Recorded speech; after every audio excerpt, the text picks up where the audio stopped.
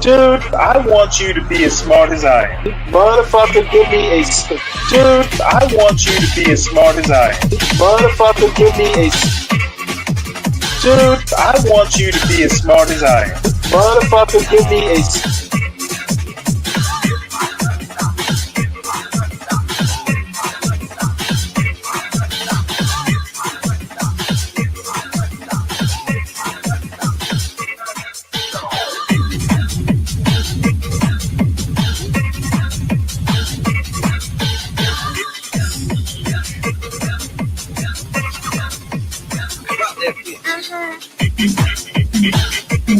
Dude, I want you to be as smart as I am. Motherfucker, give me a specific.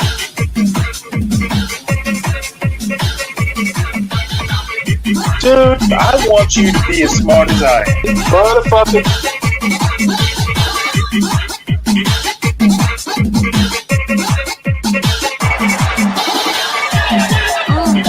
Come on out, you rapist!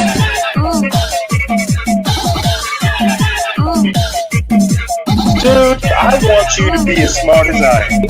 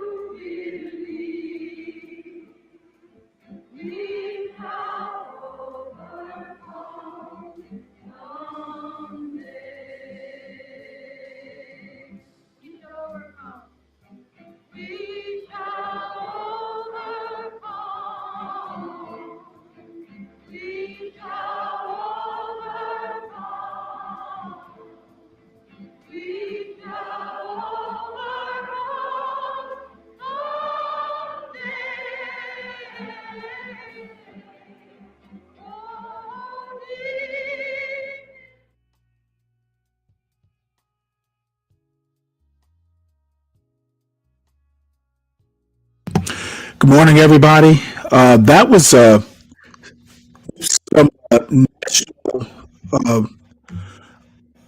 uh, National Archive footage of the March on Washington back in 1964. A pretty short clip, but I don't know. It's a good opener, and every now and again, we have to be reminded of the past. So this is Stanley versus the World, brought to you by brought to you by Portia J. And we want to do $20 a day for Portia J starting now. Please make sure you support your host, thereby supporting the show. Make sure you subscribe to the John Galt Urban Landlord channel. Please subscribe to the Stanley Cross channel. It's Stanley Cross 6000 over there. It's my personal channel. I do the occasional video essay, and I'm overdue. I've got a couple ideas that I've been procrastinating on working on, but they'll get done eventually. And I do have the live shows over there. They get streamed over there as well as the John Galt channel. Also, there's video shorts over there that are kind of stockpiled from over the last month or two that I've been operating the channel. Actually, time has flown. It's been going since January. The other thing I've noticed, I've got to figure out why my computer keeps wanting to buffer.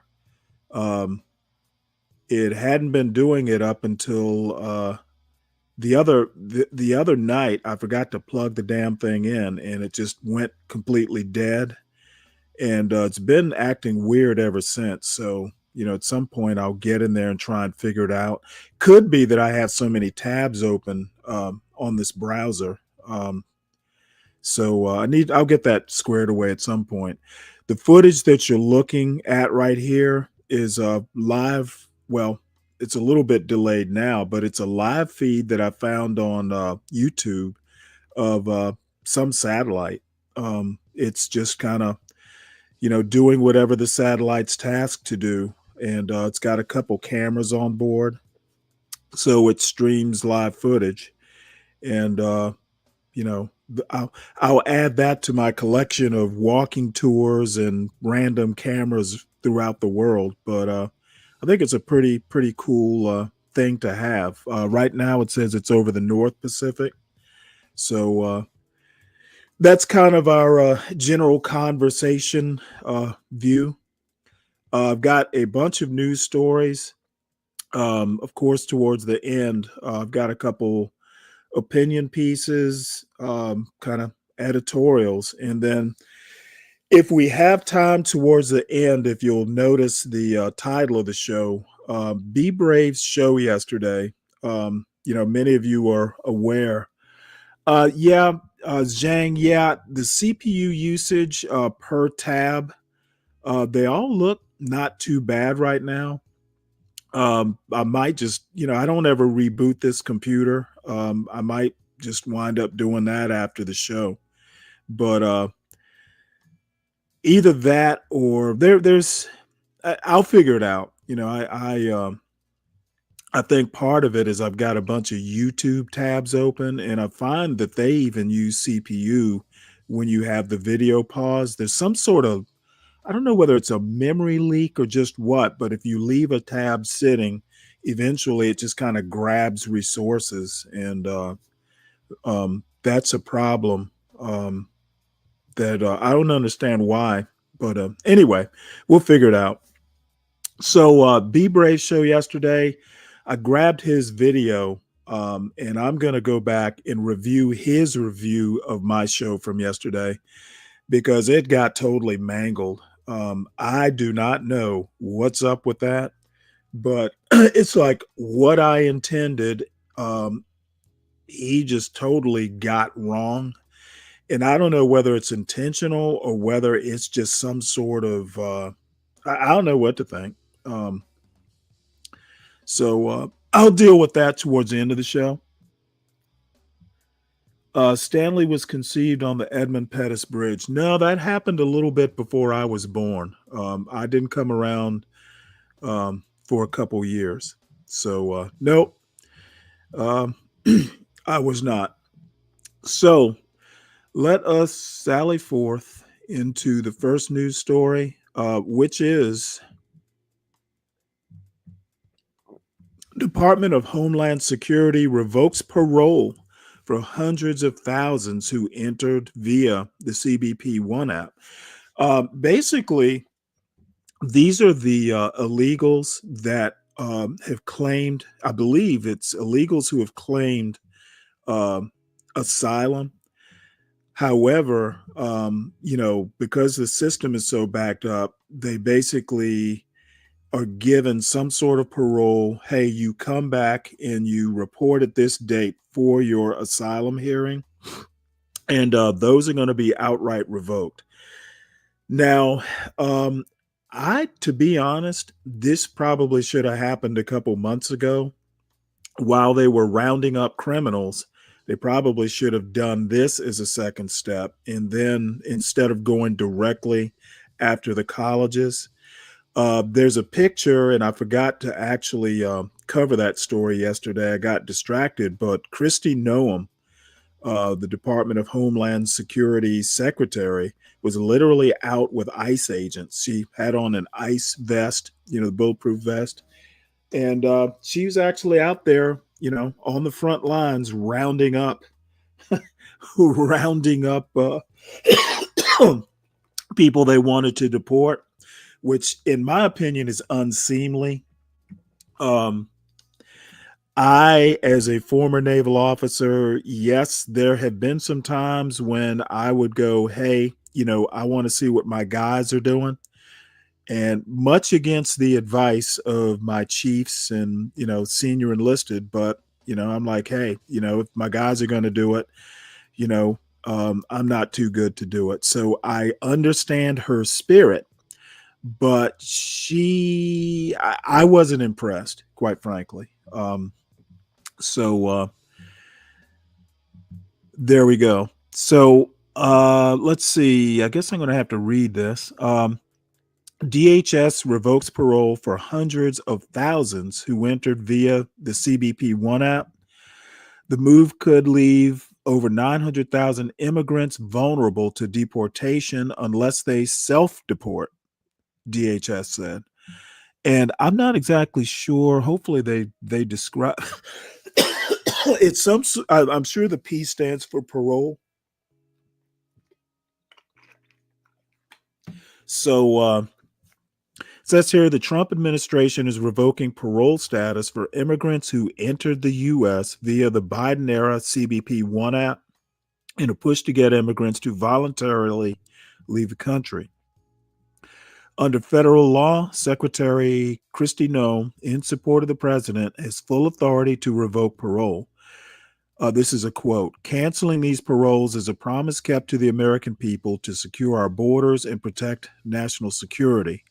The Department of Homeland Security spokesperson told Politico in a statement. Some immigrants began receiving formal email notices from the DHS on Tuesday stating that the department would be using its discretionary authority to revoke parole. The move could leave over 900,000 immigrants vulnerable to deportation. The CBP One app, launched in January 2023, was one of the Biden administration's key efforts to control illegal immigration by organizing appointments at different ports of entry along the southern border for immigrants seeking asylum. The parole designation protected immigrants from deportation and also issued work authorizations for up to 2 years. This is one of those things that the MAGA folks had been railing about for years, basically. And it's one of the things I've been railing about at the far right MAGA folks. If they, for some reason or another, want to secure the border, but can't walk and chew gum while doing immigration reform, it is law that if someone crosses the border, even if it's illegally, and declares that they want asylum or declare themselves a refugee, by law, the country has to provide food, shelter, etc. So that's one of the things that attracts people to the country. You change the law, and it's at least a less attractive option to cross the border illegally. But I have not heard anything about going in and changing the asylum law. And it might be tied up in international law, something like that. But since when has the United States really cared about international law? So to continue with this story, formal termination notices have been issued, and affected aliens are urged to voluntarily self-deport using the CBP Home app. The DHS spokesman said, those who refuse will be found, removed, and permanently barred from reentry. So that's the invitation. Self-deport, and you might be able to try again. This is interesting. The parolees designated under United for Ukraine, which provided legal status for Ukrainians affected by the war, and Operation allies' welcome, which resettled Afghans following the U.S. exit from Afghanistan, will not be affected. However, there is a story out there that Ukrainians were accidentally told they had to leave, and then that was kind of fixed. So, you know, the chaos that the Trump administration wants to take advantage of, it's kind of a mixed bag, to be honest. A lot of mistakes. It's sloppy, if anything. Anytime you're running a big bureaucracy, there are going to be errors, but you want to minimize them. And in my opinion, the Trump administration embraces them. So let's see what's next. This is a ground news story, which it's kind of my news aggregator, my new news toy. It's got right publications, it's got left publications, it's got center publications. And you do have the opportunity to go and look at individual articles. But, this aggregator basically sums up into bullet points, left newspapers, right newspapers, center newspapers. So this story, U.S. to take back Panama Canal from Chinese influence, visiting Pentagon chief says. So this is basically the center bullet points. Defense Secretary Pete Hegseth visited Panama on Tuesday, April 8th, 2025, amid tensions over the Panama Canal. President Trump has repeatedly asserted China's undue influence over the canal's operation, causing tension. Hegseth met with President Molino and Minister Abrego and spoke at the Panama Canal and a dock ribbon cutting. I guess it's a ceremony. Together, Hegseth stated, "Together we will take back the Panama Canal from China's influence. The U.S. and Panama aim to strengthen defense cooperation and deter threats to the canal's operation and security." That's rather vague. Let's see what the right folks are saying. Let's see. During his visit to Panama, Defense Secretary Pete Hegseth asserted that the U.S. will counter China's influence over the Panama Canal, declaring, "We will take it back." Panama has opted to withdraw from its agreements with China's Belt and Road Initiative, indicating a shift towards the Trump administration's position. Hegseth warned that China-based companies involved in the canal could conduct surveillance, making both Panama and the U.S. less secure. Hegseth emphasized that the United States of America will not allow communist China or any other country to threaten the canal's operation or integrity. Monroe Doctrine. I'm surprised that the U.S. hasn't used it more aggressively, in the past. So it's not necessarily a bad thing, this Panama Canal stuff. Let's see. Just out of curiosity, what are the left publications saying? Hegseth stated anything different? Not really. And the center and the right, by the way, seems to have covered this a lot more than the left did. And then, as you can see, you can go down and you can look at individual publications if you want to get, if you want to drill down that far. So that is that. Next story: Judge orders White House to restore Associated Press access after Gulf of America dispute. If you'll recall, Trump somehow or another, I don't even know the mechanism, wants to basically rename the Gulf of Mexico. He wants to call it the Gulf of America. And The Associated Press, for some reason or another, decided that they did not want to comply. You know, it's been called the Gulf of Mexico, um, like for quite some time, at least during my lifetime. It's always been the Gulf of Mexico, and a judge Trump basically decided, well, hey, if the AP, who is notoriously neutral, they are about as neutral as you can get, along with Reuters. You know, they're kind of a gold standard for, you know, straight news reporting. They don't do a lot of editorializing, but anyway, Trump basically said, and he's doing it with everybody. If you don't bend to his will, he will punish you. That goes for judges, colleges, his own officials. And again, this was telegraphed for years before he even campaigned, definitely during his campaign for president, that basically you will either be a loyalist and pledge allegiance to Trump versus the Constitution. The Constitution no longer matters. It is Trump's will that is actually his Constitution, and America better yield or else. So, yep, that's editorializing, but that's the long and short of it. So, judge orders White House to restore Associated Press access after Gulf of America dispute.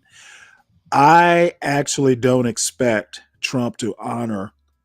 They're going to say, hey, you don't control the executive, unitary executive. Basically, the legal theory is that the executive, um, basically the judicial system and the legislative branch, they're too slow and deliberative, which is what the founders intended, especially the legislative branch.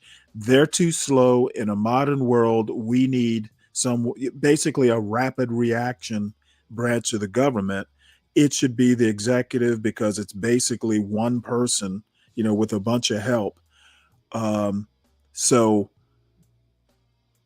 they're basically going to assert that the judicial cannot tell the executive what to do under any circumstances. Very Jacksonian, by the way. Now, the legislative branch, I'm not sure how they're going to say, hey, Congress, you can't tell the executive what to do. That confrontation is yet to happen. You know, currently Trump and the judiciary are at loggerheads. And I have some thoughts on that, some deeper thoughts on that, which I'll get to in another story. We'll go ahead and have the auto reader read this. By the way, it's a Washington Examiner story, but MSN is the news aggregator. So let's go ahead and play this, and let me take a sip of water.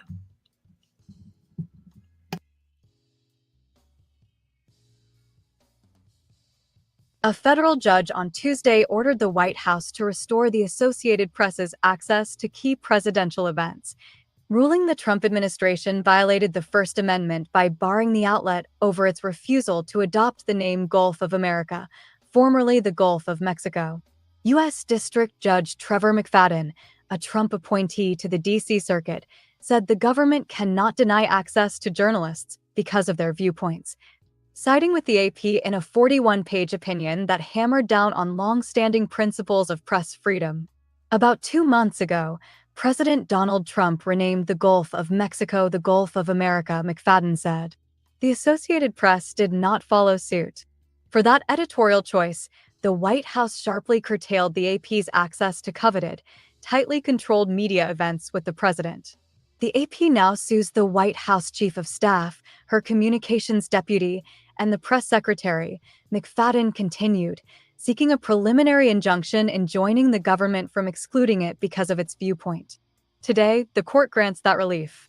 The decision came after weeks of escalating tensions between the AP and Trump's press operation, which barred the wire service from entering the Oval Office, boarding Air Force One. and attending pool events after the outlet disputed the recently renamed Gulf of America by including its former title in its reporting on the subject. The Associated Press will refer to it by its original name while acknowledging the new name Trump has chosen, the news organization said in a January 23rd announcement on its webpage. Still, McFadden clarified that the administration can continue to choose which journalists it engages with for interviews and questions, but not bar them from the same pool of events open to other news outlets. This injunction does not limit the various permissible reasons the government may have for excluding journalists from limited access events, he said.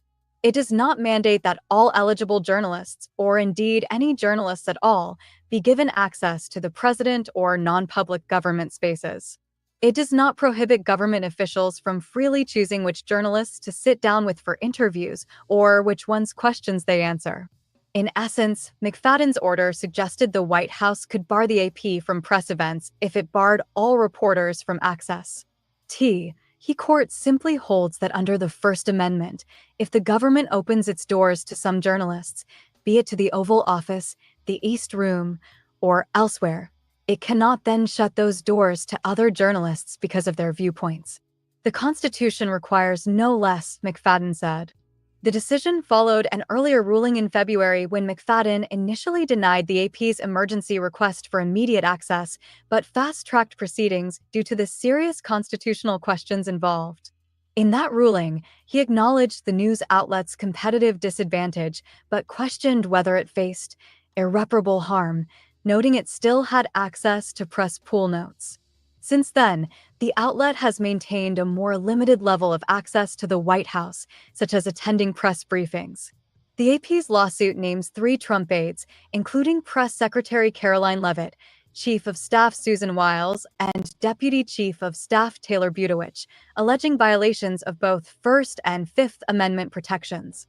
Lawyers for the Trump administration argued that no outlet has a constitutional right to special access, citing examples such as former President Joe Biden not being required to sit down with controversial figures. However, McFadden suggested at a February hearing that the administration's rationale for banning the AP was problematic and may not be supported under existing case law. Support for the AP has come from the White House Correspondents Association and outlets, including Reuters, which warned that the ban could distort coverage of the presidency and threaten press freedoms. Judge rejects Associated Press's emergency bid to restore Trump press access. Meanwhile, White House officials such as Leavitt have defended themselves as one of the most transparent administrations in recent history, touting its accessibility to independent media groups and podcasters. The Washington Examiner contacted the White House for a response. In a way, I kind of see where they're going with this. I think, at least for now, traditional media is dying a fairly prolonged death. Um, and quite frankly, traditional media, one of the problems I have with it is the way it's consolidating in billionaires, oligarchs, Trump's buddies. He kind of rails against the quote mainstream media, but the mainstream media is slowly being consolidated under, like, Rupert Murdoch owns a bunch. Bezos owns the Washington Post. I think it's the Salzburgers. They're fairly liberal, but all these big news outlets are actually being consolidated under more or less Trump allies. So, eventually he's going to kind of lose that moral high ground or moral high horse that he's astride. And I do appreciate that podcasters and, more independent media are getting more access. But what Trump, again, doesn't seem to understand is that, the Constitution is kind of the glue, that rule of law, that democratic norms. He doesn't seem to get that this country is not a business. He doesn't get to decide independently how it's run or even the direction for that matter. Um, but he will learn, or he won't.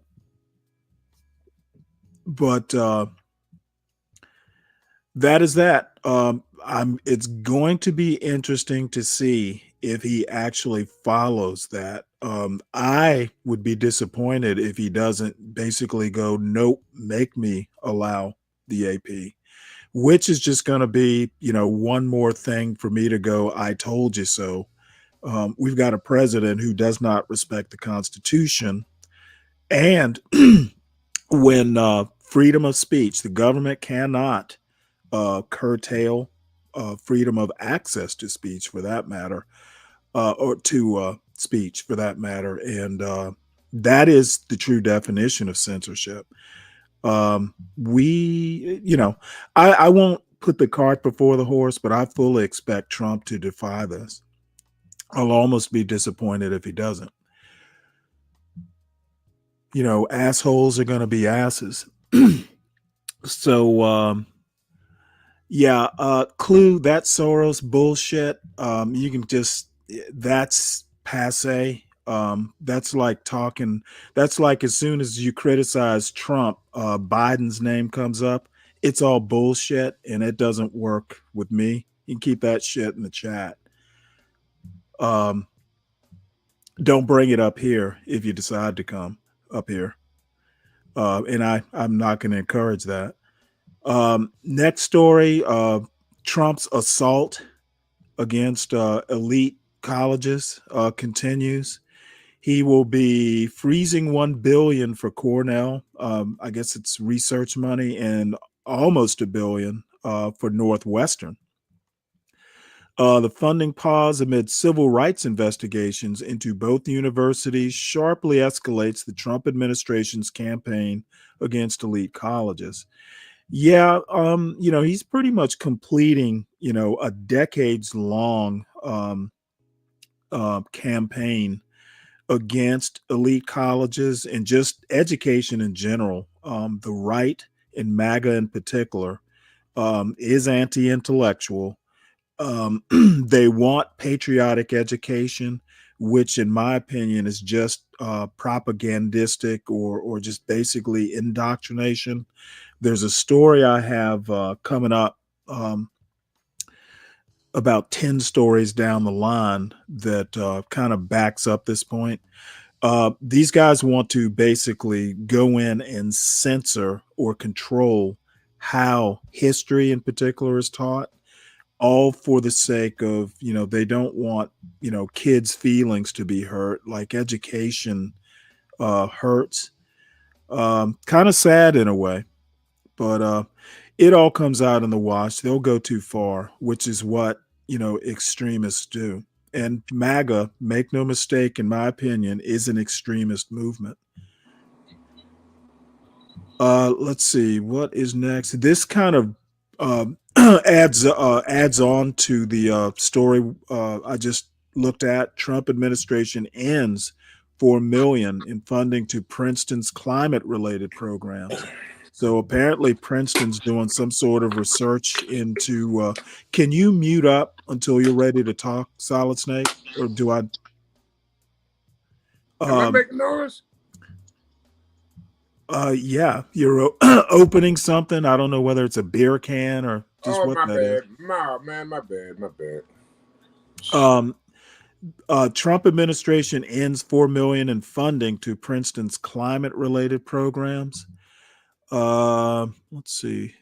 The U.S. Commerce Department on Tuesday ended about $4 million in funding to Princeton University for assessing climate-related risks, saying those programs were not aligned with Trump administration priorities, which is fine. It's his right to say that. Again, the president does not have the constitutional authority to decide not to spend money that's appropriated by Congress. So that's another thing. Someone, and I haven't had a chance to do it because frankly I forgot, but at some point I'm going to go to whitehouse.gov. They have a list excuse me, of accomplishments. And I may even get a chance to do it today, but I doubt it. But my contention is that the only thing that Trump has really accomplished is on the immigration front. As far as the cuts in the savings and all that, that's all like rhetoric. Um, that's usurping legislative branch authority. President spends the money, make sure it gets to where it should go. And he does sign legislation. So arguably, he is part of the legislative process. But if you decide not to spend $4 million at Princeton, it's not money saved. It's actually money not spent. It'll just sit there, in a treasury account somewhere. It doesn't do anything until Congress decides to reappropriate it. And folks need to understand that and talk about transparency. Basically, saying that you cut something or save something, that's politician speak. They're not really saving much of anything. It's just not being spent. So wait for those $5,000 checks, folks. They're in the mail. Let's see. So that's Trump's war on elite education, and by extension, just education in general. So next story. Acting IRS chief to depart, extending turmoil at the agency. Now, this is, my opinion again. This is basically by design. One of the things that a MAGA and the right in general, like the libertarian right, and probably just the right in general, if you can throw government agencies into turmoil so they're not functioning as they're intended, that's the same thing as shutting them down. And that's a lot of what Trump and Doge in particular is doing. They're just being disruptive. A disrupted agency can't function or, enforce enforce regulations or anything like that. And a dysfunctional government is the next best thing to, actually eliminating a department. He can't eliminate the IRS without congressional support. He can't get rid of the education department without support. But if you refuse to spend the money and cut the staffing down to the bare minimum where they can't function, as intended, that's the next best thing to actually eliminating them. So the IRS, all the billionaires kind of hate the IRS. Just, it's a kind of like a natural, it's like a natural enemy. One other thing, and I don't know that I have a story covering this, but I read an editorial today by Robert Reich. He was Clinton's labor secretary or commerce secretary. He's an economist, fairly famous economist, a liberal economist out at, he teaches at Berkeley. I think he still does.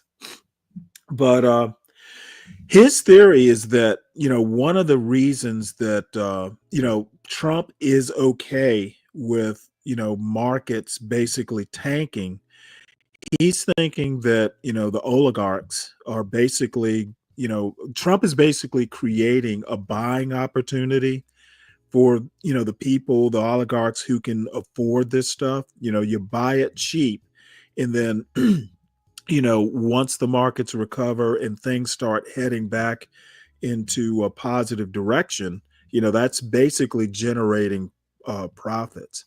Now, he is a famous economist. He probably has, reasons for thinking that.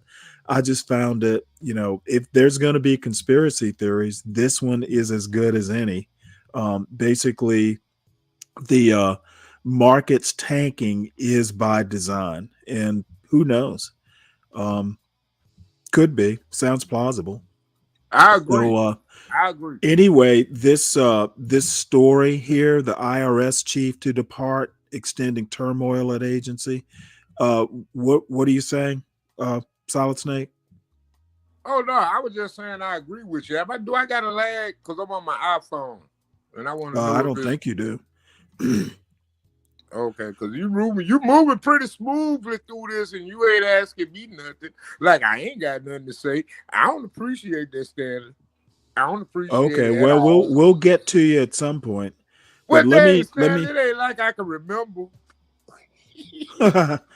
Okay, well, you know what? Don't you have a notebook and a pen? Just take notes. Stanley, I got an iPhone in my hand. You think I feel like taking notes? I need a LG stylus or something. Take notes for Um, Stanley while I'm scribbling over the well, screen. Yeah. at some point, Oh man, that'd be so tight.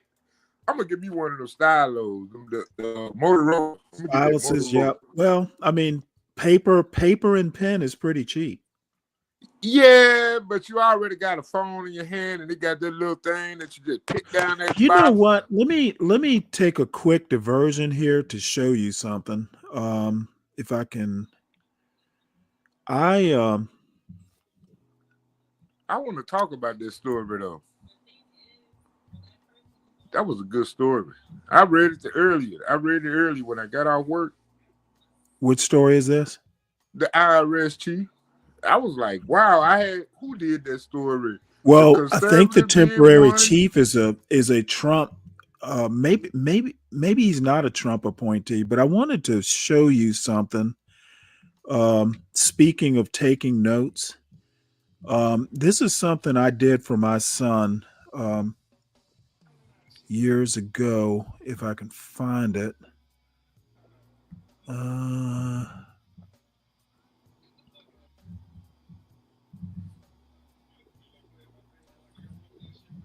Oh, here it is. This is something years ago. I bought this box set of these notebooks here. That and I got like writing paper and matching envelopes. um, my mother, and I used to hate it as a kid. She was a thing. She was a person like, if I tell you to do something, and you don't think you're going to remember it, you need to write it down. Yep. And if I forgot to do something, the first thing she would say is, "Did you write it down?" She would go so she would go so far as to excuse me. She would go so far as to like put a board up on the refrigerator and make you write down, things, chores. And if you didn't write it down, it was probably even worse than you just not doing it. So anyway, I never thought I would find myself doing this, but I bought this little set of little 8 by what are they 5 by 7 notebooks, and I would inflict the same punishment on my son, or should I say torture? Like, you know what? We need to sit down and have a talk. Bring your notebook and pen, because you need to, I've got things to talk about. I've got things I need for you to accomplish. I need you to bring your notebook and pen so you can write them down. And basically, it's a way of teaching, kids that, you know what? You write it down because I'm going to hold you accountable for getting these things done. And if you write them down and don't do them, that's going to be a problem. And it's there in black and white. You wrote it. You need to tell me why it couldn't be done. And I found that to be extremely effective. So when I say take notes, it's a habit that I started in 10th grade. Believe it or not, Father Bryant, he was my English teacher. He was like, always take a note. If you find you don't need it, just ball it up and throw it away. But you should always be taking notes. So that's my kind of my thing for the day. Especially I find as I've gotten older, I have my little notebook and my that little big pen with the four different colors, that fat big pen. I take a lot more notes because in my 20s and 30s, Oh, when you I talk didn't. about the blue and white one with the red, white, the red, Right. blue, yellow, It's and green. Oh man, I red. used to Well, love it's that red, pen. green, blue, and black. Um, Yeah, I used to love that ink pen, boy. You I can hit that one find type, boy. Ooh, I man, find I that, promise. in my late 40s to now, I don't remember as well as I did in my 20s and 30s. My joke back in my 20s was that, you know what, if I don't remember, it wasn't important in the first place. So Yeah, I can't do that anymore. So if I nah. know it's important, I write it down. So enough of that, my pedantry. Um, so this is the IRS story. Let me play it right quick.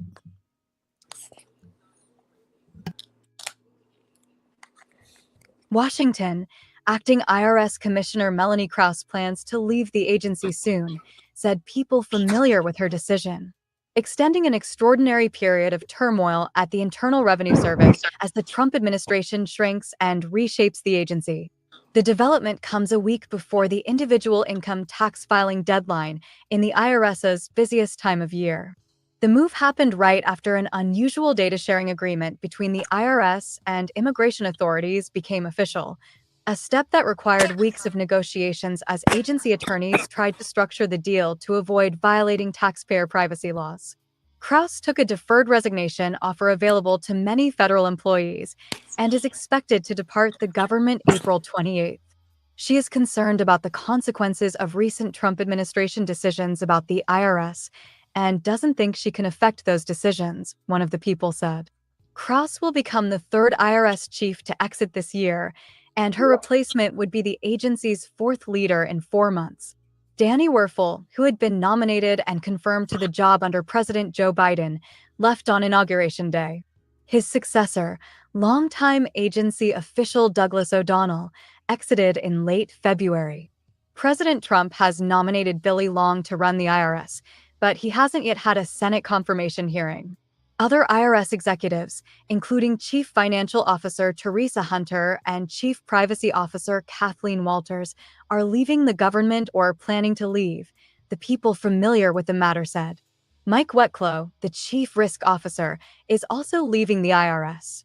6 weeks ago, when Treasury Secretary Scott Bessent announced Krause as the interim IRS leader, he said the agency's former chief operating officer and chief data and analytics officer would be an outstanding steward for the agency. A Treasury Department representative said Tuesday that Krause had been leading the agency through extraordinary change. We are also in the midst of breaking down data silos that for too long have stood in the way of identifying waste, fraud, and abuse and bringing criminals to justice, an agency statement said. We wish Melanie well on her next endeavor. It wasn't clear late Tuesday whether Krause would remain acting commissioner until she leaves the government. The Washington Post earlier reported Krause's expected departure. Since Trump took office, his administration has cut thousands of jobs at the IRS and could be aiming for thousands more layoffs in the months ahead, more than reversing a Biden-era expansion. Those changes have paused or ended some audits and future personnel reductions after tax filing season could affect taxpayer assistance.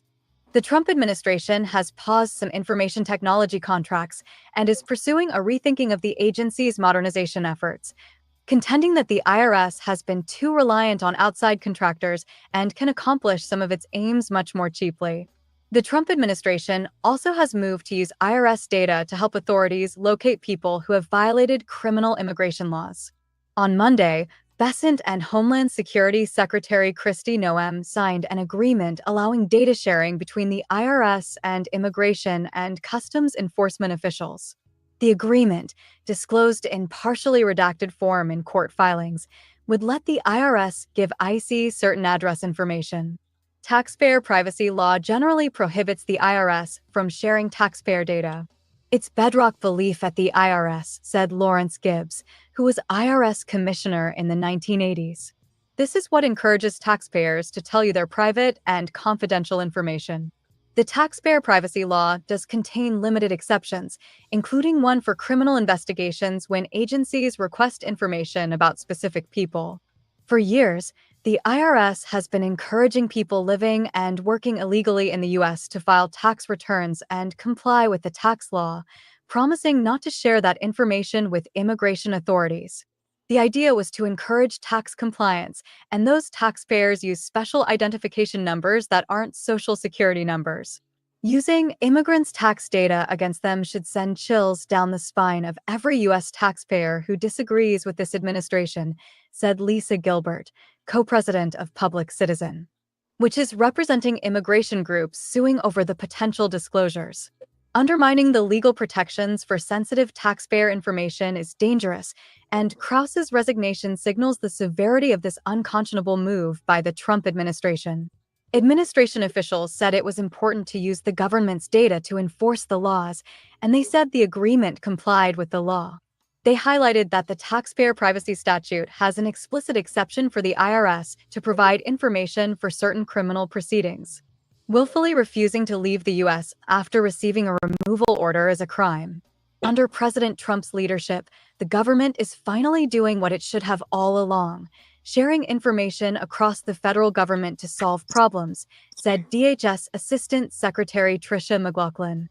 Write to Richard Rubin at wsj.com. Trump is creating a lot of slippery slopes. I don't even know what to say more than that. I think that, this is going to be a slippery slope, and it's all to get at, immigrants. However, the next step is to basically, once the illegal / I don't like you because you used your First Amendment rights, but you said something I didn't like. Once that group is gone, the next group is naturally going to be naturalized citizens. That's what I was thinking. You do come across people, who somehow or another filled out their naturalization, their citizenship stuff. I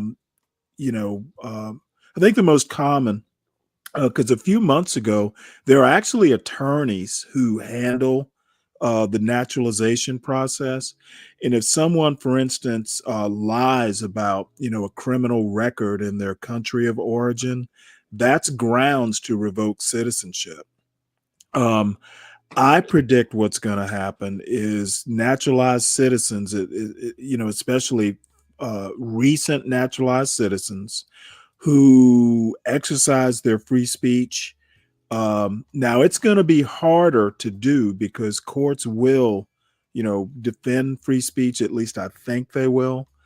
But I can foresee, or it would not surprise me to see naturalized citizens basically having citizenship revoked. Okay, see, Stanley. Hold on one second. I'm not done. Okay. I think it's a natural step. If I were going to be, a wannabe dictator, that's a direction I would move. Hey, so what are you going to say? I was going to say, good Jesus. You just said something about grabbing an ink pen and a pad so you can ask the question you want to ask later, right? But anyway, yeah. So I'm looking for an ink pen, like, God damn it, let me write this down. But anyway, now, okay, see, because I always forget because I be smoking and drinking and shit. But I know I be on point, Stanley, but I just don't think like Oh, do you? You sure? See, Stanley, that ain't cool. But anyway, but now, here go what I was thinking. Do you think, I had asked you this question like probably a couple of weeks ago about the Naturalization of Citizenship Act. And I was thinking, okay, not so far as going past the amendment, but do you think that they can reinvigorate the Naturalization of Citizen Act to just affect descendants of slaves? Do you think that's actually possible for the Supreme Court to administrate a legislate or encourage a legislature for the Congress or the Senate to look at to where they can say, hey, You know what? We don't want these black Americans here talking about reparations and all these ADOs and FBAs. And hey, let's send them on back to Africa. And see, and I also said when I said that Africa wouldn't want you back, because one thing Africa got in they back pocket is what happened in Liberia. See, Liberia, there was a big civil war going on. A lot of Africans lost their lives because a lot of African Americans was coming over there buying slaves. So, Well, I'm just saying, I don't know, man. I don't know, Stanley. In a word, no. On paper, I mean, I know I talk a lot. My bad. Just to use an example, I mean, excuse me, my family's roots, especially on my father's side, I'm not so sure about my mother's side, but it's probably true too. My family on both sides go back. I think my mother's probably pre-Civil War because her family's from the Sea Islands of South Carolina, and those Africans have been in that area for 300 years. My father's side of the family, at least his father's side of the family, I know at least pre-Civil War, because he told me, but I don't remember the years, but at least since Reconstruction, if not before the Civil War. So I don't know. I mean, my roots go back as deep as, someone who say, has an immigrant. Hold on one second. Let me finish what I'm saying, please. They're African Americans, Black Americans, whatever they want to call themselves, with roots that go back farther than some white people's roots. So I don't know how you do it. You basically, a person who literally was born here, a birthright citizenship, if they start doing that, then white people, we're all in trouble. It won't matter your color if they start like revoking, birthright citizenship, which I don't expect they'll ever do. I don't know, man. Naturalized citizenship, I could see that happening, especially for people who are recently naturalized. So the word is no. I don't foresee that as something. But you know what? Never say never. Okay. What's up, Lasagna? Hey, what's up, Lasagna? Killer in the house. Everybody, what's up, Stanley? And what's up, Snake? Golly, why you have Nothing to much. say it like that with no color in the wind? You could have said it. Wait. Okay, well, Snake. You could have said, "What up, Snake?" Like, golly, with some kind of excitement. I'm sorry, Snake. Well, I'm sorry, Snake. I'm not black, so I don't have. Do you have a particular comment on any of these stories so far, Lasagna? Wait, can you repeat that? Sorry. Any takes on any of the stories I've done up to now? Okay, I do have a take, Stanley, and I'm kind of so you're like scrolling through a lot of like blonde white women, so I might be kind of fucked up in the sense that that's the Trump administration. If you're not blonde, or Christy Noem, who's pretty good looking, you're not going to be there. So wait, who's pretty good looking? Are you talking about the first one? Do you have any takes on the stories? I plead the fifth. Can we? Okay. Well, let's go ahead and move on then. Okay, Snake. I will not be deterred. We can converse later. Okay, but we're talking about the naturalization aspect about. Okay. I thought I answered your question. Oh well, yeah, somewhat. But here go what I was saying. Okay. What I'm saying is about the Naturalization Act. How far will it go back? I don't know. I don't have answers to that. That's what I'm saying. Like you saying, like the only thing, white people and you know away, what? I hope I'm wrong, but I could foresee naturalized citizens, especially ones who are very recent. I could see them coming under scrutiny and having citizenships That's what I'm revoked. saying. Now, That's what I I'm hope saying.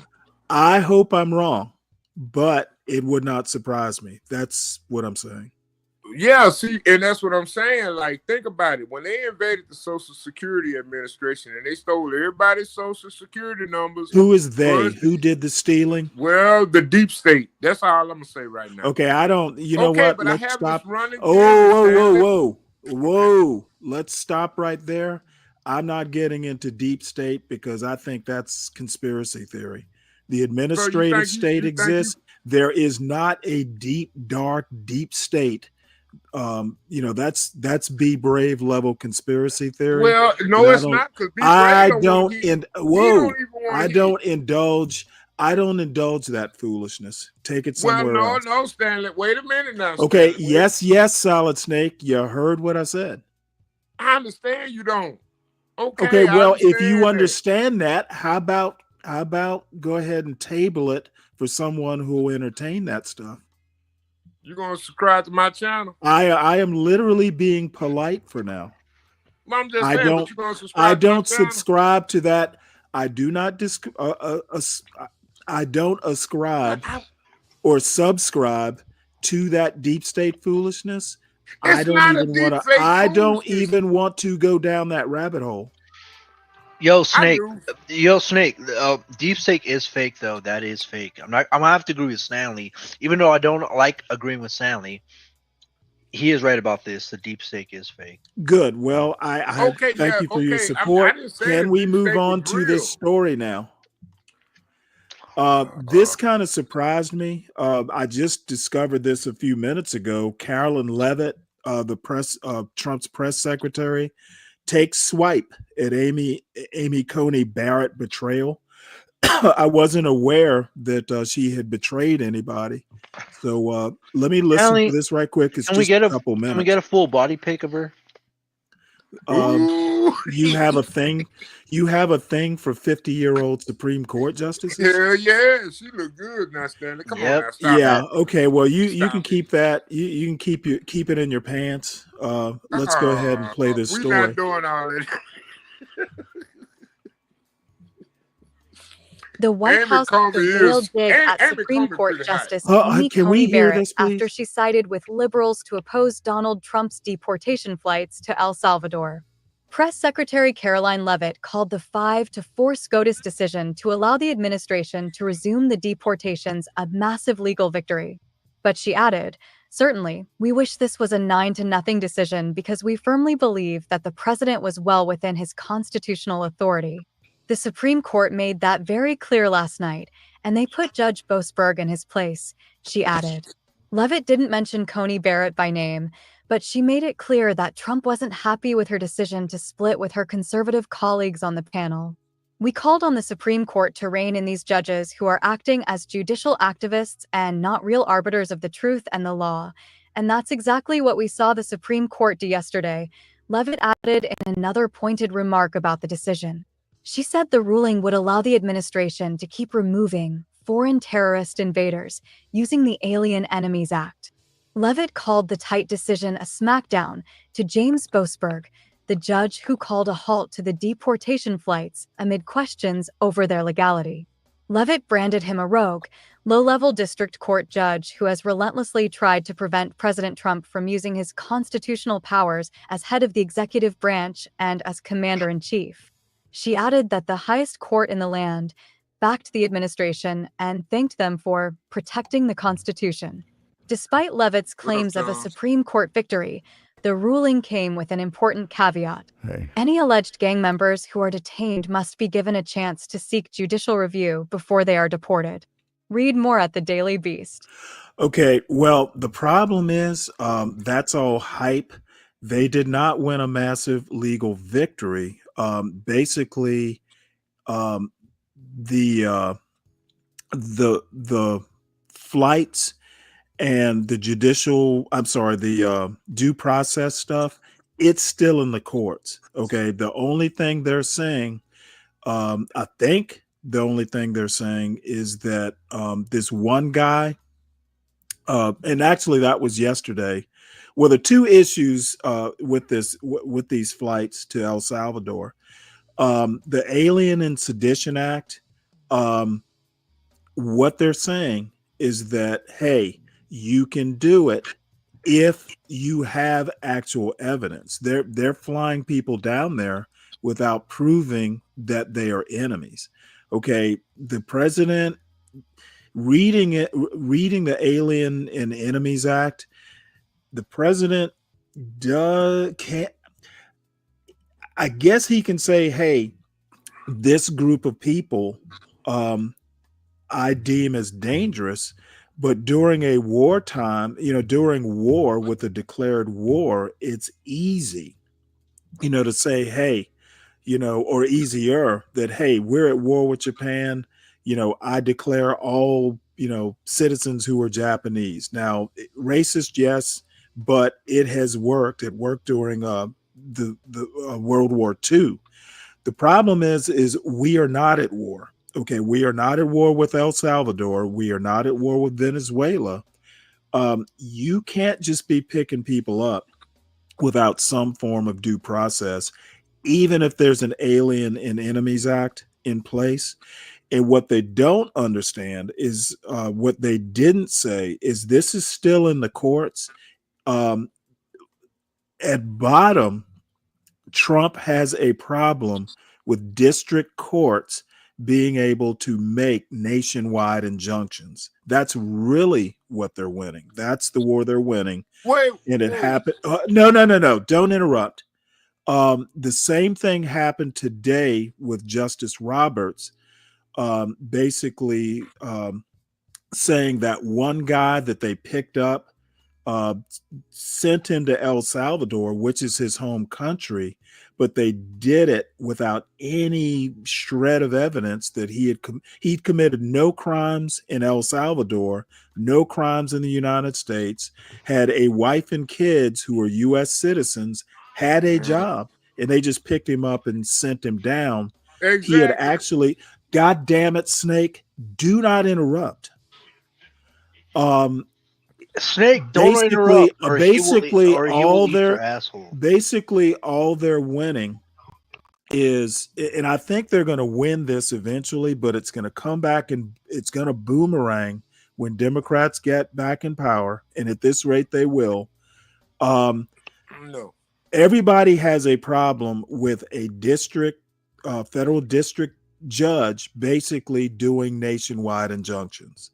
So something, in Texas, it's a Texas issue, but they can basically say no one in the country can do it.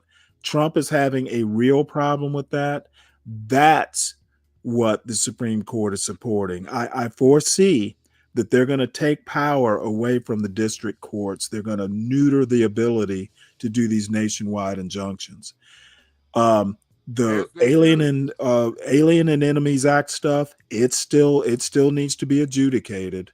That one guy that they deported for no apparent reason, that's still adjudicated. They have not won a massive victory yet. It's going to be a two-stage process. So, that's what I want to emphasize. They have won, they've won the war. Yeah. They've won the battle, but they haven't won the war. I'll leave it at that. Now, what do you have to say very quickly, Solid Snake? I don't think they just won the war. I think they won public perception, and I think that's I don't agree with that. I think so. At the end of the day, it's going to be public perception that's going to. Okay, I don't. No. At the end of the day, public perception will sway the actual judiciary, but public perception, I don't even agree that they're winning that.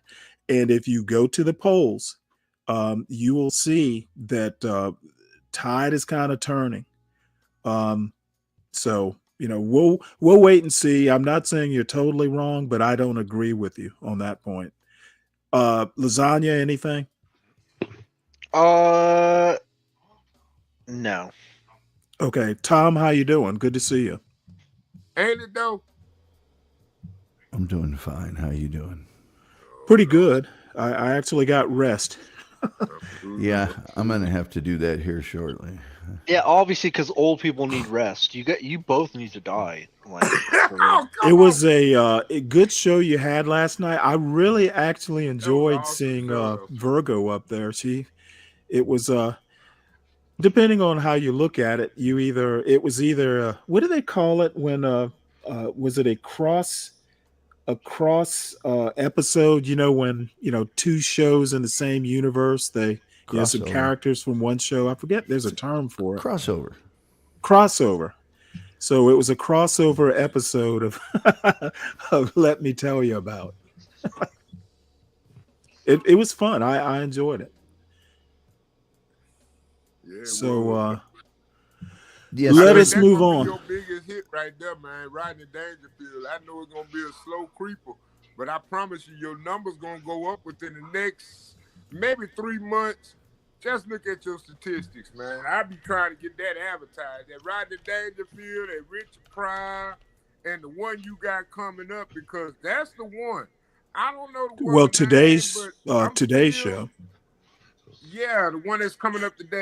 And before you go, I Tom, want to hear that one today. before Because you there's so go, many we old need to school actresses forgot do about. your Never mind. get the proper advertising and hyping and stuff before you if you leave early. Yeah, Just to make sure that it's a pretty common, And well-known then we had fact. talked about Marianne tonight. I listened to Marianne when you were talking about Gilligan's Island, and I always thought about the Ginger versus Marianne controversy, because I always loved Marianne, but it was always about this type of stuff back in the 70s and the 80s, man. When I was growing up, that's what I concerned myself about, because I always thought Daisy Duke was the baddest bitch in the world up until I seen Christopher boy. Three's Company. Yeah. Never mind. Well, really, it's a commonly known fact. I mean, it's universally recognized by doctors and scientists that anyone from a politician to a business leader to an athlete, a good amount of sleep is necessary for optimum performance. Now, if I was a nobody, nothing in the world that was really counting on my pocketbook to sequester the attention of women, well, then I might not need as much sleep. But it is important to get, the proper amount of sleep. Yeah. All right. So next. Oh wait, hold it. DiCapriono. I'm not sure I get this. Is invasion war? We're not being invaded, and we weren't being invaded. Man. Now, that's a rhetorical position that MAGA takes, and I just don't agree with it. It's an immigration problem, but I don't think if they're not crossing the border looking to take over territory with weapons and tools of war, then it's not an invasion. So, next story, and I think I have a couple stories on this. Markets. Solid Snake, I'm glad you're here. This story's for you. Because you made the comment yesterday that the markets were up. Well, they wound up down again, down 1.6% yesterday. They just shorting stocks at this point. Didn't you hear my boy talking I about don't care. I don't. I'm not the highfalutin, high flying trader like you and King Chenard and Crack. So again, I'll reemphasize, Robert Reich's theory. God damn it, Solid Snake! Hold on, I anticipate a King Chenard versus Get Crack. Hold on, okay, dude, you're about to be holding on. Well, I'm just saying. Okay, I just made a random comment. We don't need to get deep into it. We might well get Crack and King Chenard on the panel together, and they just talk about stock trades during the stock market. Okay, I talked about that. I talked with King Chenard. I talked with King Chenard about that yesterday. Yeah. He doesn't think highly enough of Crack to do something like that. That sucks. So, Robert Reich's market slide again in afternoon slump as trade tensions escalate. Robert Reich, the guy I just talked about, the liberal, I guess, economist, teaches at Berkeley.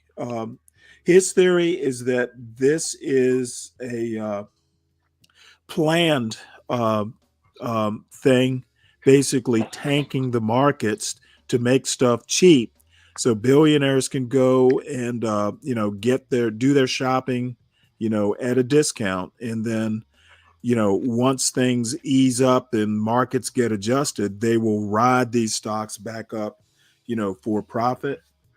Um, and hey, one conspiracy theory is as good as another, I guess. And that's what I'm saying, Stanley. I think they shorten the markets on purpose. I think they leveraging. Never mind. Okay, well, you make money in an up market or down market if you're savvy enough. They may be, it could very well be that they're shorting and then they'll ride it back up. All I'm saying is that my contention has been that MAGA is basically oligarchs dressed in populist clothing. So his conspiracy theory is kind of in line with my thinking on what MAGA actually is, at a philosophical level, a political philosophical level.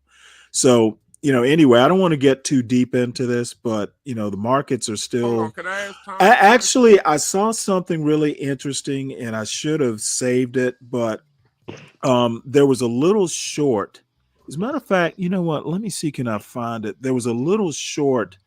There's a guy named Matt Lewis, and he did a actual YouTube short.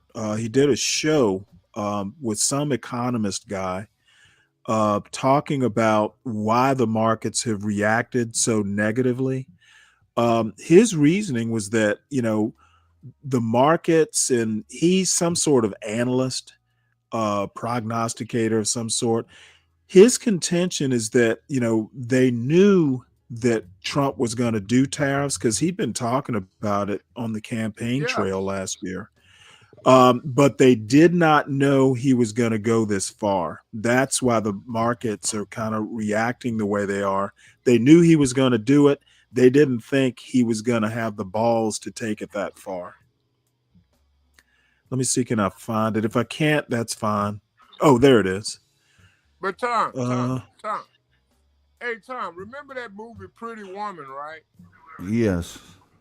Okay, remember that scene where Richard Gere was riding through the scene and they had that little clippy or that little monologue with him where he was talking about how he was getting ready to short the stocks? Yes. Yeah. You think that's relevant to today? I know that he was a what's the term for it? Hostile takeover guy. So that's why he was shorting the stocks so that he could get a lower price and buy a higher share of the company and take over their business. So do you think that with the influence of propaganda and influence within this artificial intelligence technology and all this high information and propaganda we can do today, how easy do you think that'll be to pull a scene off like that in a movie today and make it happen? Oh, Solid Snake. Solid Snake. You are popping my balloon of patience here. I know. I'm sorry. I want to go ahead and this was basically talking about why the markets are reacting as what would the word be, as hysterically as they are.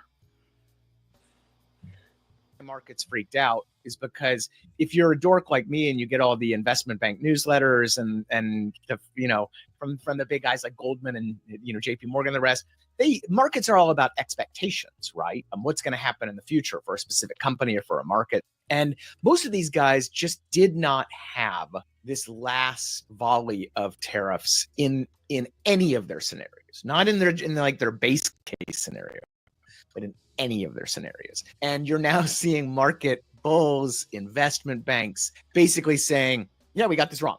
We got it wrong. We actually thought Trump would do a little bit on semiconductors and autos and some steel and aluminum and definitely do something on China. And we totally got wrong. And I'll say for the record, I got it wrong too. I even applying Occam's razor, I just did not think they would be so willing, or at least the president would be so willing to rattle markets, rattle foreign governments, disrupt manufacturing supply chains, potentially increase prices so that, with Americans still upset about inflation, all of these things. I just didn't see that as possible. Yeah. I think that's why markets freaked out, is because if you're a dork like me and you get all the investment bank newsletters and from the big guys like Goldman and JP Morgan and the rest. So that was basically something I saw earlier today, and it makes sense. They just didn't know that that Trump would go so far. But they'll be okay. People are still going to make their money, and we'll see how it all turns out. The traders are probably happy. They'll ride the market down and make a profit. They'll ride it back up and make a profit. The more sophisticated investors. So this is Andrew Sullivan. I don't know if you folks know who he is, but he's a fairly famous, used to run the New Republic, fairly famous Substacker now. He had some tweets about Trump in particular. And yeah, I'm probably going to just go ahead and read these because I found him. He is, I guess he would call himself a classical liberal, but a lot of more traditional establishment type Republicans are somewhat aghast at what Trump's doing. Classical liberals like their peace and tranquility, their Pax Americana. And so let's see. This is, let me try and enlarge this so it's a little bit more readable for everybody on the screen. Let's see. Can I enlarge that? No. I don't often go and this is a Substack's version of tweeting. So Hold on, you can't click what you want. What operating system you running? What do you mean? What operating system? It's Windows. I'm just saying you can't click your mouse and scroll the wheel up and zoom in and out on the picture. I don't know. Is all that necessary? No, I'm just saying you asked to enlarge the text, right? Yeah, I can do that, but I'm not that concerned with it. He basically went out and did a bunch of Substack, whatever they call their posts. And I'm just going to read a couple comments. Now, this is a guy who is right of center, but not necessarily MAGA. He's basically saying this whole debate is so fundamentally backwards and upside down. It's based on a fallacy, and the fallacy is this: that somehow in a trade, someone must lose. That somehow when you trade with someone, there's a loser and someone's taking advantage of you. China is ripping you off or Japan is ripping you off. It's absolutely a fallacy. Every trade that occurs in the marketplace is mutually beneficial. That's Rand Paul. Rand Paul is heading up, the Republican objection to the way Trump is doing tariffs, specifically on Canada, but I think they've got a larger point as well. Rand Paul, what's the lady from Canada? I can't think of her name right now, but there's some more centrist Republicans in the Senate that are starting to become a little bit more oppositional to Trump's style of tariffing everything. China, for instance, he's thinking they're going to get up to 104% tariffs. And Andrew Sullivan, basically, the global economy is a closed system. Okay. people can retaliate against the United States. It's not like a pure, I wonder like why that's possible, Stanley. You don't it's think it not has like to a do with pure agreement we system. made? It's not like it's a pure system. There's only so much money in the world. And if you are going to tack tariffs on on on a country, they can retaliate, and it's not going to be a pure win-win. And I read an article, a Harvard Business School article that Paul Krugman did about 30 years ago, where he talks about tariffs. Tariffs aren't basically, his premise is that countries are not like businesses because they don't operate under the same principles. uh, Oh, countries run economic policies. Businesses basically run for profit, and the two styles cannot be interchanged. They're not mutually, they're business running a business is not like running a country, because businesses operate for profit. Countries basically set economic policy. They're not profit making institutions. So Andrew Sullivan has, comments on not only the trade part of it, but also, basically, he's thinking Trump is resurrecting the dynamics of monarchy in America. And then he quotes another Substacker, Emily Chamley Wright. She says the founders were not only concerned with monarchy in name, that is true, they feared monarchy in function. At the Constitutional Convention, some worried that the president would become the fetus of monarchy. That's why the Constitution sought to guard against precisely this kind of concentration of power. She's talking about a unitary executive theory. It vests the authority to regulate commerce with foreign nations in Congress, not the executive. And, Trump basically is doing this tariff policy by declaring an emergency, specifically with Canada, Mexico, and China, but he's kind of extending it out to the world, basically. And it is not the executive's job in the Constitution to regulate commerce. So at some point, the Senate is going to have, well, they're already starting, to pair up with Democrats. The problem is going to be the House. The House is much more Trumpian than the Senate is. So it's a looming battle. I'll put it that way. It's a battle that's gonna happen in the courts and the legislature, and it's going to be interesting to see if the Constitution is to be followed. Trump should be checked. I don't think that's going to happen though, because the check that he's got against the legislature is he will primary your ass if you don't bow to his executive authority. Now let's see. His ghetto point of view asks. His ghetto point of view is my chat nemesis here. He says, "How is China not ripping us off?" I didn't say they weren't.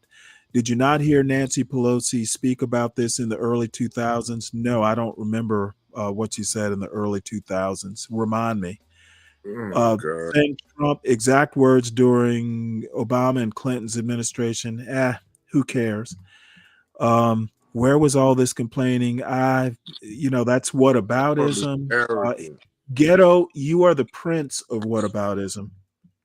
But Where are Stanley, all you the on the panel with issues like 4 about people. Doge well, the reason Obama, there was no Doge when Obama never had a version of Doge.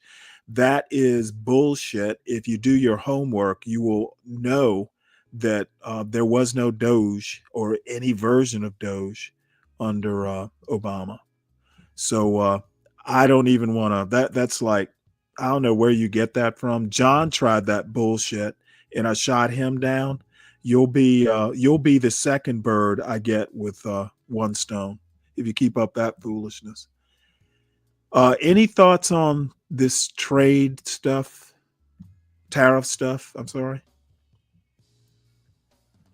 I know I breezed through it and threw a bunch of stuff out there. So I think a lot of people have made the point that Trump's sort of business attitude is there needs to be a winner and loser. And most trade is mutually beneficial. It's the reason for the right, trade. exactly. And if you want to tariff, they can tariff back. And thinking that, I mean, the thing is not only is there a finite amount of money, even though you can print more, it essentially is finite. There are also a finite number of jobs in the world. So if you're thinking of taking jobs from one country, bringing them back to America, it all winds up balancing out. Creating jobs here is basically going to create a problem when you have to pay American workers because they're gonna make more money. You're gonna have to pay them more than you would if you take those jobs back from, say, Vietnam. So, one of the things Trump has said, and I have to give him credit, is that part of this strategy is to force countries. Vietnam is the one that I know of right off the top of my head. He wants to force these countries to the negotiating table and hammer out, deals. Maybe they're mutually beneficial. And I don't necessarily have a problem with that. Again, I don't have a problem with what Trump is doing in some cases. I have a problem with his method. And, the shock and awe, that he wants to do, I think it's error prone. The shoot from the hip, shock and awe stuff, I don't know that it's going to work. I think in the meantime, you piss people off. In some ways, you wind up driving people from the negotiating table. They'll just sit it out and wait for the next president, someone who's more reasonable. Speaking of which, apparently Iran, this is off the topic, and I don't think I even have a story. Iran and the U.S. are supposed to be holding direct talks, which is a move in the right direction. So I don't think I have a story on that. But anyway, we'll move on if nobody has any more comments on the tariffs and trade and that sort of stuff. Sorry if I'm moving too fast, but you can always slow me down. Idaho becomes the first state, and we're shifting gears here, first state to authorize firing squads as execution method for convicted pedophiles. And I know there'll be some comments on this. This is ground news again. This is more, bullet points from the right-wing press, or right-leaning press. Idaho Governor Brad Little signed a law allowing the death penalty for individuals convicted of aggregated lewd conduct with children aged 12 and younger. And I've heard it said a lot in this space that pedophiles ought to be, given the death penalty. Well, Uncle Fatty's state has decided to take you up on your desires.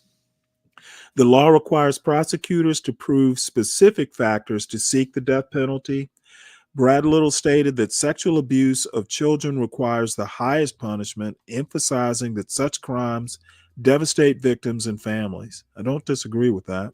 Idaho becomes the first state to authorize firing squads as the primary execution method for convicted pedophiles. So, any thoughts on that? Oh, I see Solid Snake. I figured Solid Snake would have a bunch to say about it. So, Any thoughts, Lasagna or Tom? No. Okay, let's see. Ghetto says, "You're a liar, Stanley. Pull up the clip. It's right on YouTube of Obama talking about his own version of government efficiency." Uh, Again, whataboutism? You said Doge. There was no version of Doge in the Obama administration. His own version of Doge? Did he call it Doge? People have been talking about government efficiency forever. Okay, just because you say government efficiency doesn't mean there's a whole agency created for government efficiency. It used to be the Congress was the Doge. So call me liar all you want. You just sound like a child throwing a temper tantrum, Ghetto. Um, I'm the adult in the room. Please make sure that you use your words and bring me examples that a thinking man would want to think about, not these little own version of Doge. And I'm not going to YouTube to pull up a clip. Well, you know how to get up here. You've been up here before. Find the clip, come up, put it in the back, and we can discuss it. So, anyway, let's see. We've blown through some. Yep, got a few more. This next item is an opinion piece. And I tend to agree. I haven't read it. Most of the stuff that I bring up here, I don't read because I kind of want to do a first blush reaction with you all.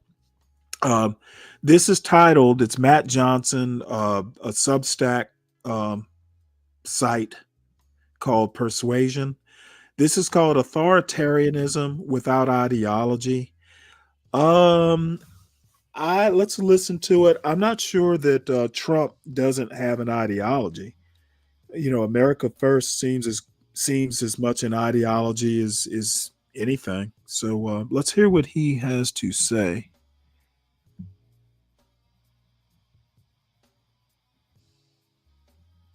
And why are you not working?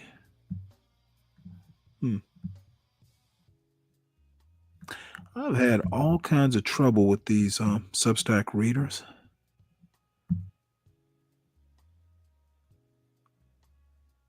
Without ideology. There we go. America is joining a new world order where power trumps principle. By Matt Johnson. This is not about Ukraine at all, said Russian Foreign Minister Sergei Lavrov a month after the invasion in early 2022, but the world order. For nearly 3 years, the United States took Lavrov's declaration seriously. Washington worked with European allies to impose severe sanctions on Russia, while NATO doubled the number of forces on its eastern flank and welcomed 2 new members, Finland and Sweden. The United States authorized $175 billion in aid to Ukraine. President Joe Biden often argued that Ukraine was the front line in a global battle between democracy and autocracy, which was an animating principle of U.S. foreign policy. That all came to an end on January 20th, when Donald Trump returned to the Oval Office. The idea of upholding certain rules and norms in the international system is foreign to Trump. After he and Vice President J.D. Vance berated Volodymyr Zelensky during an Oval Office meeting in February, Kremlin spokesman Dmitry Peskov declared that the Trump administration's foreign policy largely aligns with our vision. When Lavrov declared that the war was about building a new world order, he couldn't have known that the United States would soon be such a willing participant in this process. Deals, not ideals. But what will that new order look like? While China and Russia want to undermine liberal democracy, they don't offer much in the way of an ideological alternative. During the Cold War, Soviet communism was an expansionist ideology that purported to be a replacement for liberal capitalist democracy. Beyond the Iron Curtain in Eastern Europe, there were communist or Marxist governments everywhere from Southeast Asia to Africa to South America. The Soviet Union fought proxy wars with the United States around the globe and sought to install communist governments as widely as possible. This ideological conflict finally ended once it became clear that the cumbersome and authoritarian Soviet system simply couldn't compete with the democratic West economically, politically, or culturally. Today, by contrast, plenty of states have friendly relations with Beijing and Moscow, but these relationships are largely transactional. When China builds infrastructure across Asia and Africa as part of its Belt and Road Initiative, it doesn't expect partner governments to adopt Xi Jinping thought or emulate the Chinese political system. Other countries aren't capable of replicating the unique Chinese model, which combines a partial market economy with heavy state control and an increasingly totalitarian form of government. Meanwhile, although Putin wants to reconstitute as much of the Russian Empire as possible, he realizes that the populations of other countries aren't clamoring to live under their own decaying petro-dictatorships. When Lavrov announces the dawn of a new world order, he isn't talking about a grand plan to remake the world in Russia's image. Unlike the Soviet Union, Moscow doesn't have a positive or coherent vision for how the world should be organized. Its ideological project is built entirely around opposition to the US-led international order.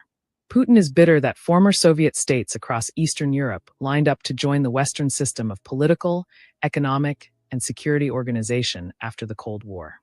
This is why he has special contempt for globalism and constantly demands a return to a world order that respects sovereignty. Never mind that he is waging the largest conflict in Europe since World War II to destroy Ukrainian sovereignty. China and Russia are part of a loose but increasingly consolidated authoritarian axis, which includes Iran, North Korea, and other anti-Western dictatorships like Venezuela, Belarus, and Zimbabwe. In her book Autocracy Incorporated, the historian and Applebaum demonstrates how the various members in this nexus of autocracies support each other financially and politically. China provides diplomatic support to Venezuela and imports oil from the country. North Korea sends Russia weapons, and now soldiers. China provides a vital export market for Russia while enabling Moscow to circumvent sanctions and import military components and technology. Applebaum explains that these relationships are cemented not through ideals but through deals. Deals designed to take the edge off sanctions, to exchange surveillance technology, to help one another get rich. Like other transactional authoritarian leaders, Trump doesn't believe the United States' relationships with other countries should be based on shared values or the maintenance of international institutions. He thinks those relationships should be conditional and impermanent like business agreements. This is why he says allies should treat the United States like an insurance company. Trump's recent scattershot tariffs are a perfect example of his transactionalism. Beyond the fact that these massive tariffs, the most significant attack on global trade in a century, ignore basic economic principles like comparative advantage, they also target the United States' closest allies and partners. The Trump administration dramatically overstated the tariffs other countries have imposed on the United States and developed an arbitrary formula to produce stratospheric rates that will have a crippling economic impact on many of America's closest friends. There's nothing reciprocal about these tariffs, which were imposed as a form of economic coercion, not as a good faith attempt to maximize the value of trading relationships. While the administration wages economic warfare on the United States allies, Russia was conspicuously exempted from the tariff list. Trump's transactionalism is particularly dangerous because he has such a narrow and distorted conception of what's in the United States' interests. For example, he's pushing for closer relations with Moscow while intentionally alienating the United States' traditional allies by abandoning security arrangements and waging economic warfare on them. Trump administration officials have told European leaders that they will have no say in negotiations to end the war, while simultaneously demanding that they provide the overwhelming share of future lethal and non-lethal aid to Ukraine. This isn't just a reassessment of the United States' traditional alliances. It's a conscious effort to undermine them. Twilight of ideology. This shift away from America's oldest allies and toward its most implacable enemy makes no sense economically. Russia has a $2.2 trillion economy, while the EU economy is worth $20 trillion. And it makes no sense geopolitically. Russia has long sought to expand its own sphere of influence by force, which inevitably means shrinking the Western sphere of influence that grew because free countries across Europe chose to join. There's no explanation for this shift apart from Trump's desire to dismantle the liberal international order that the United States helped to build after World War II. But the reason so many countries agreed to be part of the global order America helped to build after World War II is that this order has always been based on ideals, not just deals. Over the past 80 years, we have become so accustomed to those ideals that they have faded into the background. We take it for granted that the idea of Germany and France fighting a war is almost impossible to imagine, even though this status quo is one of the greatest political achievements in European history. We assume that the Western victory over Soviet tyranny in the Cold War was inevitable, even though that victory looked far from assured right up until the moment the Berlin Wall collapsed. We barely register the fact that war in Western Europe became obsolete while global GDP, adjusted for inflation, increased nearly 16-fold after World War II. Persuasion is also the home of American Purpose, Francis Fukuyama's blog, and the Bookstack podcast. To receive all of this great content, simply click on email preferences. Anne Applebaum, I've read a few things by her. Twilight of Democracy was one of them. She's an expert on authoritarianism, at least kind of like on a world scale. She started out as a Russia expert. And anyway, if you ever run across anything she's written, I highly recommend her. For some reason or another, I'll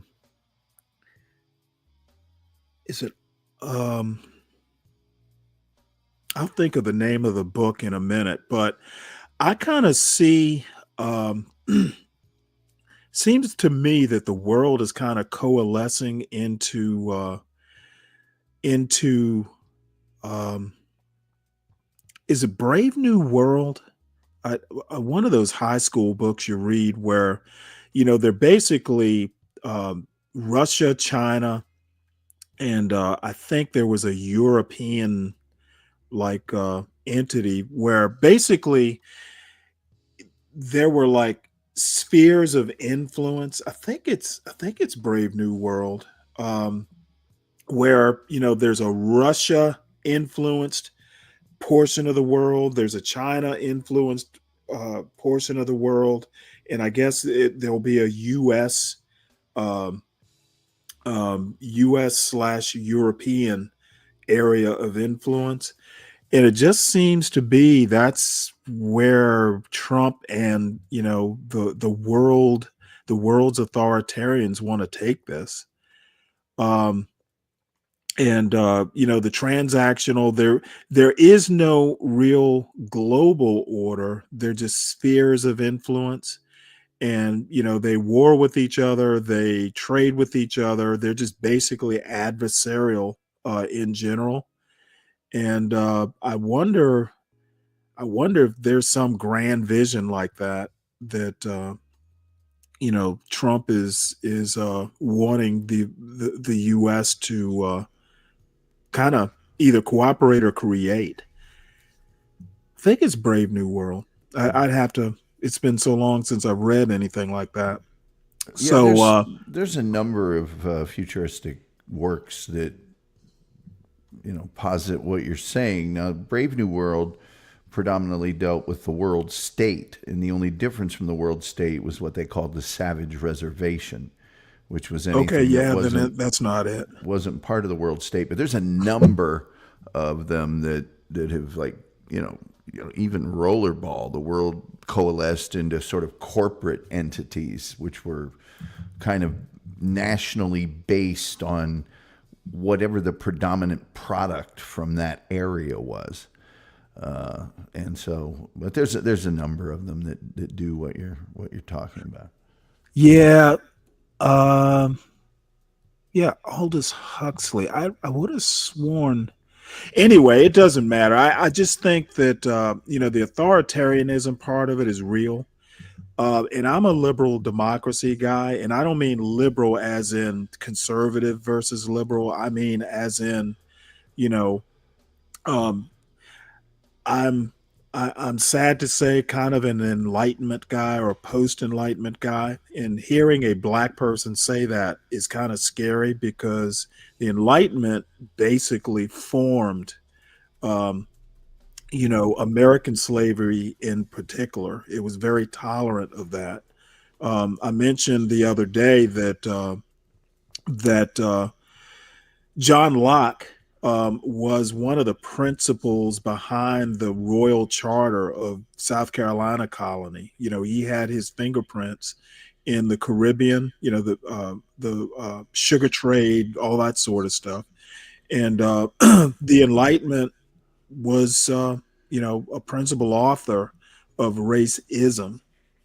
So, but I'm a big Constitution fan, and I really prefer that you know there is there's a country that's able to debate with itself and um, hammer out its differences.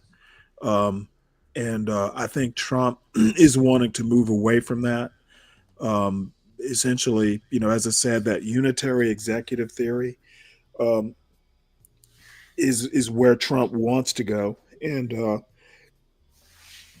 it's a little bit too authoritarian for my taste. And you know what? I guess if I want to be ridiculous about it, if there were a smarter guy, I might have less objection to it. Trump is not a thinking man, in my opinion. Very transactional. Kind of the same reason I think economists make the worst social critics, because everything is transactional, you know, um, with economists and businessmen. And I'm kind of utopian in that I like philosopher kings. So next, and I'm kind of redoing this from last night or rehashing this from last night. I have a huge problem with, this patriotic education sort of stuff that MAGA wants to move towards. And the left has its own version. But in the MAGA version, and oddly enough, if you're a left progressive, um, they are basically wanting to either pretend or force the idea that America is post-racial. And in my opinion, America can't become post-racial without actually dealing with its past and acknowledging it. And you might have a few kids who feel bad about stuff that happened in the past in America, and in my opinion, that's okay. Kids need to know the reality, and I think a patriotic education is the far right and the far left version of a utopia. So, this particular story, the National Park Service removed references to Harriet Tubman from the Underground Railroad um, uh, website. Now, the interesting thing is that MAGA basically counters that there are a couple national parks, I think, that are named after Harriet Tubman. Their counter is basically, hey, she gets her due in other parts, with the parks and everything named after her. Um, and what they're doing, and there's a specific part here, right here, the new page that reads, it says here the new page does not mention slavery until the third paragraph. You know what? It mentions it and cuts a reference to the Fugitive Slave Act of 1850. Now that's unacceptable. That is actually a hard coded example of where America was in 1850. It says here previously the article stated that started with the description of enslaved people's efforts to free themselves and the organization of the Underground Railroad after the Fugitive Slave Act. The article now starts with 2 paragraphs that emphasize the American ideals of liberty and freedom. So, there are 2 counterbalancing, ways of looking at American history. Somebody like you're familiar, Tom. I don't know about you, Lasagna. My buddy SKC, who likes to emphasize that black people could not be free without white people. And he basically wants to say, hey, black people needed white people. And he's not wrong. However, he's just a little bit too into that theory. He roasted me pretty hard when I said that, black people, slaves, African slaves, it begins with the desire to be free. Okay. And, nobody, white people did not control, the natural desire to not be a slave. So step one to African slaves wanting freedom in the United States was wanting to be free. And people like SKC can't seem to wrap their head around it. And most people in this space are probably more in the SKC camp than they are in my camp. But I'm pretty sure of my position. Once you express your desire to be free, you go out and you seek allies. But it's got to start. It's got to be self-directed. And I don't know why that's so hard to fathom. But in any case, counterbalancing, you can either emphasize that, oh, hey, America was a slave state, or you can emphasize that hey, the slaves would have never been freed had there not been, people who wanted that sort of racial cooperation. And I think both sides are valid. But the better example I want to give is a guy named Sean Willentz, who's a historian, fairly famous historian. I think he's still at Princeton. He wrote a book called what was it called? No Slavery. What is it called? No Slavery in Men, or No Property in Man, I think is the name of it. And he emphasizes, the whole book is basically a counterpoint to the 1619 Project. He emphasizes, and I think he uses Frederick Douglass prominently, that the Constitution was a freedom document. Basically, the seeds of American slavery ended were in that document, and I find that just naive or kind of utopian. And there are equally good arguments, and I think better arguments for, opposite that point. At a minimum, the Constitution was a compromise. And Georgia and South Carolina, during that convention, basically held, all the cards, because they literally said, if you even talk about ending slavery, and I went to school, the Pinckneys, I actually went to school with them. There were 2 Charles Pinckneys that were at the Constitutional Convention, and they're like great, great, great grandchildren happened to go to school, grade school with me. So there's some random connection there. But anyway, it was a compromise, and Georgia and South Carolina held the cards. I think the South in general held the cards. Up until the Civil War, the South pretty much got its way, at least as far as slavery and some other issues, states' rights type issues. And I argue that actually the South got the better of the Civil War. They won. They lost the hot war, but they won the culture war. And I think up until today, most of the swing states are Southern states. Nixon, Reagan, all the way up to now.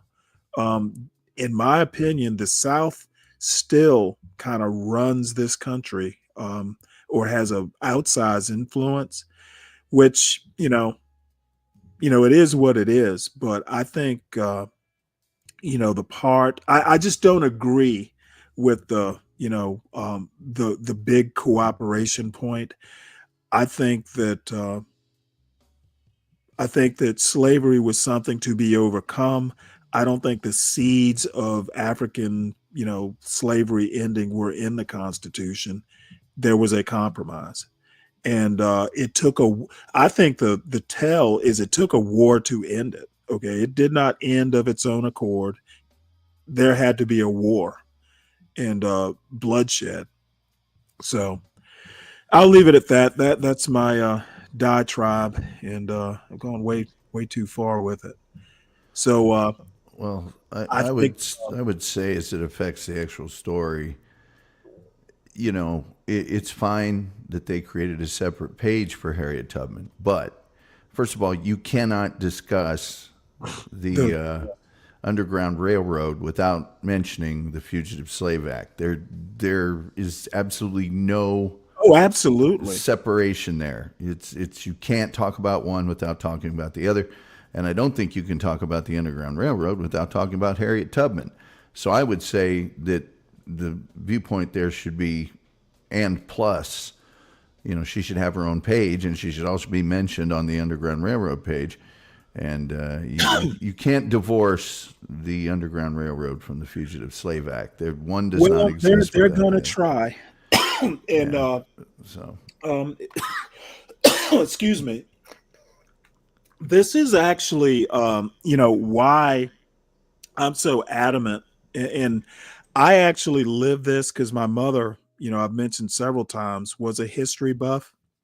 So, a lot of the history I learned literally from, books on their shelf.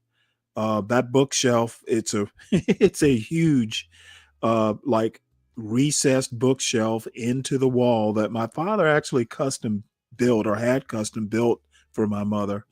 Those books are still there, and when I'm home, I still pull down a book or two every now and again to read. Her books are still there.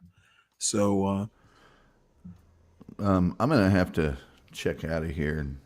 okay, well, before you go, let's go ahead and hype your show. Let me bring it up right quick.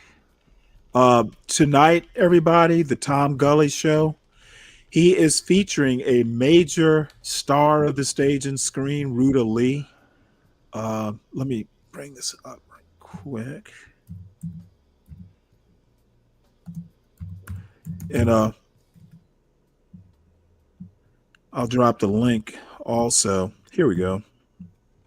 So this is Tom's show tonight, folks. Special guest star, the amazing Ruta Lee. She has been. It's kind of funny because I didn't know the name until Tom started mentioning all the stuff she's been in. She's been in like Twilight Zone episodes. She's been in mention some of her movies. I'm not the movie. Oh, well, she was in anymore. Seven Brides for Seven Brothers. That's right. Witness for the prosecution. Funny Face.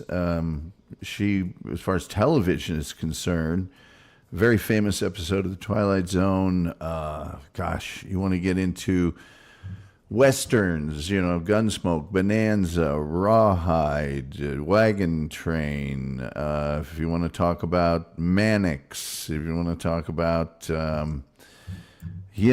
Perry Mason, Love Boat, Fantasy Island, Roseanne. I mean, you name one, she's probably been in it. And if you said today that there was an actress that was in Breaking Bad, Mad Men, Sopranos, Severance, Ted Lasso, name the most popular shows of the last 10 or 20 years, every single one of them, you'd say, no, that's impossible. Well, no, it's not impossible. She did it. And she's still performing to this day.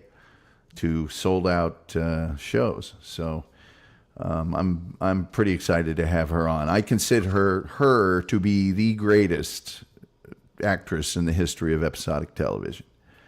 There's nobody that did as much as she did, and so I'm very excited to speak with her. Incidentally, Stanley, it'll interest you. She personally called Nikita Khrushchev and arranged I heard that this Sunday. the release of her grandmother from an internment camp in Siberia.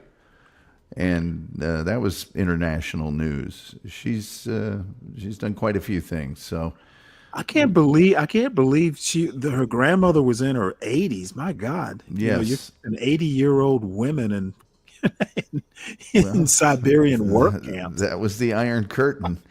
Wow. So it's going to be a pretty big show. So I'm very excited about it, and we'll see how it goes. Well, I will definitely be there. Yes, we'll see how many. Yeah, y'all support Tom, and let's all make a special effort to be there. The show's going to be incredible, and this lady's going to be 90 soon. And she has an upcoming one-woman show at a theater in, did you say North Hollywood? Yes. So, as a matter of fact, she just sold out 4 shows, 10 days ago in the El Porto Theater in North Hollywood. And a one-woman show. So, I mean, she was the female star of a Rat Pack movie called Sergeants 3. I mean, the list is endless. You almost forget. I mean, Jake and the Fat Man, Murder, She Wrote. I mean, she's been on everything. Oh, shoot, I'd forgotten about Jake and the Fat Man. Yeah, I mean, I forget all this stuff that she's been. The Fugitive, for crying out loud.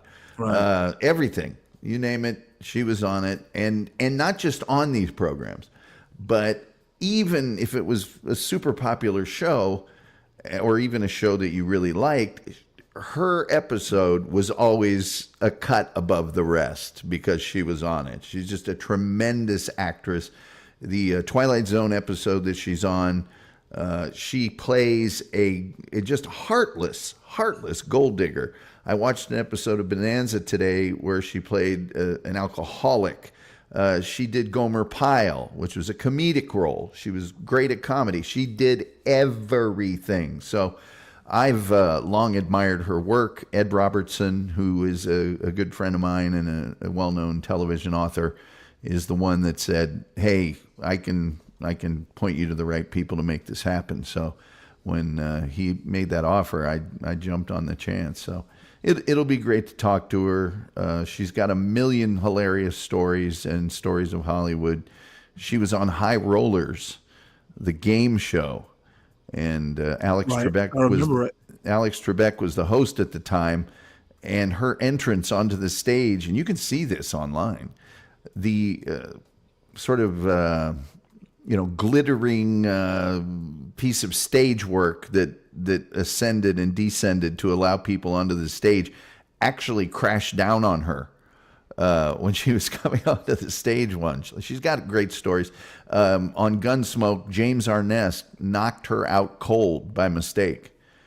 She was in a scene where he was to throw her over his shoulder and exit a room, and he did it too quickly and knocked her head against the frame of the door and knocked her unconscious. And she's got great stories about all this stuff. I don't want to, include too many spoilers. Her first job, she was working at Grauman's. I think it was at Grauman's, but she was working at a theater, and she was just kind of a hat check girl kind of a thing. And the cashier didn't show up. She was accused of shorting the drawer, and she got fired. And she told the guy, one of these days, I'm going to be, famous. And, she retold that story while they were putting her star on the Hollywood Walk of Fame, which is really kind of funny. So, she was on Cheyenne, Bronco, Sugarfoot. I mean, Bat Masterson, You almost can't name a show from that era that she was not on. And so this is going to be a big, exciting thing. And I'm gonna get. Well, these sorts of interviews actually help you get other big interviews, right? They can, certainly, if they go well and the publicist is happy. Yes, that they can.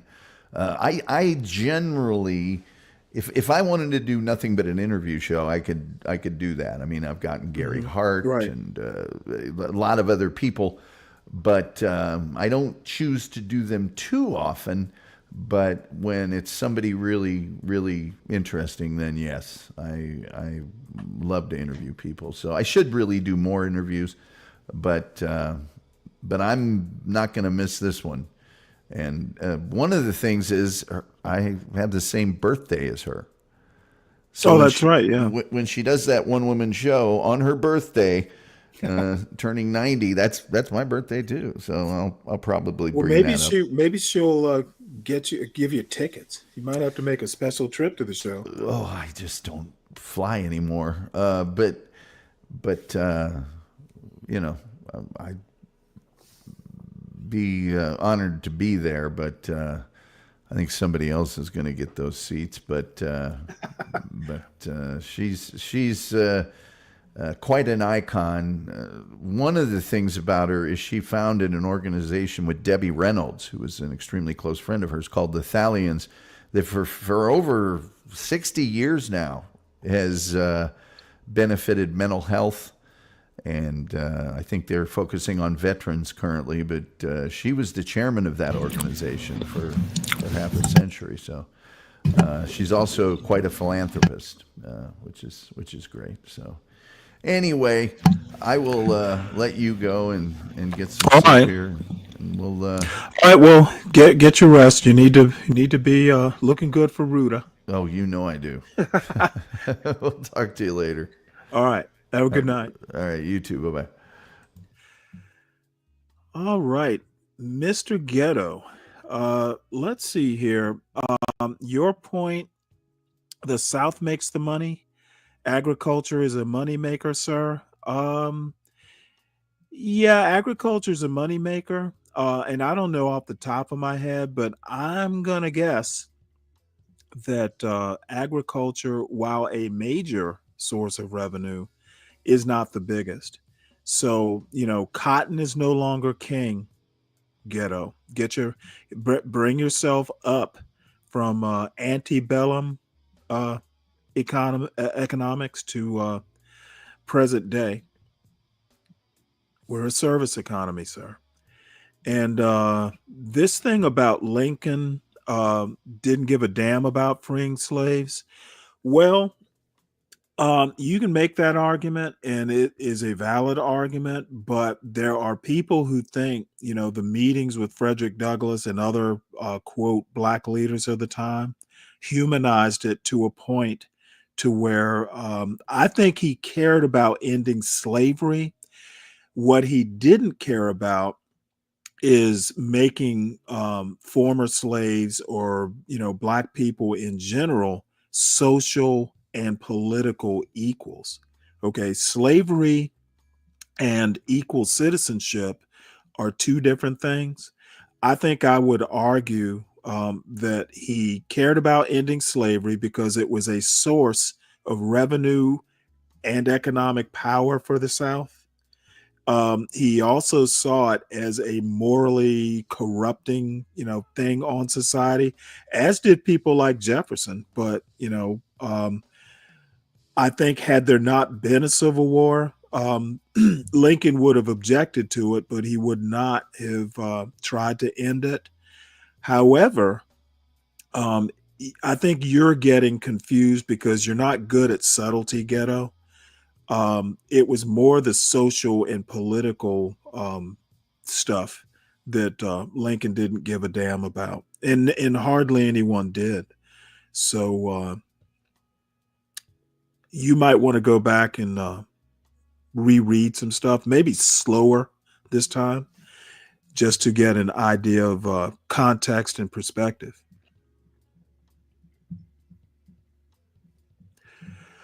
All right. Let's see. What else do you have? Lincoln out his own mouth stated he didn't get. Yeah, but see, the problem is, Ghetto, Lincoln said more than that. Okay. You're stuck on one quote. You need to broaden. People often contradict themselves. There's plenty enough in Lincoln's, books, or well, not books, books about Lincoln, speeches and stuff like that. There's plenty to support my point of view too. Um, Politicians and human beings in general tend to contradict themselves as well as change over time. So again, you need to know more than one or two quotes. So anyway, this is where I'm going next.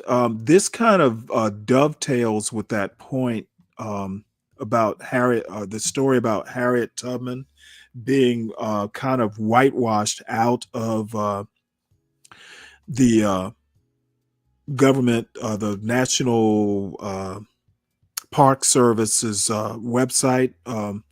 Under the, she's basically been kind of taken out, or her role lessened in the website's Underground Railroad page. And this is an interview with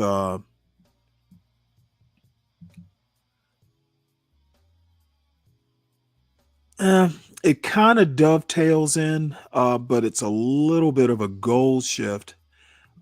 This is a guy that we listened to earlier, and what is his name? Damn it! As I'm getting older, I'm getting really bad about names. This website is a guy. The site is called Eugene from Kenya. Not a huge fan of his, and I couldn't find the original interview that he's listing on his website. This guy teaches at Yale. I can't recall his name. They'll probably bring it up, and I apologize for that.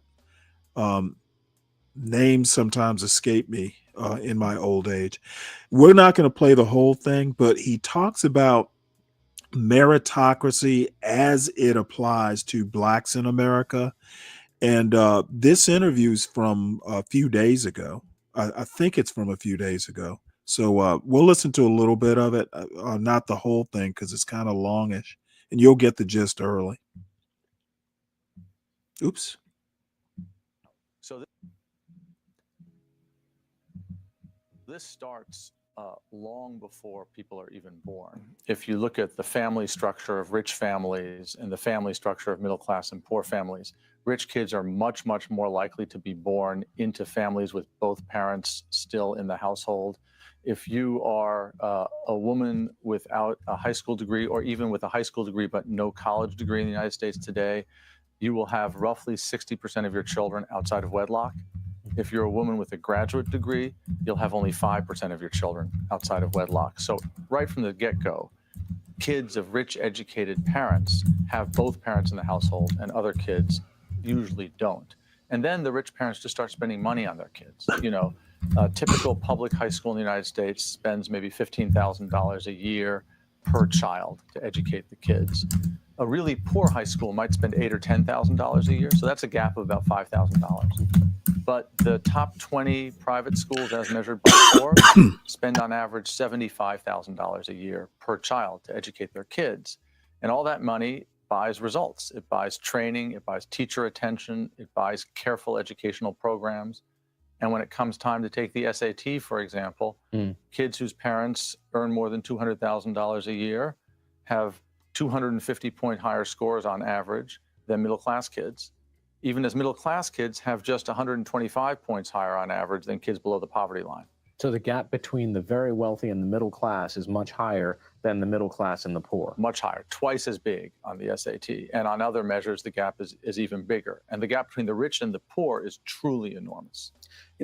Culturally, we seem to have bought into it. Some cultures more than others. Indian parents, Asian parents, they are into the meritocracy from the get-go. Look, if you just work hard, we were immigrant parents here. We want you to get this best opportunity. The way through is to hit the books, right? Hey, what's up, you all? How you doing? How are you doing? Super great. From wherever you're watching us from, this is a presenter, Jadok Stories, and I'm hoping you are great. Now, there's something. Now this is a little jarring here, and like I said, I couldn't find the original interview. It's easier if I find the original interview. That way, I don't have to deal with someone else's ideas. I'm gonna play a little bit of it because he's not bad, but I don't know that you know him stating the obvious. From an immigrant point of view, makes for a great hammer to hammer these points home. That has been going on in history, right? There's this lie that if you work hard, you're going to get everything you want. If you work hard, you're going to get everything you want. That is in school, in life, and it applies in everything. Now, when you talk about meritocracy, specifically in the United States, there is so much debate around this topic. And in today's video, it's being hosted by American law professor from Yale University, that's Daniel Markovits, who talks about how the idea of meritocracy has led disillusionment to people. Disillusionment is a state of hopelessness. This is a situation where people are told lies. And when they try to apply the same procedures that the people told them so that they can be successful, they fail, and often they're left disillusioned, right? A person tells you that if you work hard, you're going to achieve everything you want, but that doesn't seem to be happening to everyone. When we talk about the United States, okay, let's just put it like in English that's intelligible. The point is that we all know that being able to afford things like tutors and SAT prep as early as possible, as well as being able to afford, smaller schools with smaller class sizes so kids get individual attention. That's going to prepare you better to take things like the SAT to, more, give you a better chance to, working your way up the meritocracy, getting good jobs, etc.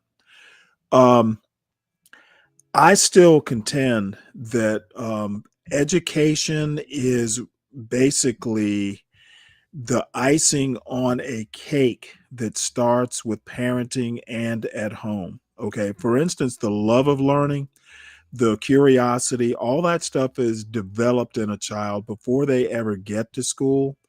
For instance, my son, the public schools he went to were perfectly good, actually, as good as some private schools.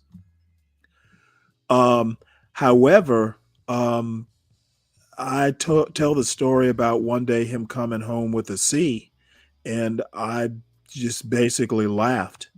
He said, "Hey, it's a passing grade." And I laughed and said, "No, that's a failing grade," etc. So I know plenty of people who have gone to fancy private schools and still not done well. So the school is not the end all and be all. You have to, start the process before kids ever get to school. It is obvious that people whose parents are already, well off and able to afford every educational opportunity are going to wind up better off and maybe a bigger chance of them getting into really good state schools or elite private schools or what have you, versus someone who's not as economically well off or just outright poor. So it's equality of opportunity that America basically wasn't designed to give in the first place. That equality of opportunity is the entrance to the meritocracy that no one ever wants to talk about. The far right and MAGA and all those folks want to whine and basically do whataboutism, about the left wanting equality of outcome. That's passe. It's bullshit as a is a talking point in 2025. What they don't want to talk about is the equality of opportunity, which our meritocracy does not provide, has no intention of providing, and neither do the politicians. I don't know why people keep falling for this bullshit. So it's incumbent upon parents not to leave it up to the system to educate their kids or, that sort of thing. Parents have to be proactive, especially if you're not particularly well off. If you're middle class, you need to be driving that process as a parent. If you're working class, same thing. And, I don't think that the current system actually makes it easier for middle class and working class parents to spend enough time with their kids. That's another thing that I never hear MAGA talk about. How do we get more parent child time together? I hear these natalists in family first and all that bullshit. I never hear them talk about how do we get more time for parents and kids to be together. They barely even want to give, maternity leave or paternity leave. They barely want to do that. So I love shitting on people who want to talk about, meritocracy and, you know, um, work hard and you'll get somewhere or all that bullshit. Those guys are just way off. They don't actually like talking about the real problem, which is building families, which is getting, family time to be a family. It's hard to do it if you have to work 3 or 4 jobs, and even harder if you're a single parent. So until, the far right MAGA folks want to start talking, the fundamentals, you're a family and a stronger family if you spend time together. I want to hear talk on that. What's the solution to that fundamental problem? So, and the reason I even bring up families and education, you know what? If the schools aren't going to teach you American history, then that's something a parent can do at home. Not all learning takes place in school, and parents who basically depend on the school to do all the educating, um, they're not facing reality. And quite frankly, even private schools, I went to a very good college prep private school, and a lot of stuff I still learned on my own. They can't teach, they only have so much time in a high school history class or what have you. Some of that stuff, especially if you're curious about a topic, you need to be doing on your own, on a Saturday or during the summers when you have time off. And parents need to make those summers, that time off, productive. So enough of that diatribe. What's up, Lupin? Looks like you're catching up to us. So good to see you.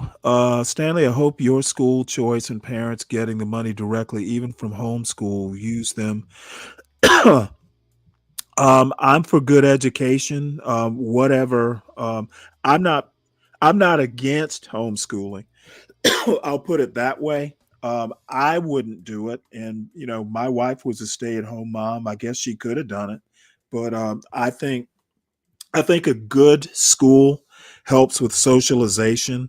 I've known parents who homeschooled their kids, and those kids are creepy. They're always like kind of shy. Like if I remember my sister and I going to visit a new neighbor of mine when I moved up to the mountain, and those kids, they were practically hiding behind their mother and father. We got invited in, and those kids were a little jumpy. And so if whatever a parent decides as far as education for their kids, I will support. Me personally, I don't want to be around my kids all the time. They need some socializing time. And you know what? Kids need time away from their parents to grow their own personalities, to, develop their independence, etc.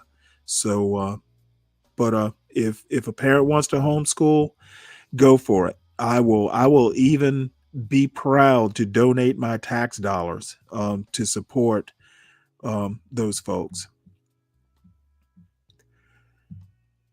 And I also think that teachers tend to be a little, or can be a little bit more objective about their kids. I shudder to think the parents who will go, well, my Johnny could never do something like that. He could never act up in school or hit somebody or start a fight. I shudder to think of those parents educating their kids. I think that, parents like that will educate their kids not to understand personal responsibility, that sort of thing. So, we got a lot of shitty parents out there, and I think homeschooling, at least in the short term, will perpetuate us making another generation of shitty parents. So I'd be interested to know your thoughts on that, Ghetto. Not all parents are equal either. So moving on, we're going to get a little bit. You know what? Let's do this story first, because I should have. I got that one out of order. This is Elon Musk's brother urges Trump to fire Peter Navarro. That is a bizarro story. So I want to listen to this. I don't understand what Kimball Musk, why he is talking about firing a Trump administration official. Peter Navarro is a special advisor, something to the president. He's an economist who wound up doing some jail time. I can't remember exactly why, but he's done some jail time, and of course he is back into the Trump administration. I think jail time is actually one of those things the Trump administration looks for in hiring officials. So anyway, let's listen to this. Musk's brother urges Trump to fire Navarro. By Lauren Irwin. Elon Musk's brother, Kimball Musk, urged President Trump to fire his senior trade advisor, Peter Navarro, on Tuesday night. At Real Donald Trump, Mr. President, if Peter Navarro has lied to you about Ron Vara, what else has he lied to you about? Kimball Musk said in a post on X, "Put America first and fire him." The post follows a fight between tech billionaire and Department of Government Efficiency Doge leader Elon Musk and Navarro over the impact of Trump's tariffs. Musk called Navarro a moron in response to the claims the trade advisor made about Tesla's manufacturing and assembly process. Navarro is truly a moron. What he says here is demonstrably false, Musk said on X in response to a video where Navarro claimed Tesla is not a car manufacturer, but a car assembler. Navarro is dumber than a sack of bricks, Musk added. He also poked at Navarro, telling him to ask the fake expert he invented, Ron Vara. The clash came as Trump has announced sweeping new tariffs, including a 25% tariff on imported vehicles. Navarro said parts used in his Teslas were imported from Japan, China, and Taiwan. He argued the administration's tariffs were aiming to use American manufacturing. Musk has advocated for a zero-tariff situation between the U.S. and Europe, which prompted Navarro's criticism that the Tesla CEO didn't understand. White House Press Secretary Caroline Leavitt defended Musk and Navarro's spat, arguing that boys will be boys. Yep, more petty squabbling in the Trump administration. I love it. Let's see. Ghetto point of view. You know what? I was typing this. I'm actually not all over the place. I think what's happening is you probably being at work or getting the kids ready for school, you step away or don't have time to concentrate on what I'm talking about.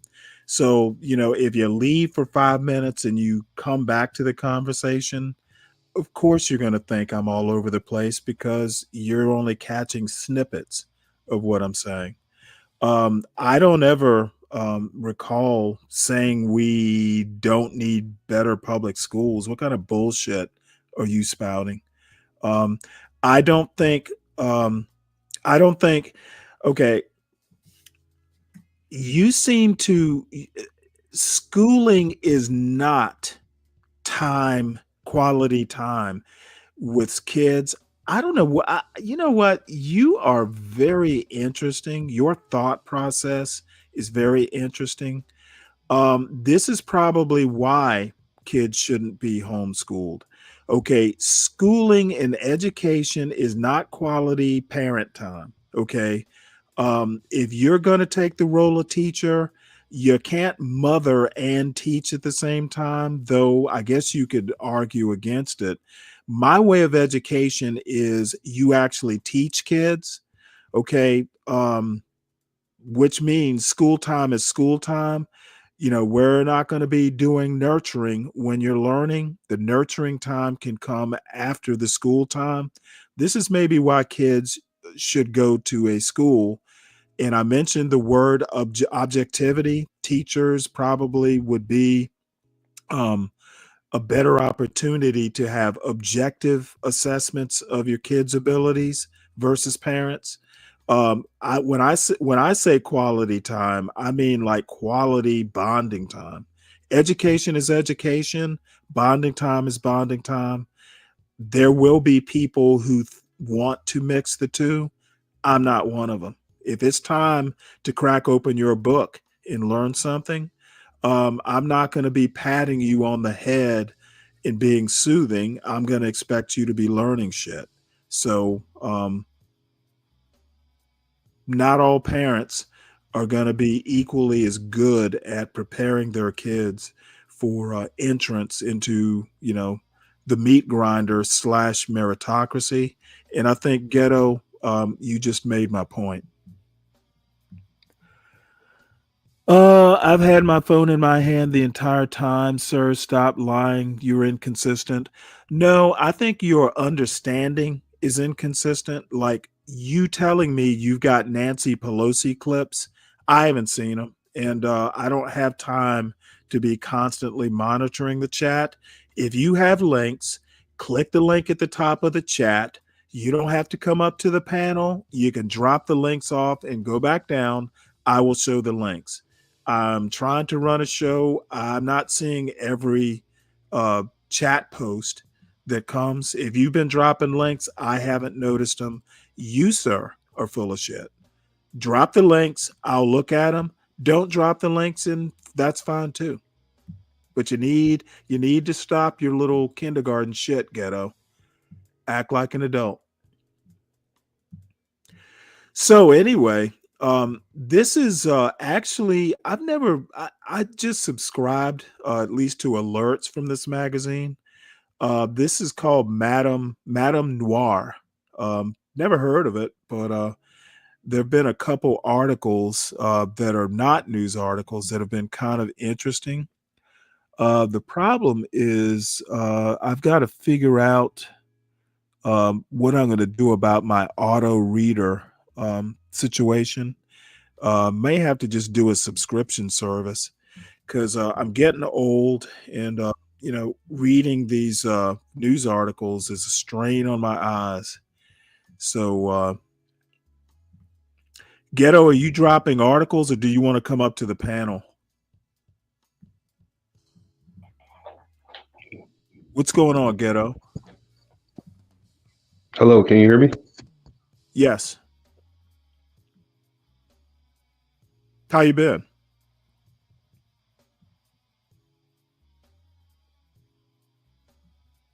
You still there? If you're talking, I can't. Oh, wait, where'd he go? All right. Well, this article, The Future of Relationships, this smart ring promises to spot infidelity. Now, I have to read this.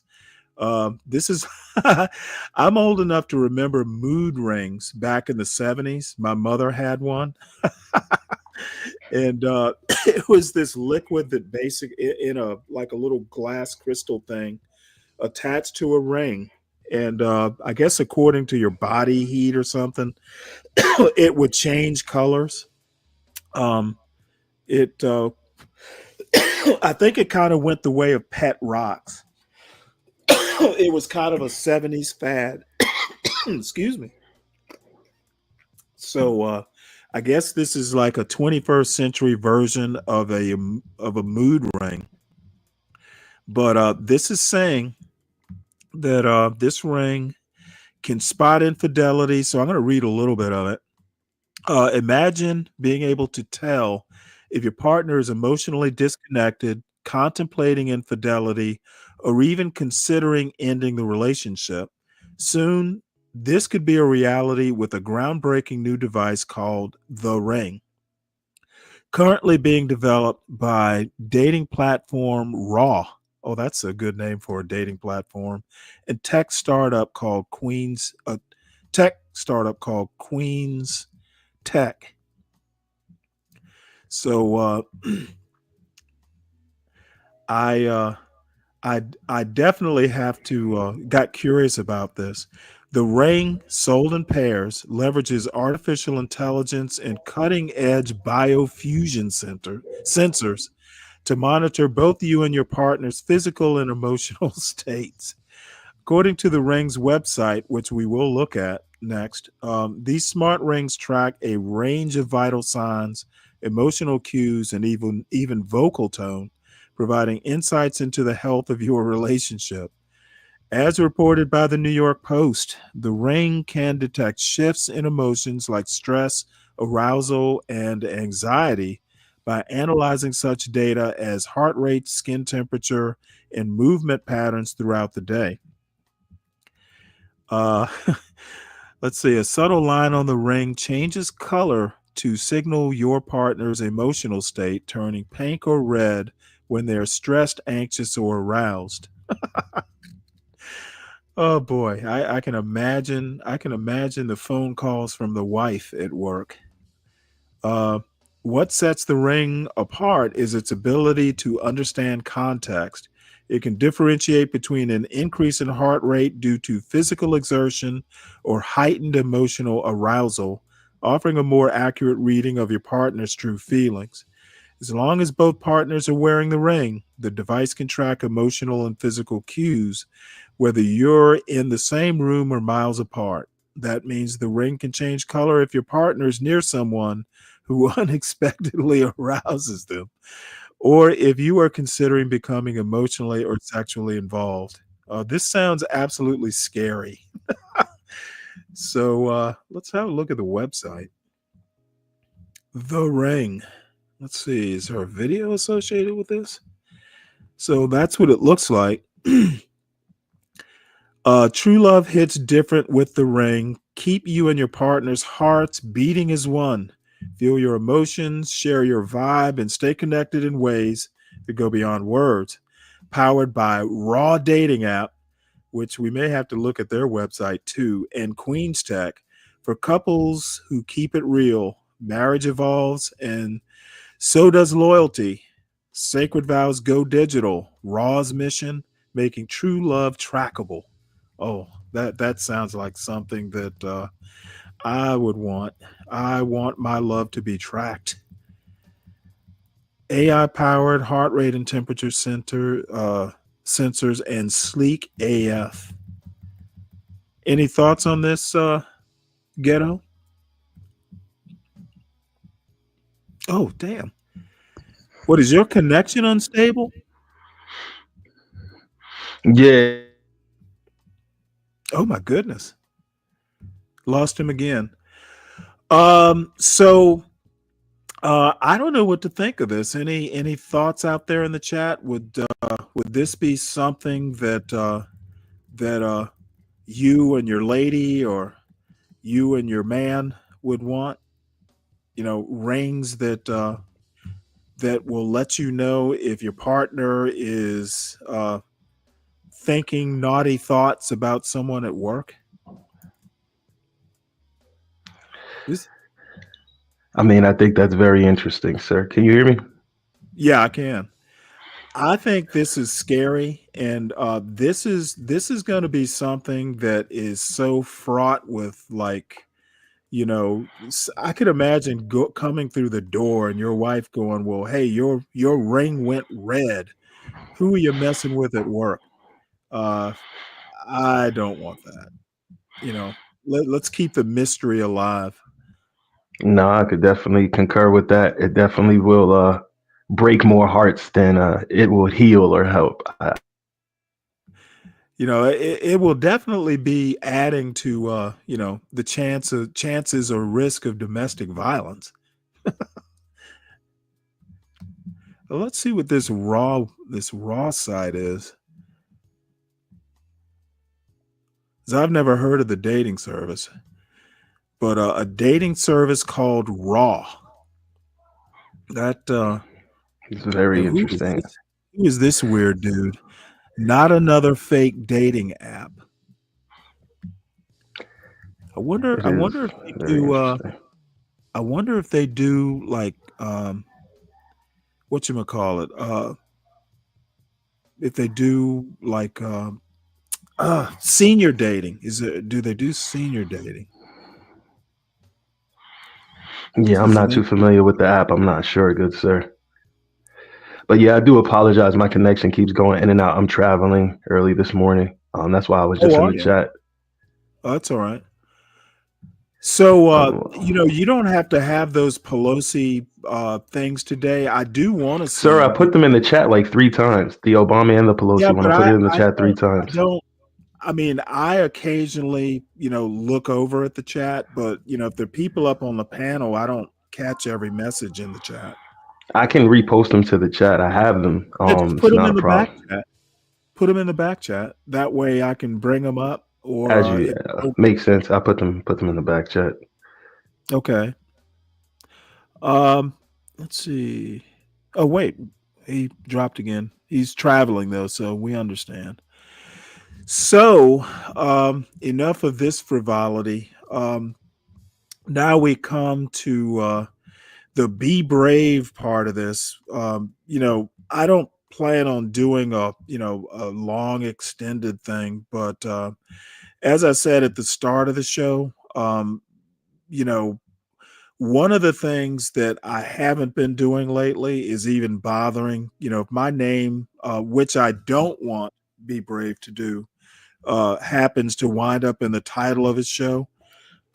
um, I oftentimes, at least of late, don't even bother watching it because his, his takes and basically misquotes, miscontextualizing. I don't know whether he does it on purpose or whether he actually just doesn't get it. But I suspect it's probably a mixture of both. But this take yesterday, just to be honest, and I'm sure Brave is probably lurking or something in the chat. um, I've always, we disagree on the race stuff, but there's some things we do agree on, like the importance of property or the priority of property, in one's life. Just to give you an example, and Ghetto, you'll be interested in this.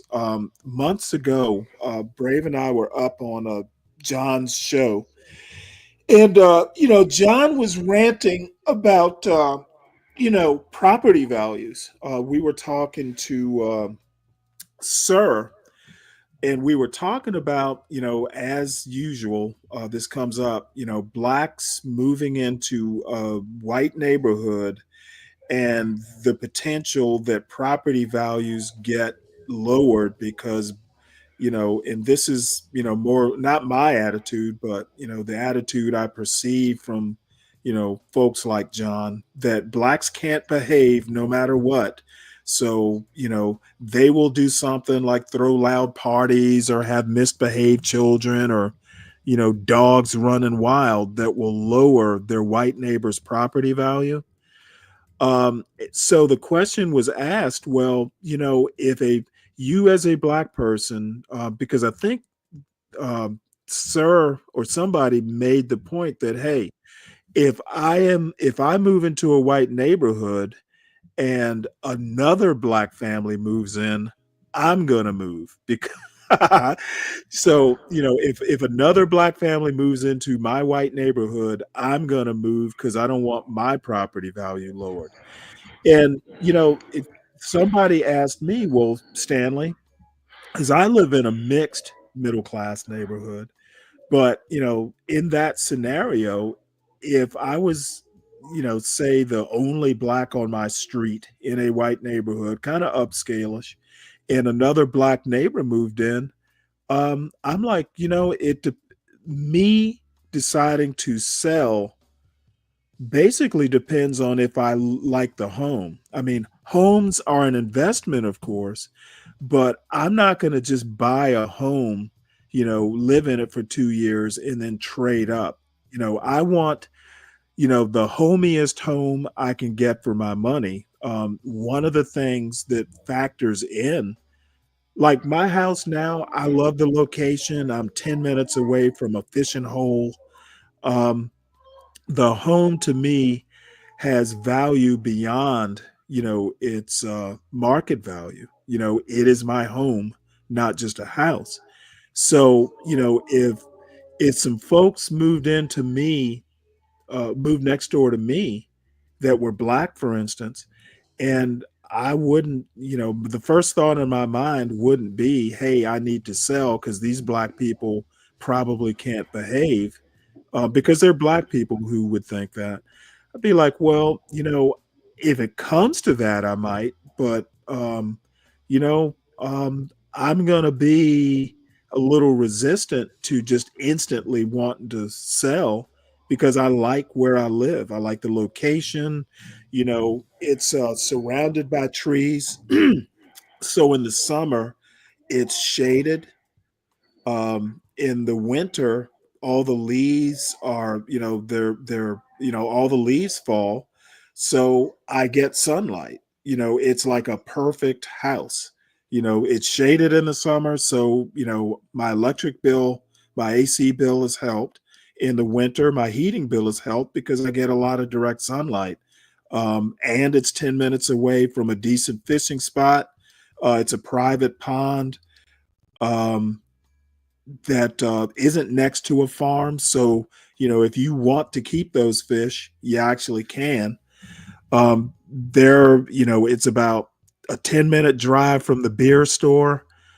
It's in a part of the county because, this is fastly becoming a bedroom community to Atlanta. There's some urban sprawl heading out this way, but not in my section of the county.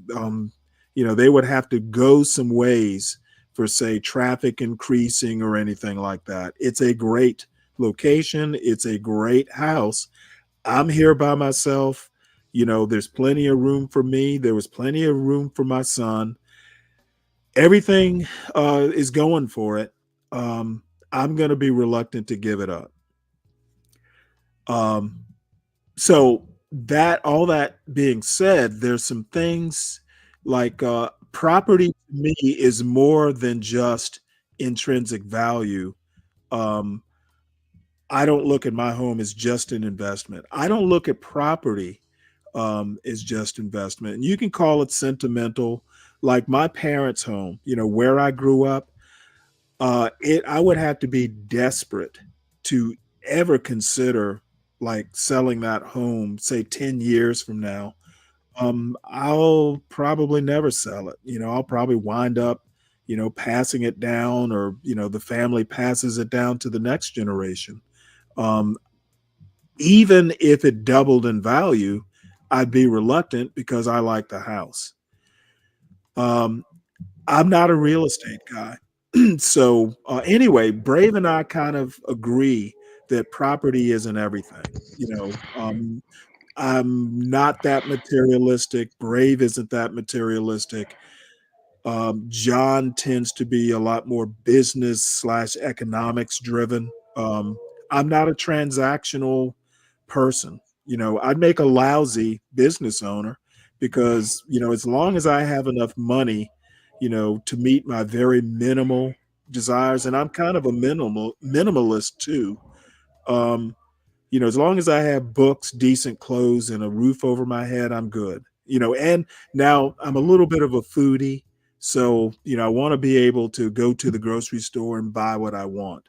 But I don't need fancy cars or, going, being at every event or, all that sort of stuff.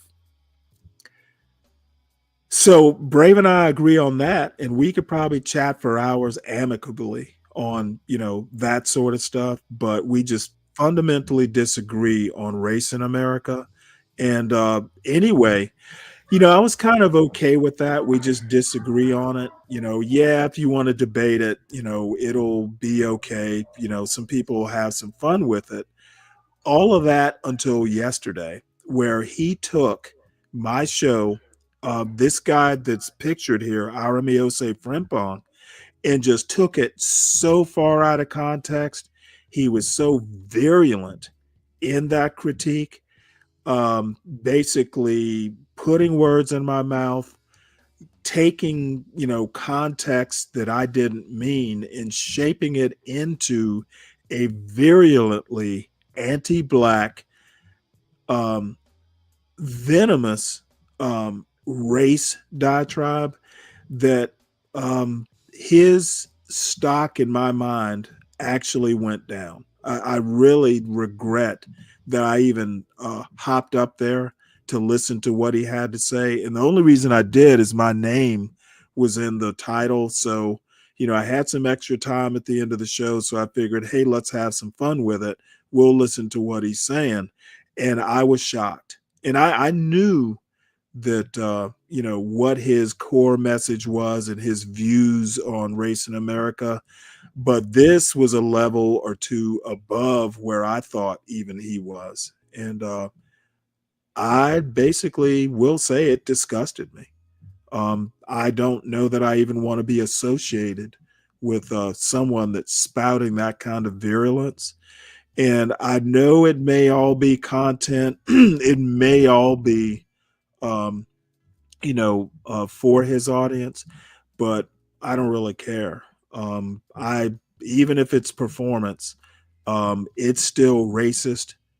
If a person who does a racist performance is a racist, even if it's an act, it's still something that you tolerate and you think is, worthy of presenting yourself as.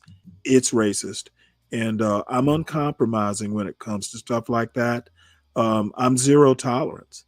A joke is a joke. Yeah, I have a sense of humor, but nah, I have zero tolerance for this kind of performance. So anyway, I want to spend a few minutes. The title of the show is makes this self-evident. I think it was a wrong tack. I think it was something that, his audience, and I have a critique of his audience for that matter, which I may get into later. But I want to start with a side-by-side comparison from the show.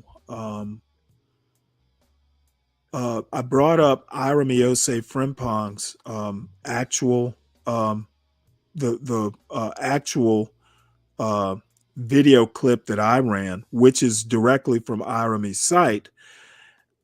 Be Brave's show was of my show when I showed Irami's clip. And the other thing that I noted was that when I started commenting, Be Brave would skip over it and he would basically go directly to what Irami was saying and then, just kind of start and stop it sentence by sentence and just mangle what the guy was saying. This is why when I show a video, I like to show large chunks of it, if not the whole thing, so it can be taken as a whole and put into context. When you go sentence by sentence, it makes it easier to take what the video presenter or even a book, it's easier to take it out of context and insert your own context that way. It's a technique. And Be Brave, I must admit, is a master of that technique.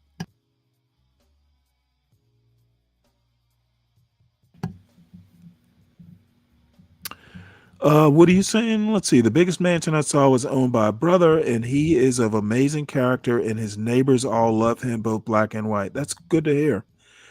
I will say that lately I've seen another side of America in a person and a person's character. It's far more important than skin color and choosing which neighbors will ruin property values. Yeah, I agree with that.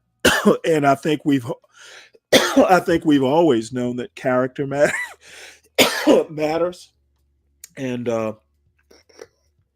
I think that we're making that kind of progress. It's slow, but I can say, over my 60 years, um, and having a kid in college now, it is way better than it was even when I was growing up.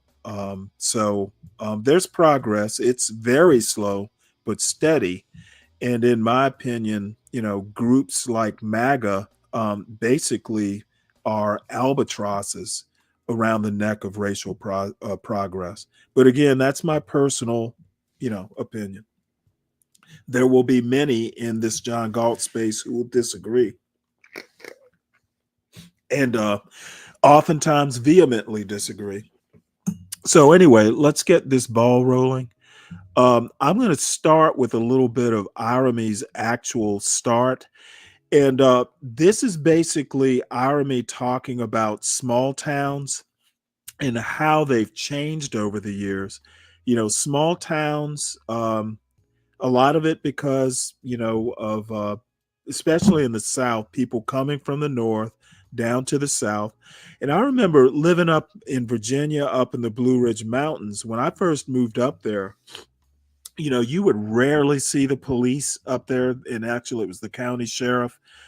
Back on them dirt roads, you could basically, fire weapons and all this stuff.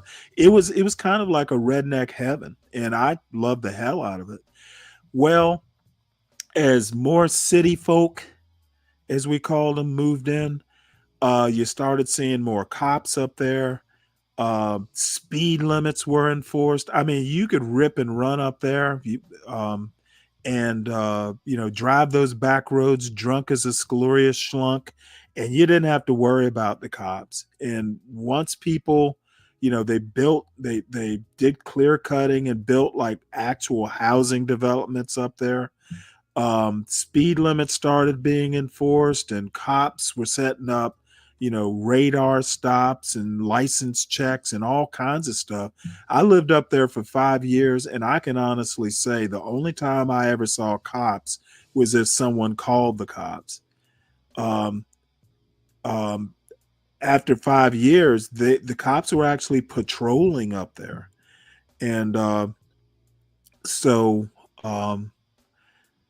small towns have progressed mostly because of people migrating to the South, for instance, or people in the cities wanting a more quiet, more ex-urban sort of lifestyle.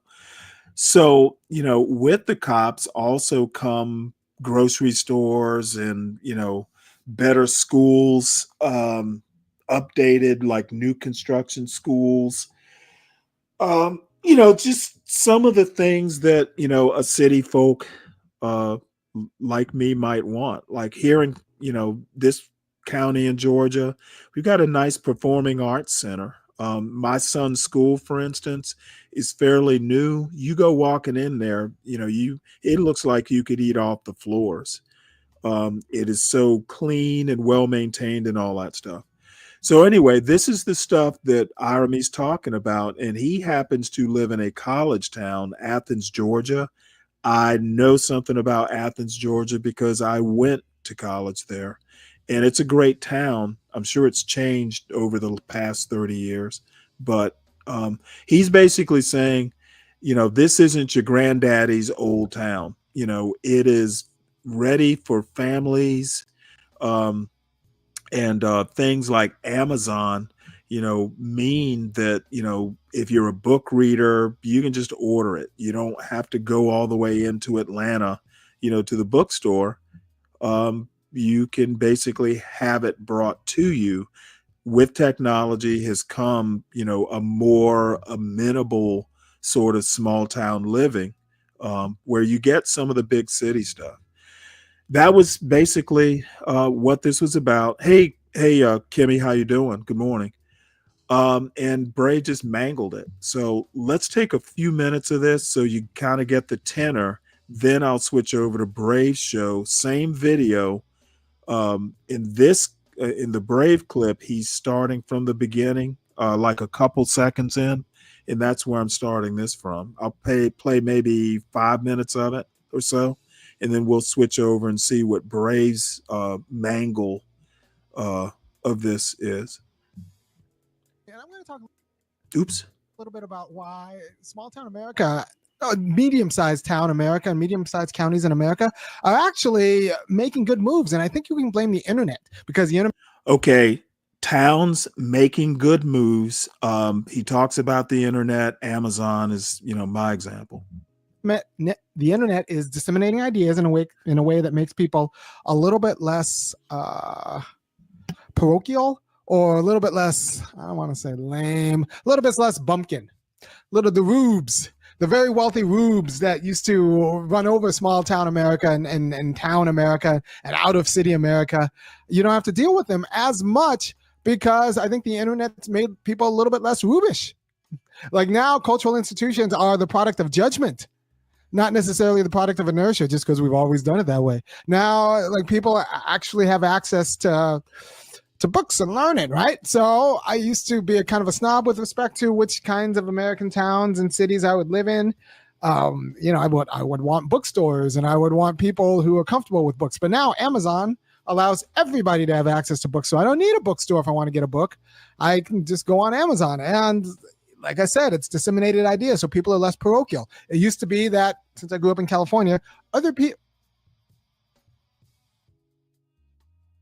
places in the United States that weren't New York or some of the other coastal cities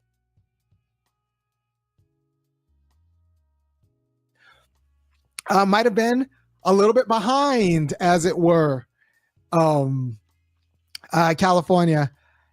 And I didn't want to deal with the backwardsness. But now that's not necessarily the case because the internet has created a kind of monoculture. So that there is cultural diversity in the United States. But like I said, it's a product of judgment, not evolution.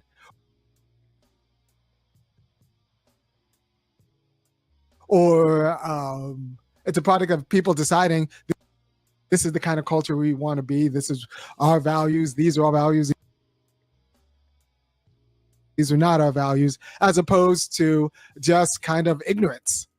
So the cultural diversity. Okay, now I will admit, that's a little bit of a snooty, way of saying that, hey, it's the internet that brought culture to these small towns versus like, some sort of natural evolution. That's a little snobbish, I'll admit. But the bottom line is that, the culture in these small towns has grown, has evolved. And part of it is, hey, the internet gives, people more access to things that will, quote, cosmopolitanize them. Okay, now the deal is that nowhere in this first few minutes has he talked about race or black people or white people or anything like that. He's basically making a culture argument. And the other thing I want to point out is, especially in the South, I live in Georgia, but black people have been living in rural towns for 400 years, starting with Jamestown. So this point that you're going to see about, the original title of Brave's show was, basically there goes the neighborhood in small towns because black people, this guy's advocating black people moving into small towns. And Black people have always been in small towns, especially in the South. So maybe more Black people might come in, but more white people might come in. In this first couple minutes, nowhere has he mentioned race. And if I can recall, nowhere in the video does he talk about Black people moving to small towns. He's making culture arguments. And, Black people read books too. He does. And Brave basically inserted race into this argument and in a very virulent way. Okay. Again, I have no clue. Black people already live in small towns, at least here in Georgia. Shit. I live in a small town. My father grew up in a small town in South Georgia. He was born in the 40s. So it is a false argument that Black people are invading. Now, there is migration. People move from, places like New York to Phoenix or Florida or Georgia. This has been happening for decades. It's not a new phenomenon. What he's saying here is that for folks who read books or kind of like a little bit of culture, in their lives, you can find that in small towns too. And small towns are great places to raise kids. It's, definitely a viable alternative to, thinking you have to live in New York City or Los Angeles. So, yeah, you could take the argument as kind of snooty, but I take it for what it is. So far, in no way is it racial. And making it racial is basically obtuse.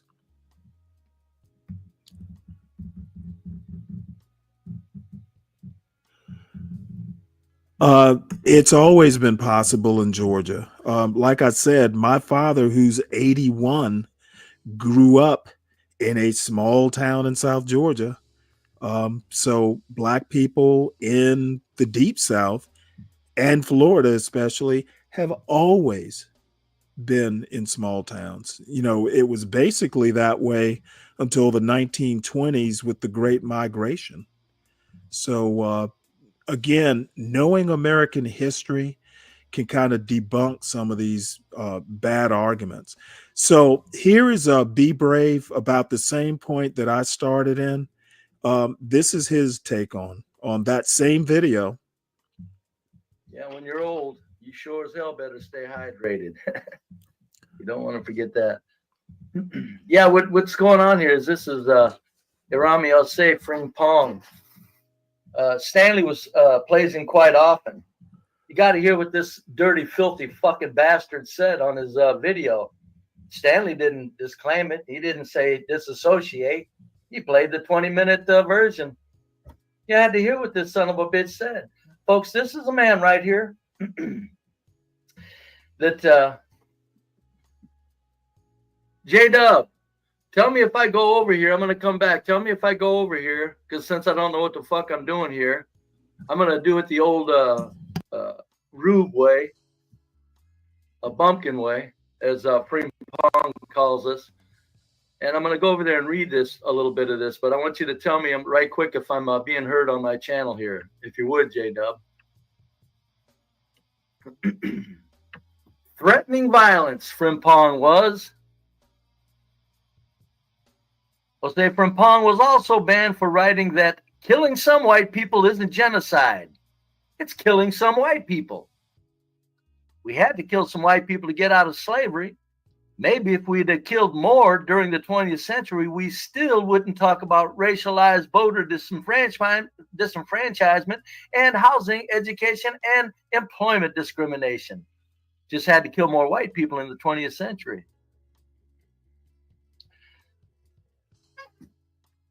Let me go over here, back to the studio. Yes, sir. All right. Yeah, I know it. It's amazing. Stanley has him on all the time. J-Dub, it's amazing to me. This filthy piece of black 70% piece of human shit.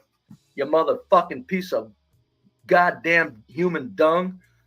He also wrote, if we want racial justice without having to kill them, then all of our educational and media institutions should be preparing white people for the hit they are going to have to take so that we get racial justice without killing too many of them. 2019. This is who Stanley has on his show. He plays his videos all the time.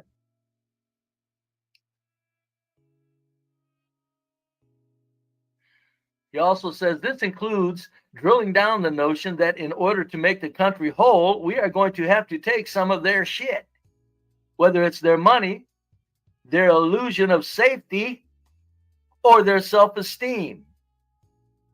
Illusion of safety? Yeah, he wants to take that.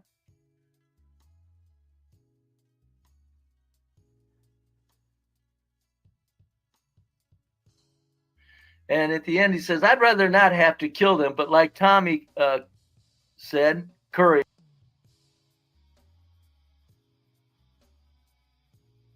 I think, not so. In order to be equal, in order to be liberated, some white people may have to die. Yes, this is 2019, this guy. Now, this isn't his quote. He's quoting Tommy Curry. But he's pointing it out. He's using a quote as if in agreement.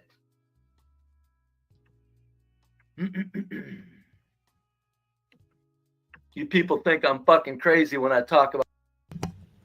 Okay, so let me see if we can get this clear. So this guy, Aramio Frimpong, is quoting from a book. By the way, that book by Tommy Curry. He's a philosophy professor at the University of Edinburgh. He wrote a book called The Man Not. So Aramio Frimpong is quoting from a book, and I guess he's not disavowing it.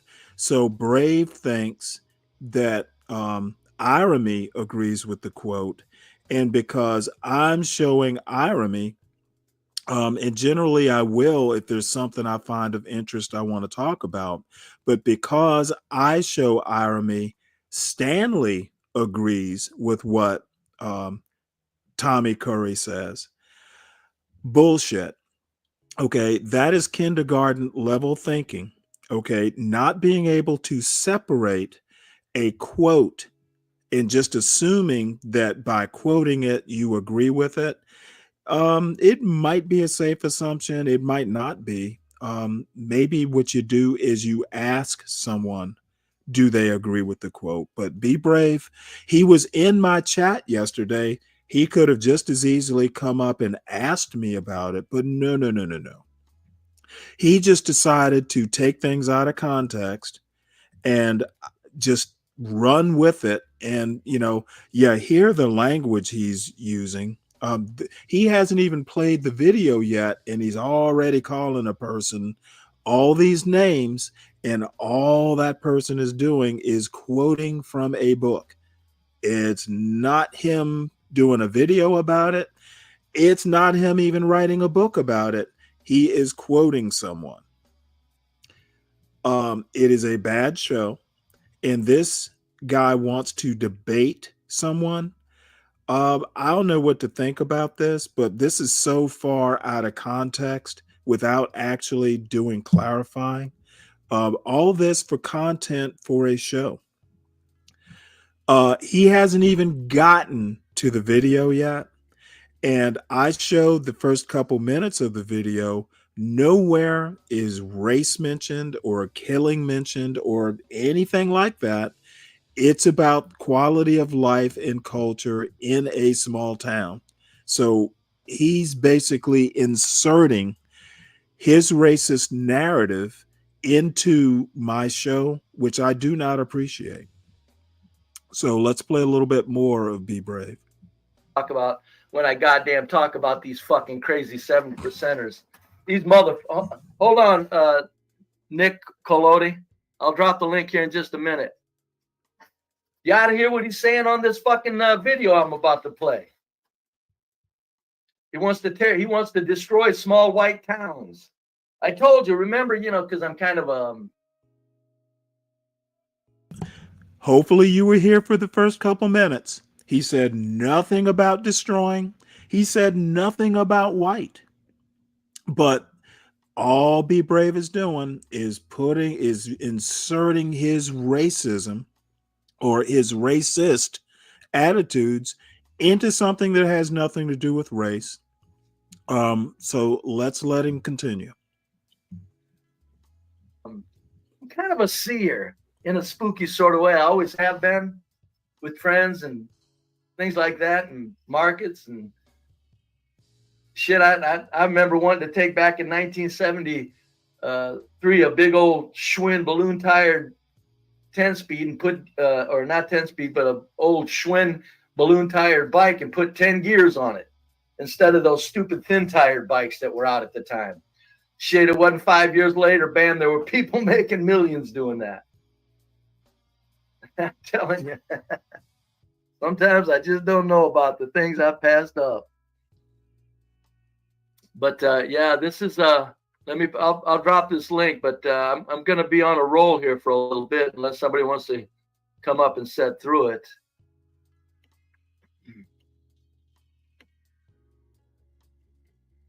But make sure I'm doing it right. I should probably speed this up. Think I got her. Think I got her done right there, Nick.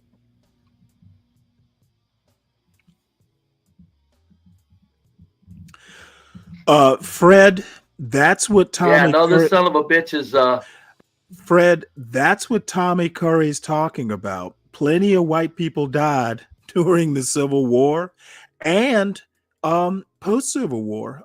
You go and you look at places like Wilmington. You go and you look at Memphis, Tennessee, where there were race riots. Yeah. But again, not knowing some of this history just lets you be brave. Inserting race into something, the dude literally doesn't mention race when he talks about small towns, but Be Brave just inserts a racial narrative into it, all for content, I imagine. This is what I'm saying, when Stanley says the 70% is all bullshit, I'm going, the 70%, these motherfuckers are all crazy. 70% is all bullshit. Large number of crazy black people. And I think I'm being safe with 70%. There's other blacks that are saying it's 85, 90, 95. But anyway, and for the record, folks, again, Stanley, drop the 70% question then. We don't have to even discuss it. Any issue you want in this discussion or debate, whatever you want to call it. Anything. Call it anything you want.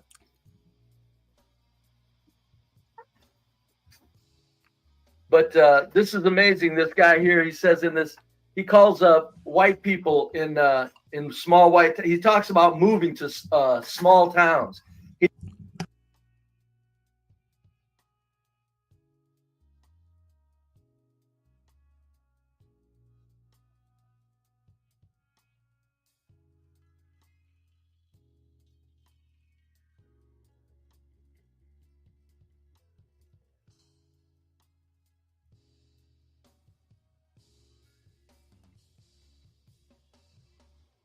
He never says the word white.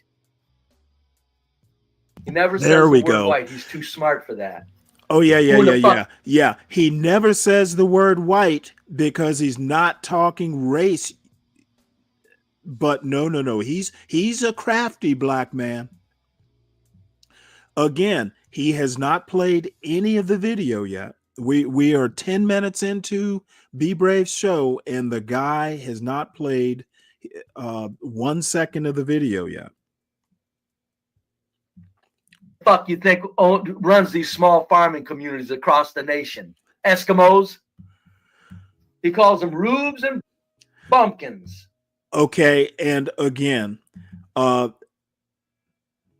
Irene lives in a small college town, Athens, Georgia. I don't know, maybe Be Brave has never been outside of his small town or something, but small towns, there are other types of small towns that are not necessarily farming towns. Out in the county, Clark County is where Athens is. Yeah, there's farming out there, but there's also, ranching and other stuff. But, the it's Athens is primarily a small college town. Calls white people with money in these. He calls people with money in these small towns rubes and bumpkins. Okay, Irami does not talk about wealth or anything like that. And when he says in the past they were rubes and bumpkins, but they have culturally evolved. He's saying they are no longer rubes and bumpkins. And yeah, maybe when he thought that back in the day, yeah, maybe that was kind of insulting, but he's saying they are no longer that. But Be Brave, that won't fit Be Brave's racist, virulent narrative. Never mind, they are successful businessmen and they've established a culture. Okay, Irami literally says they have established a culture. Now, I somewhat disagree. Irami credits the internet for, that cultural evolution. I don't know. Maybe he's right, maybe he's not. I'd like to think that there were other factors involved. Excuse me. Let me get some water here. I would like to think that it was more than just the internet. Some of it is people, going from, other parts. Some of it has to do with migration, just people from the north moving to warmer climates, into the South. I have classmates years ago, whose parents, moved from New York or somewhere to these small towns because, a lot of companies open up factories and warehouses, distribution centers in these small towns. Front Royal, Virginia is a place I used to work that is a good example of that. So, these small towns attract a lot of types of corporations into them as well. So, I literally moved to Front Royal, Virginia for a job, would have had no other reason to even be in the area. So it's more than there are reasons people move. They don't necessarily move, specifically to be in a small town. So Be Brave, I don't know where he's going with that. What I'm saying is that, for instance, me moving to Front Royal, whatever culture I might have had, I took to Front Royal. I wound up moving in the mountains because Front Royal's in the Shenandoah Valley. I just moved up onto a mountain, and whatever cityfied culture I had, I took up there with me, etc. That everybody wants to move around, including this dumb black piece of shit. He's calling them rubes and bumpkins, the people that made the town, because he's concerned with a little bit of culture. Blacks hang on to culture. It's kind of a white thing. Blacks talk about culture so they can feel white. I guess that's what he's doing. What the hell importance is culture if a town is up and running with no crime at all in the streets, none in the streets, and very little inside the home? See, this is where And he calls them rubes. This is where Be Brave is inserting his narrative. Irami hasn't talked about crime. He hasn't talked about any of this bullshit. What Be Brave is doing is taking a video that is recommending small towns because they're no longer, kind of back-asswards country fucks. They are sophisticated now. You can get books there now via Amazon. The internet has helped small towns evolve into places people might want to be. And this guy's talking crime. And later he'll talk about blacks invading towns. When in the South, they've been there all along.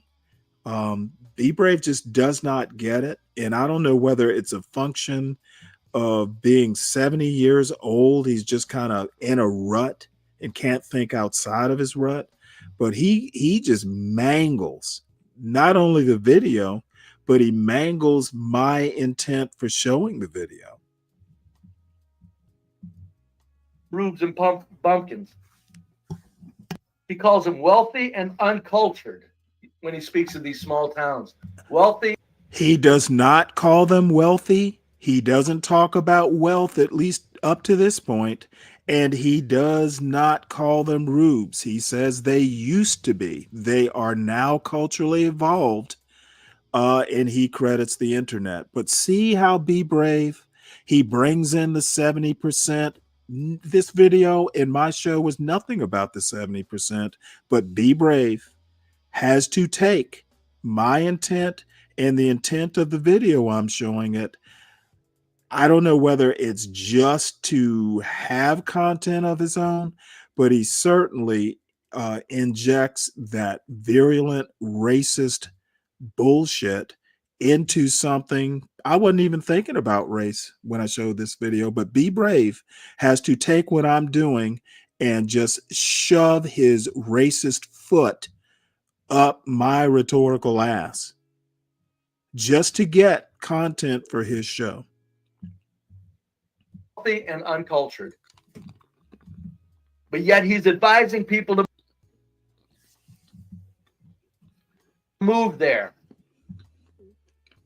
because he says, Kim, I showed this video yesterday on my show. There was a young lady who talked about Charlotte, Charlotte, North Carolina. How, she basically thought it was kind of a podunk city. And so her basically dumping on Charlotte made me think of small towns and how small towns have evolved to a point to where, people want to live in them, because the lifestyle is better. I moved to this small Georgia town because I like small towns.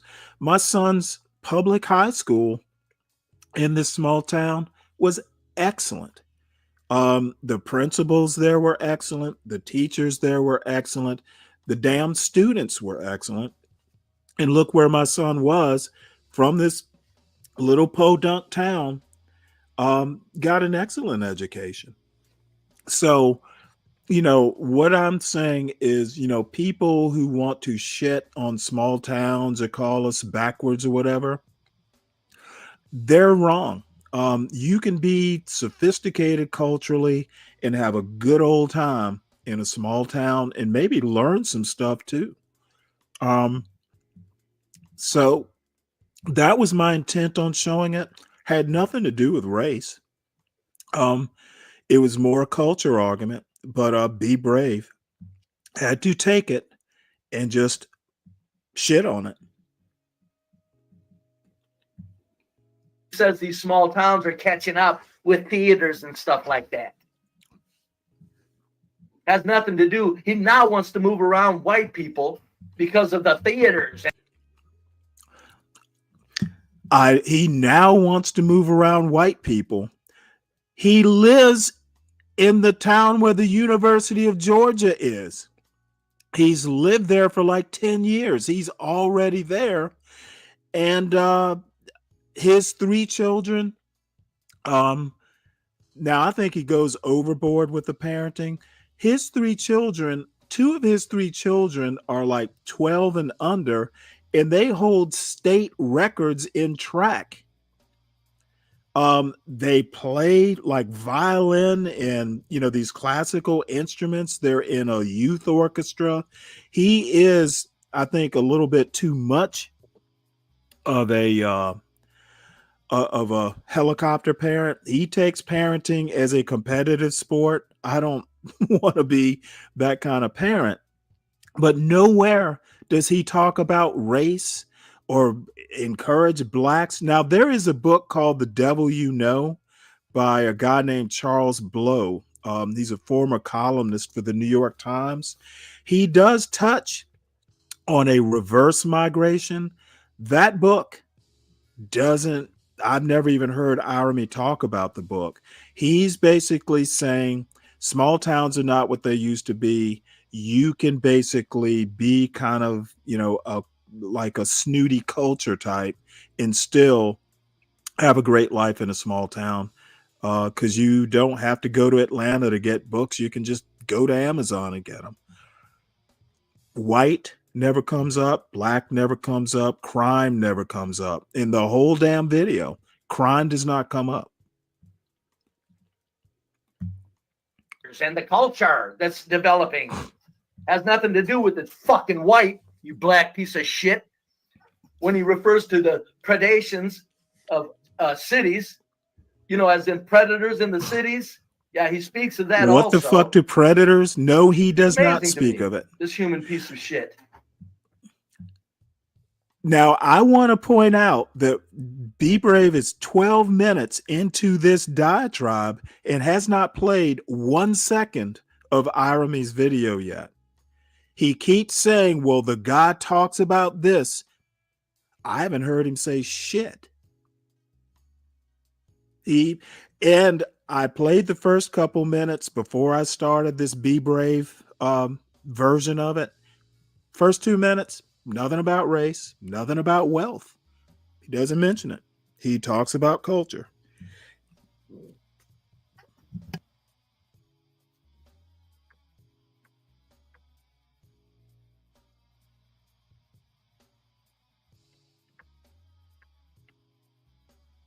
Hey, Wicked.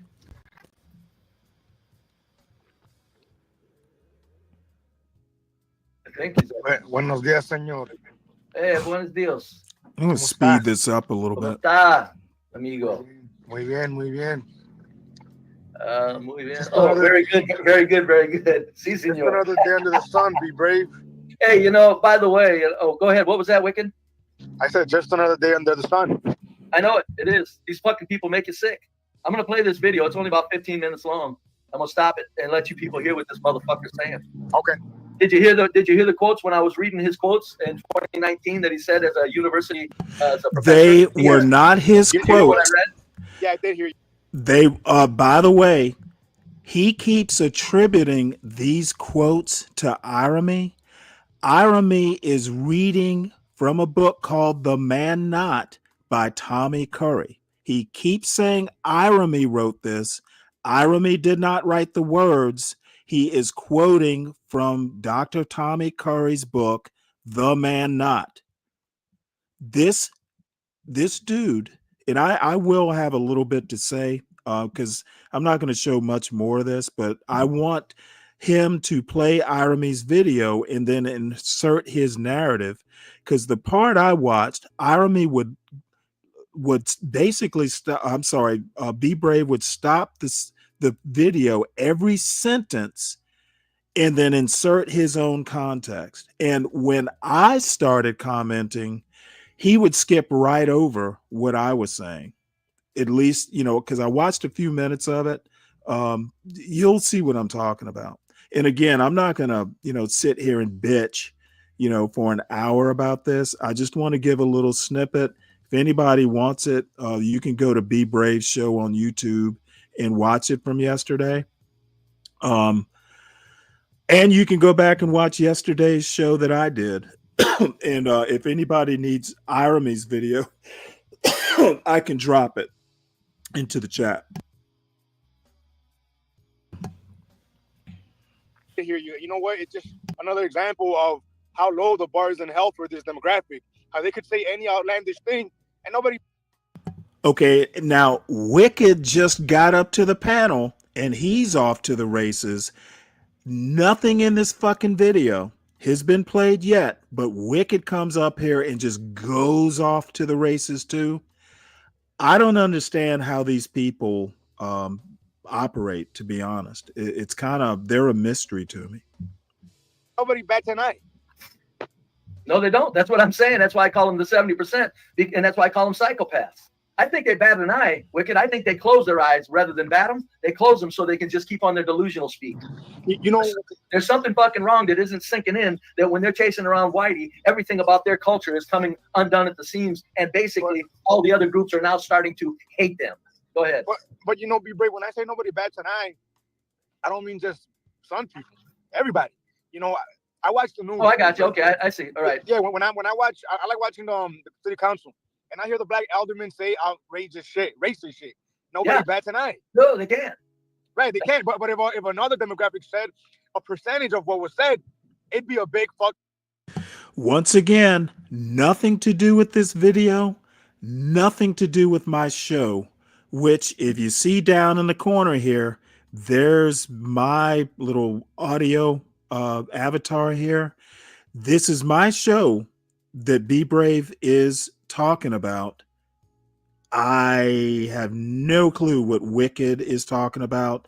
Nothing to do with my commentary, nothing to do with my show, nothing to do with Iramy's video, nothing to do with anything, but yet they want to shit on shit that they're just pulling out of their racist asses. But yet people take them seriously. Fucking deal. It'd be a national news. It'd be national news. Yeah, the Black Caucus will talk about reminiscent of Jim Crow. I mean, but with that said, what this guy said here is another example of how the bar is in hell for these people. No expectations. Notice how Wicked says, like this guy said, he has not seen the fucking video. He's already talking about what this guy said. The guy hasn't said anything yet. He is literally just going off of what Be Brave said about what this guy said, and neither of them have even watched the video. Now, Be Brave may have pre-watched the video, or he may have lurked into my chat and watched what I was playing. Race hasn't come up. Crime hasn't come up. White hasn't come up. Black hasn't come up. All Iramy has done in the 2 minutes I just showed a few minutes ago, talked about how these small towns have culturally evolved. That's literally it. And that's pretty much what the whole video was about. I'm just curious to see how long it takes them to even start playing Iramy's video. Yeah. You have to hear. He also said, bring the migrants. He laughed about it. Stanley laughed about it too when he said it. Okay. He basically makes a joke, Iramy does, about, hey, it's even better if there are immigrants in the town because it breaks up the whiteness. You know what? Yep, it was a flippant joke. Yes, I chuckled because I thought it was funny. You know, what you get when the immigrants move in is like when my father-in-law comes into town, we go to this Mexican restaurant right up the road. They bring a little flavor to they bring a little flavor to the biscuit and grits restaurants around here. Flippant joke, but you know what? I thought it was funny. And anything racial, Be Brave will take advantage of it. Folks, Stanley got a good chuckle out of it. You'll hear him chuckling when this Frimpong says this. He says the migrant situation in small towns is good because it's breaking up whiteness. Now he doesn't use the word white there. He says migrants are good because they're breaking up whiteness. Morning, Stanley. Morning. Like, yeah, you know, it's odd. Hey, what's up, that HB? Stanley would chuckle, considering that he flees to whiteness. So if there's no more white, where's Stanley gonna go? That's what they don't realize, Wicked. These black stupid bastards, these son of a bitch and 70%ers, these motherfucking filthy human beings, think that there's something that they're building something to replace Whitey with. That's how they speak. It's like, if we got rid of Whitey, we got everything we need as far as professionals, occupations.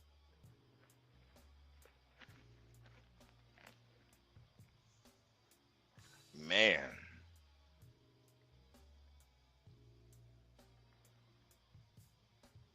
Damn, I can't hear you, Stan.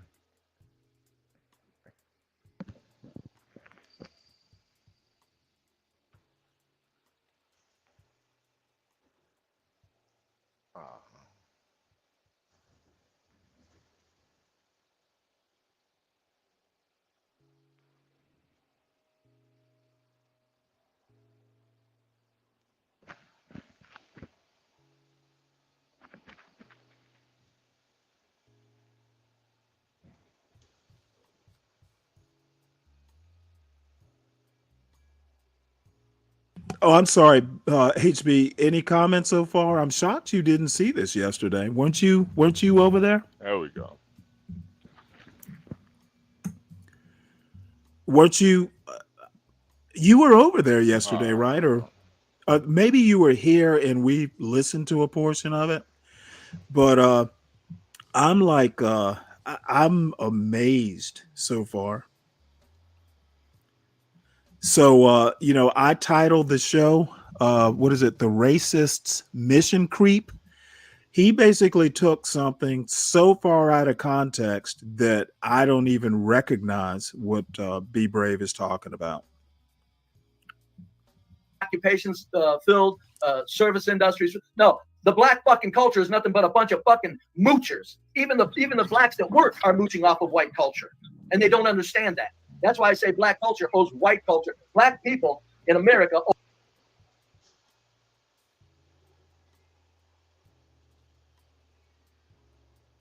owe the white culture reparations for the money we spent on cleanup, housing, food, crime cleanup, you name it, and we've been taking care of these black bastards like babies. Yeah, you know what, Be Brave? I'm not gonna be sarcastic because I know you don't like it sometimes, but these are the same people that claim that their ancestors built this country.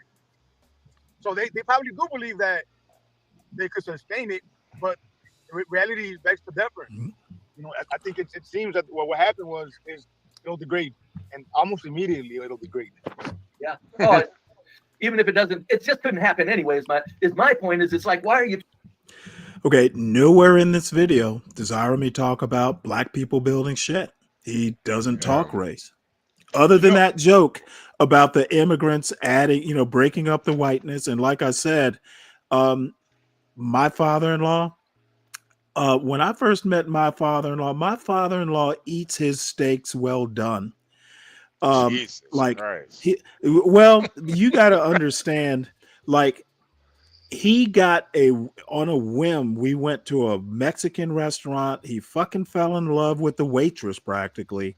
And every time he comes to town, we go to that Mexican restaurant.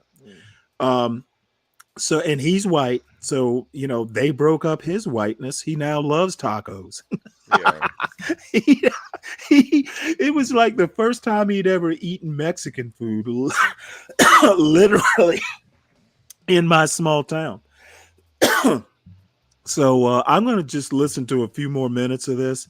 But all I'm saying is that I don't want to be, and you may have missed it.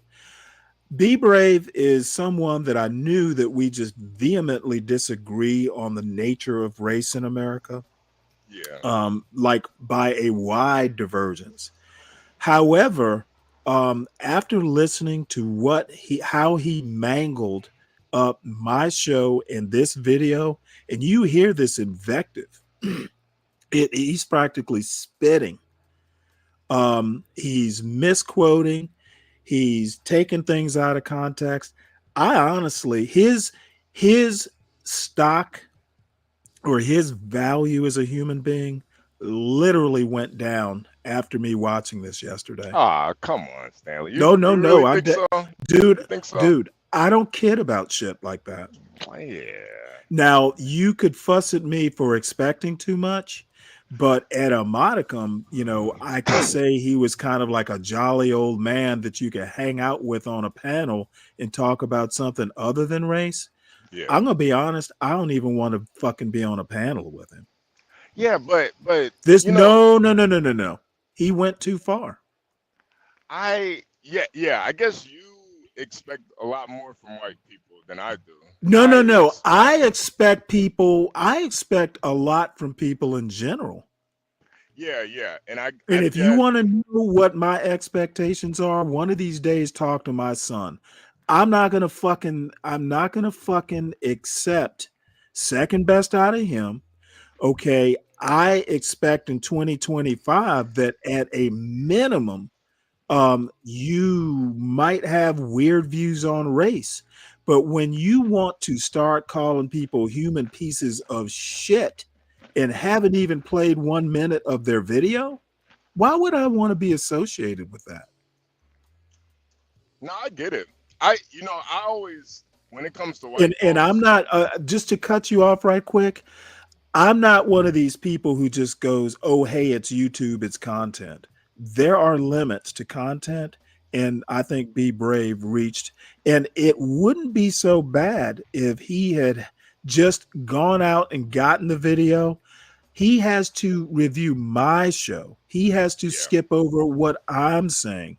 He has to shove his racist intent into my narrative. Okay. And I plan out my shows. If I wanted to talk race, I would talk race. Here, I'm talking small towns and small cities. And this happened to be kind of, what I was talking about or what I wanted to talk about. He mangled it. Okay. And he mangled my respect for him. And I'm not drunk. I'm not even that angry. I'm not even that disappointed because I guess I should have known better. But I don't need, if I have a choice, I don't need to be associated with this. well, I think you guys are intrinsically linked at this point. Okay. And I think you have your own agenda. Okay. We are not intrinsically linked. We are not similar. I tend to listen to a video and try and form an opinion based on what that person says, not who that person is quoting. Okay, I don't play a character on my YouTube show. I play me. And if I'm fucked up, I'm fucked up, but I'm not playing a character who's fucked up. Yeah. And I would expect a 70-year-old man could be himself. And if he's a cantankerous old guy, hey, then he's a cantankerous old guy. But be who you are. And if this is an act that he's putting on, he's convincing, and he's convinced me. So I want to. I don't think it's an act. I don't think it's an act. Well, then I don't need to be associated with it.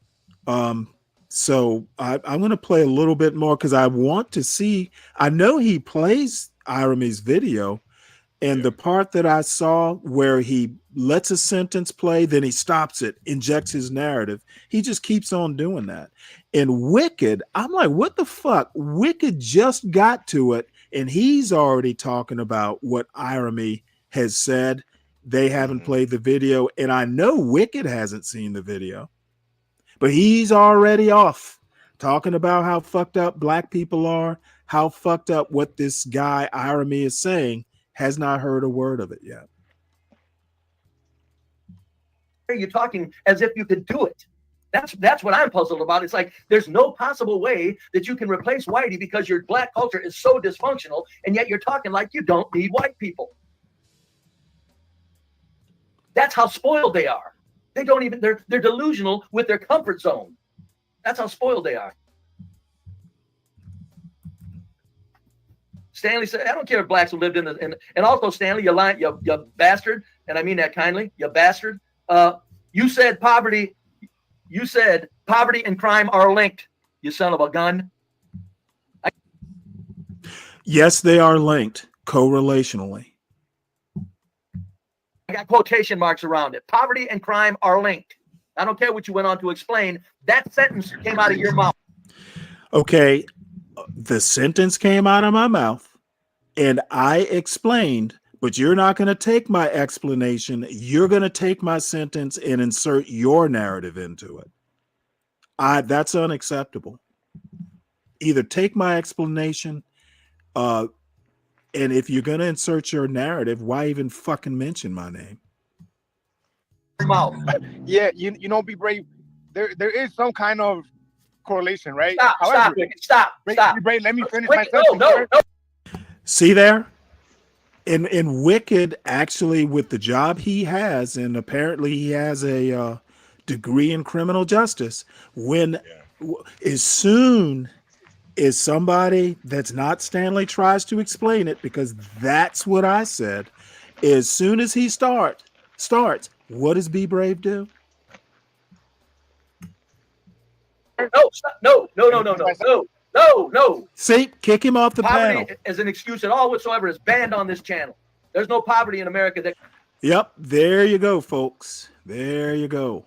As soon And as somebody starts, I'm pretty sure Wicked was being like funny too. That's the thing. No. I don't think I didn't get that impression. If you are in any sort of law enforcement or whatever Wicked does, yes, you know they're correlated. Yeah. It's a very Okay, that's but I common. think- That's common knowledge. You know, it's correlation, not causation. Okay, but as soon as Wicked starts contradicting that racist narrative, even a little bit, no, it's not allowed on my show. No. I think the thing is, it's because Wicked is. I know Wicked's humor. He's trying to be funny by saying it, because there are a lot of, like the race hustlers that are in, like, they'll say that, oh, all of the issues in the black community are because there's no funding. Okay, I don't know where you're going with this. They weren't talking about the black community at all. They're talking crime. I know. And by the way, the same thing applies in the white community. Poverty will correlate with crime. Right, but I think with black people, well, not black people. Okay, some no. black people. You know what? I don't even want to go there. What I'm trying to do, this is the thing that really annoys me. On this platform and other platforms, is you try and stick to a point and hash out a specific point, then people just want to bounce off the atmosphere and go somewhere else and never stick to the point and deal with the actual point. Okay, nowhere in the video, let me finish here. No, I actually don't. Yeah, you do. No, HB, maybe you think so. No, but I don't. How many times have you said, "Oh, you're like a Thomas Sowell" or something like that? I didn't start reading Thomas Sowell. Okay, well, see, when I say that, I mean Thomas Sowell makes the same point you're making. When I say that you're like Thomas Sowell, what you're saying reminds me of something Thomas Sowell said. I'm not changing the topic. I'm saying, well, gee. They're saying the same thing. Well, apparently you don't understand English in context either. Okay, when I say you sound like Thomas Sowell, that's not changing the topic. It's saying you sound like Thomas Sowell. Thomas Sowell says something similar. Thomas makes a point. Okay, you know what? I understand that kids aren't taught reading and reading comprehension as well as they used to. I'm not kidding. I'm actually not kidding. When I make a comparison, that's not changing the point necessarily.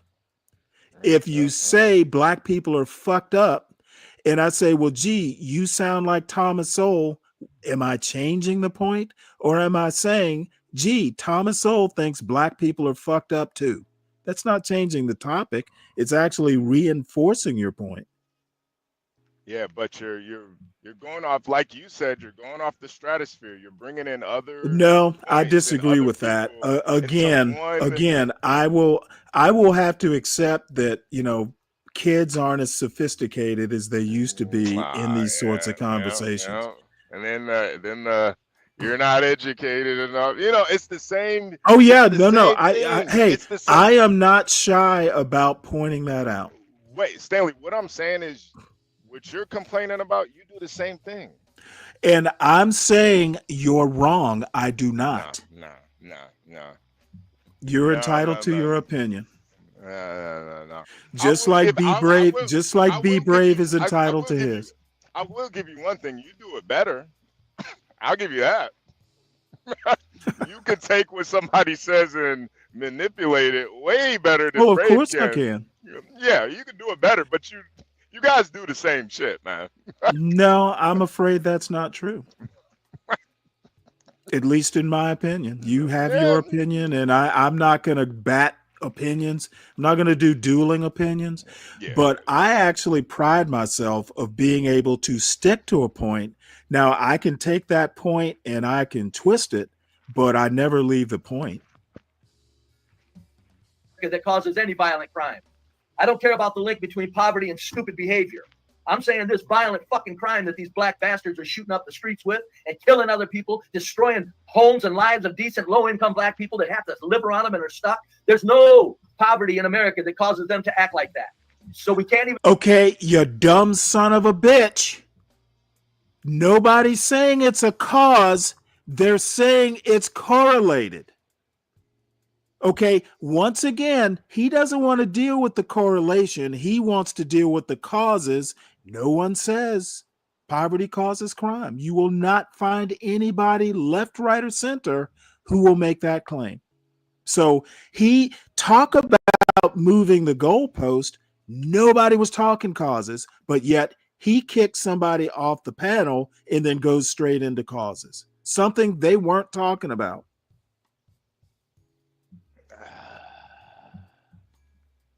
The guy's a moron or a pretend moron. He must make his narrative. And again, it's his show, but why insert his narrative into reviewing my show? I didn't even talk race. And the way he's doing it is so toxic. I find it abhorrent. Can't even swerve anywhere into it, Wicked. Because the minute you swerve slightly into it, these black dumb bastards, these son of a bitches,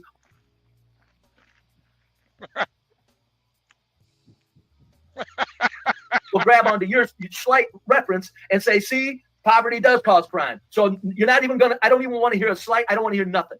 First of all, there's no nothing, there's no poverty in this country.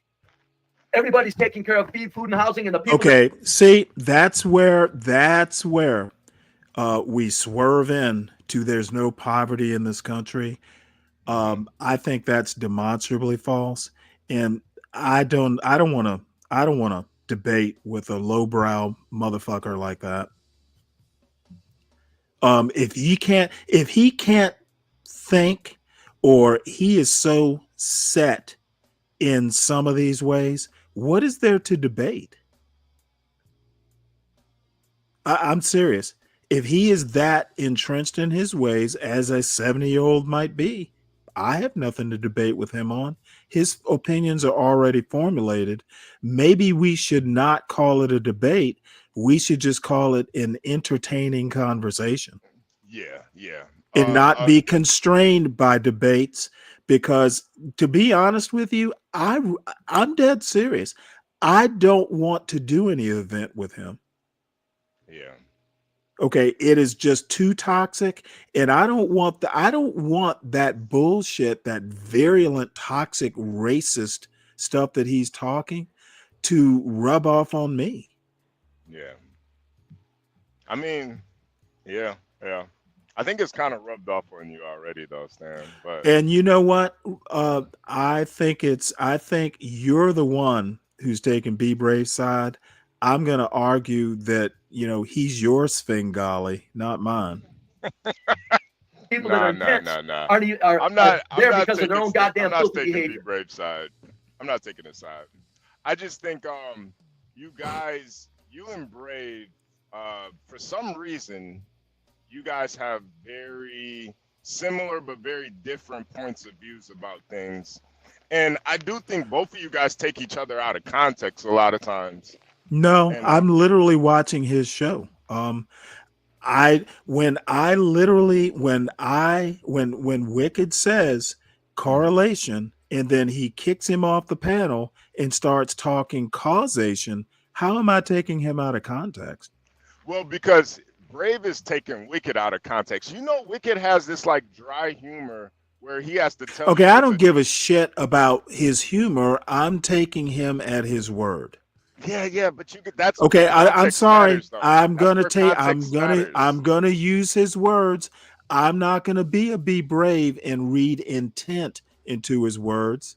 And I know you know him better than I do. Yeah. I'm gonna take him at his word. I'm gonna look at what just happened. I'm gonna look at what B. Brave said afterwards. Okay, Wicked says correlation. Brave starts talking causation. And you know what? I don't want to deal with someone like that. I don't even want to have a conversation. And I see Be Brave in the chat there. I'm not shy saying it. You proved something to me yesterday, Be Brave. You didn't go up in my estimation of you. So I will, and we are 19 minutes into this video, and not 1 minute of Irami's video has been played yet. That's not taking it out of context. That's looking at timestamps. The people in tents are the ones that would be considered poor. I consider them needing institutions, but they're not causing the violent street crime. They may do a subway pushing here and there, but guess who's 3 kids shooting at 3 other kids at a gas station? Guess who's carjacking? Kids who go home, shower, eat, and have food off a debit card with their mammy so fat she's weighing 300 pounds from overeating. In the summertime, they have air conditioning. So no, Wicked, I don't want to hear anything. I'm sorry, it's not going to happen on this station. There's no refuge here. These blacks need to be pointed out that these son of a bitches are destroying the goddamn country. And here he goes. None of that shit has anything to do with the unplayed Irony video. None of that shit has anything to do with what I said about Irony's video. And I don't even want to be associated with it. All this shit comes out of a video that hasn't even been played yet. There's no excuse for it other than these fucking 70% of black in America are out of their fucking mind, and then 3% are violent psychopaths, with the 70% being non-violent psychopaths. Yeah. If it happened regularly, you're right. Crime would cause poverty. I'm saying the crime isn't even causing poverty here. The crime is just tearing up a culture. That's almost worse than causing. Yeah, crime and poverty aren't linked because there is no poverty, right? The dumb son of a bitch. Some poverty. It's tearing up the American culture. Black people are destroying the American culture. They're a fucking tumor on the American culture. It's a big ball of fucking rotten tissue that's drawing off a good normal tissue, and it's spreading across. I'm still at a loss how my video, my show, or Irony's video have anything to do with this virulently racist narrative. Can you help me out here, HB? There's nothing from yesterday's show that I did, nor anything in this video, of Irony's video, that has anything to do with this racist bullshit. Yeah, Stanley, and I will remind you. He's still going off what Wicked said. Like, it's not. Okay, I don't give a fuck. What Wicked said has nothing to do with the video. Crime is not mentioned in Irony's video, and crime is not something I even commented on or thought about. So even what Wicked said, and I already said this, what Wicked is talking about has nothing to do with my show yesterday, other than the crime and correlation. Yeah. And as a matter of fact, by the way, the crime and correlation, that was a totally different video. I made that comment on a totally different video. It wasn't Irony's video that the topic came up at all. There was a video by a Thomas Sowell book, by the way, about American cultural divisions. And the comment was made about Italian and German immigrants back in, I guess it was the 1920s or maybe even before that, who lived in neighborhoods. I don't want Brave's comments put up at all. Okay. All right. Yeah. Okay. If I see a comment, I'll put it up.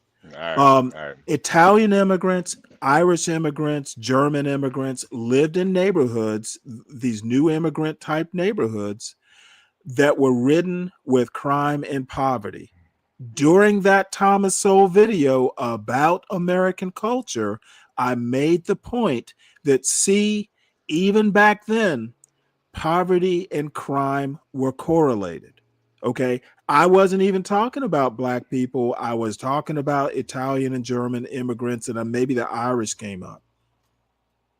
So crime and poverty are correlated, whether Be Brave likes it or not. He's entitled to his warped and delusional opinions. But in the real world, crime and poverty are correlated. And even if you go to a third world nation, crime and poverty are going to be correlated.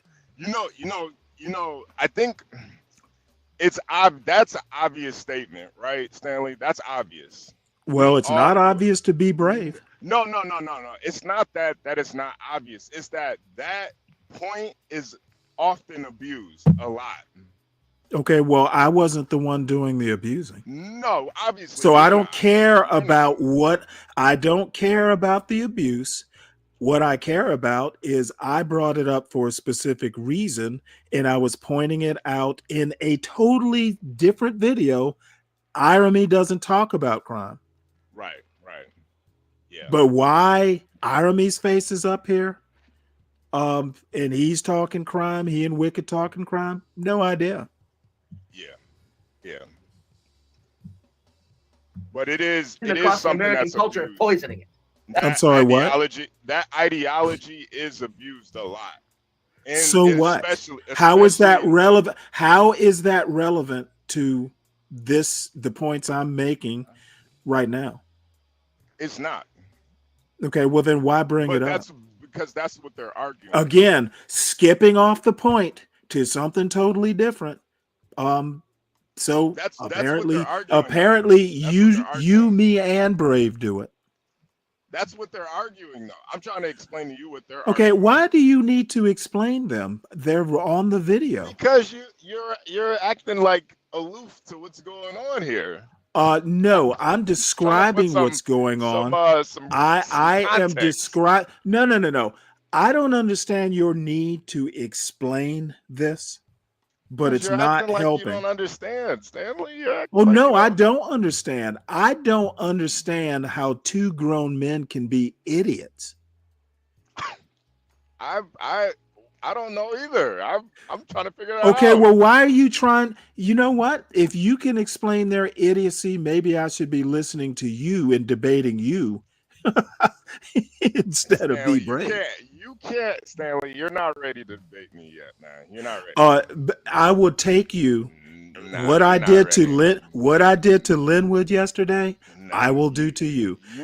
Son, you give yourself HB.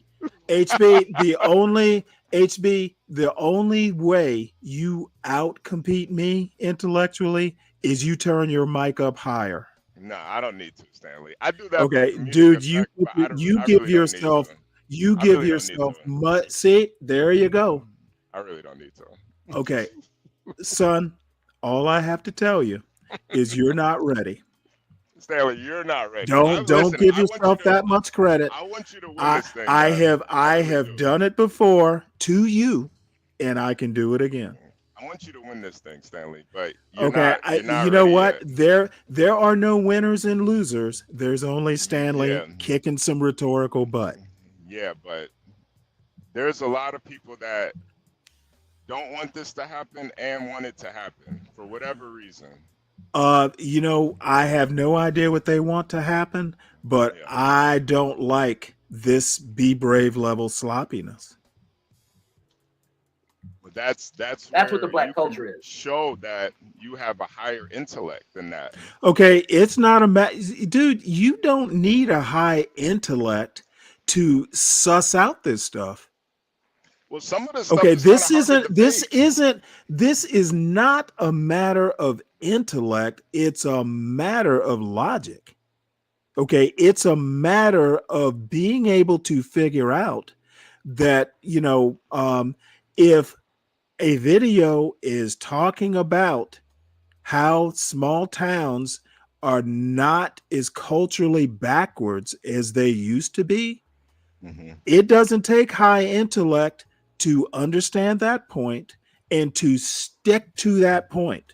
Okay, it does not take high intellect to understand if you start talking about black and white and crime and all this stuff that has nothing to do with what the narrator is talking about. It does not take high intellect to figure out you are injecting a narrative into the video. Yeah.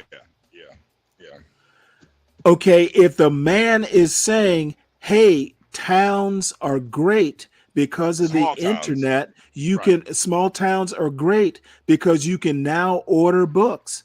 You don't have to live in a one stoplight town and fear it because there's nothing to do there. You don't have to do that anymore.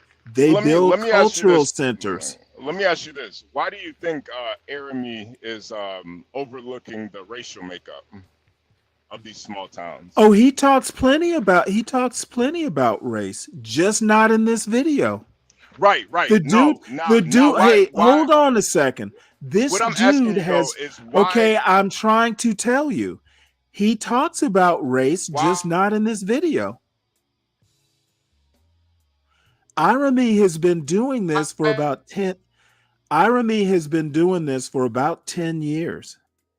If you want to know his views on race, why would he? You know why he wouldn't. No, you know I have Stanley. again. You know Okay, why. let me tell you. You know what? I know you and Be Brave want to inject race into there it. we go. If you want to know his views on race, go back and look at his work over the past 10 years. God damn it! Why are you interrupting me? This is why you're not I'm ready, saying Stanley. if you want can't to even know answer his a direct question. okay, You can't. dude, what it is you want to do the same thing that Solid Snake does, that Be Brave does. You won't let a man finish a sentence because you might be fearing what I have to say. If you want to know Irami's views on race, there's 10 years worth of videos. He talks about everything from Tommy Curry to CRT to all kinds of things, just not in this video. I assume he doesn't talk race in this video because his point is not about race. I mean, why do you think he avoided You're breaking up, HB. This isn't helping. Said, why do you think he avoided that? I don't think he's avoiding it. He's clearly avoiding it. This man okay, loves and talking you about are race. clearly as racist as fucking Be Brave. When talking about Why does everything have to be about why does it have to be about race? Why do you think he's avoiding it? Okay, don't ask me a dumb question. I just gave you the answer because the topic is culture in small towns. You can talk about that without talking about race. But I think that plays a huge part in it. Okay, and dude, I am literally the son of someone who grew up knee deep in Jim Crow, and I don't think, and I live in a small Georgia town, and the only time I ever talk race is on the John Galt Urban Landlord channel. Yeah. When you live in a majority white, small town. See, and once again, you're doing a Be Brave. If you actually took the fucking time to look it up, and I have, by the way, it's roughly 50-50. Okay, you can laugh, but I've literally looked up the demographics. There's no such of thing as my 50-50, town, Stanley. not necessarily the county. So I know There's no you and such thing as John. 50. I know you and John have your narrative about what Carroll County is, You but you're won't, wrong. just like Aramy, you won't acknowledge your actual town's racial makeup because that goes Why the? into a bigger. What? How do you wait? Hold it. Do you know what town I live in? No. So But I do know you that expect me? Do you expect me to dox myself? No, I expect Okay, you. then what the fuck are you talking about? Exactly. You can't answer the question. Okay, I The literally same with told you Aramy. I have looked up the This is demographics why. of my This town. is why See, you're. this is No. why people You like said you, you said people you like looked up you, the. and be people like you and be brave. And as a No. matter of fact, there is a Said you video looked that up I'm going to the show in a few demographics of your minutes that county. talks about You said you looked people up the like your demographics of your people like county. you, people like you, people This like is be why you're not brave, ready, people Stanley. people like You're you, not ready, people son. like be brave. Of course you're going to keep interrupting me because you You're not can't ready, let me son. get a You I'm not can't ready. even answer I'm a not ready. simple The question. reason I'm You're not not ready ready. is because I'm not going to take the dastardly tactics you want to take. Man, listen. You can use all See, those I'm not going to fancy I'm $5 going to words. let you It equals I'm up going to to let horseshit, you though. get the thought out. What your Stanley, problem is, what you're really good at, Stanley, is you and you're your really good very at making a racist turd look very attitude. nice. You You're and good your at very you're racist attitude. you're You and good your at very shining racist up a really attitude. nice turd, Stanley. That's what you're good at. You can Okay, shine you up a know really what? nice And turd. you know It's who's still a letting me turd, do it? Stanley. It's still a Hey, turd. hey, Now let's get I back am to it feeding you. because I'm now feeding let's you get back what you're to it, used to Stanley. eating. You are Let's used to get back to eating it, Stanley. shit. Let's get back to it. Let's You're get back used to to it. eating shit. What's the racial makeup of your small town, Stanley? Fucking Not the guess. county. Don't I need backtrack. you've been Don't guessing. move the You've been goalposts to the guessing all county. along. You have been Don't move the guessing. You have goalposts. been guessing for And months. I'm gonna Stanley, leave it. I'm gonna leave it a mystery, HB. and You that's already the know, reason apparently. why You already know. won't You say already it. know. The You reason already why know you the won't makeup. say it is Do the you same want to reason know how I Aramy know? doesn't bring Do it you up. want That's to the know? same reason. It's the same reason because there's a bigger aspect to this that Be Brave touches No. on. It's a That smaller aspect, and it's a small enough aspect. It's turd sized, actually, bite sized for people like you and Be Brave. You this is eat why the you're not. shit, This is you eat why the shit, and you Stanley. talk This the is why shit. you're afraid You to are have the argument. you are talking what you have been fed. This is why you're afraid, though, because you can't be Afraid honest. of what? This is why you're afraid I've literally to told you debate the Brave. makeup. I have literally told No, you the you haven't. makeup. No, you haven't. No, you Yeah, I haven't. have. No, you haven't. When I You say said when the, I you said say the when county. I You say said the 50 county. 50. Oh no, You said the I told you county. my You won't I say told you the my town. no. You won't say it because you know it's probably closer to like Motherfucker, what I don't know the 90, county. 10, I 90, 10. literally just said I gave you the town because I don't know the county. No, Stanley. Now you're No, switching it up. Now Stanley. you're switching it up. You didn't say it, Stanley. Yeah. You Look at didn't you. say it, Now Stanley. you're acting like a child. Stanley, you're This is why old you're and you not don't ready, know what Stanley. you're saying. Yeah, go ahead. Dude, Go ahead. I Mock was me. born ready. Show I how was mature born you are, ready. Stanley. I was born There we ready go. Show your I was maturity. born ready for the half-wits. You and not Be ready, Brave. Stanley. You and not Be ready. Brave. If you put your heads Ah, together, man. you might form half a brain. Yeah, Stanley, all the jokes and shit, all of that stuff, it's not going to equal up to the reality. And that's where you can't stand on anything. You can't even be honest with yourself. So how you going to win a debate? You know what? It's honestly pathetic. I think what you do, pathetic. what you like to do, is you like to manipulate the audience into thinking you know what you're listen, talking Stanley, about. I'm not even smart enough to Dude, manipulate the audience. you I'm are not even smart literally enough for that. sitting here. You are literally sitting here telling me I don't know what I'm talking about. You know what? I will Stanley, let you. I Hey, you know what I you're talking know. about. I know you're a know you know showman. what you're talking about. I But know you what are you a do, Stanley, showman.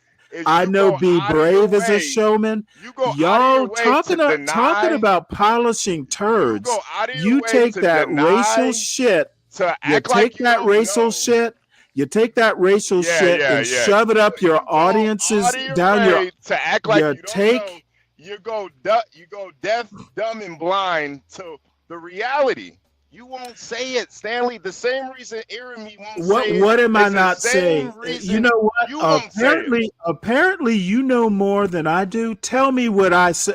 Tell me what I mean, HB. Stanley, I'm not No, gonna no, keep going back and tell forth me. with you. You I'm are the just telling big you, you're man. not You the ready, big Stanley. old smart You man gotta on the work on it. panel. You Tell me gotta what work I on it, think. Stanley. Tell me what I'm not saying. You gotta work on it, Stanley. Tell me what I'm not saying. You won't say the Okay, see reason now why. you're going all silent. You won't You have say no the reason fucking why clue what you're Jeremy. talking about. You won't say the reason why Jeremy is uplifting small towns. There's a very all that Okay, bumpkin I don't bullshit. do You're whatever overlooking conspiracy theory. You're overlooking the elephant in the room, Stanley. There's a reason why a bunch of blacks like yourself would Okay, rather live in a here small town than the major cities. There's a reason why. I don't And it's like not big because city. it's not because Okay, of the Chick-fil-A I up get the you now. street. I get you now. You know what? You're a fucking racist too. Stanley. And Yeah, I've yeah. told you this. And I've that's told you this. something I learned from Thomas Everything Sowell. has to be That's black something and I white. learned from I Thomas know. Sowell. Just I call now somebody a know. racist when you can't See, argue your you point. want to take. Just You call them a want to take racist that. if you can't argue You your point. want to Stanley, serve you that have no be point. brave level racist You have no bullshit point. up on a You're not even platter ready for and Stanley. serve You're it. not even Dude, ready. How are you going to debate Brave? I'm You're not even ready Hey, for. you know what? Let me give you. Let me You're give not you even your ready for flowers. Linwood. Can I give you? You're Can I not even give you ready for your Linwood. flowers? And just Let me like give you. Jeremy, Let me give you you your have to flowers. You and deny Linwood. and Let me you have give to you. deny and go Yeah. blind, I dumb, gotta and deny blind to the HB. reality I of why gotta you live in those deny small HB. towns. Yes, You want to HB. get away Can from I give you? niggas, Can I just give like the you rest your of us. flowers now? You want to Can get I away give from you? niggas, Stanley. Can You I give can't you just your say that though. flowers now? You got to make it seem like it's all altruistic. Oh, small towns are Altruistic? What the fuck are you small talking? towns Do you? I know you know what small altruistic towns means, are not right? they're not bumpkin hillbillies anymore. They actually read now. Like small towns are getting they have a 7-Eleven now. They're coming up. But the reality is niggas like yourself don't want to live in the small or in the big cities. You don't want to live around all those animals, those savages. You're getting up there in age, Stanley. You don't want some young nigga fucking knocking you over the head and you trying to get in your car? Are you crazy? Are you crazy? Yeah. You'd be Okay. crazy to want to live Let around me that. know. Let me You know would when be you're done. insane to want to live around that. Let me know when you're done. You and Jeremy both, you can't just accept or even acknowledge the elephant in the room.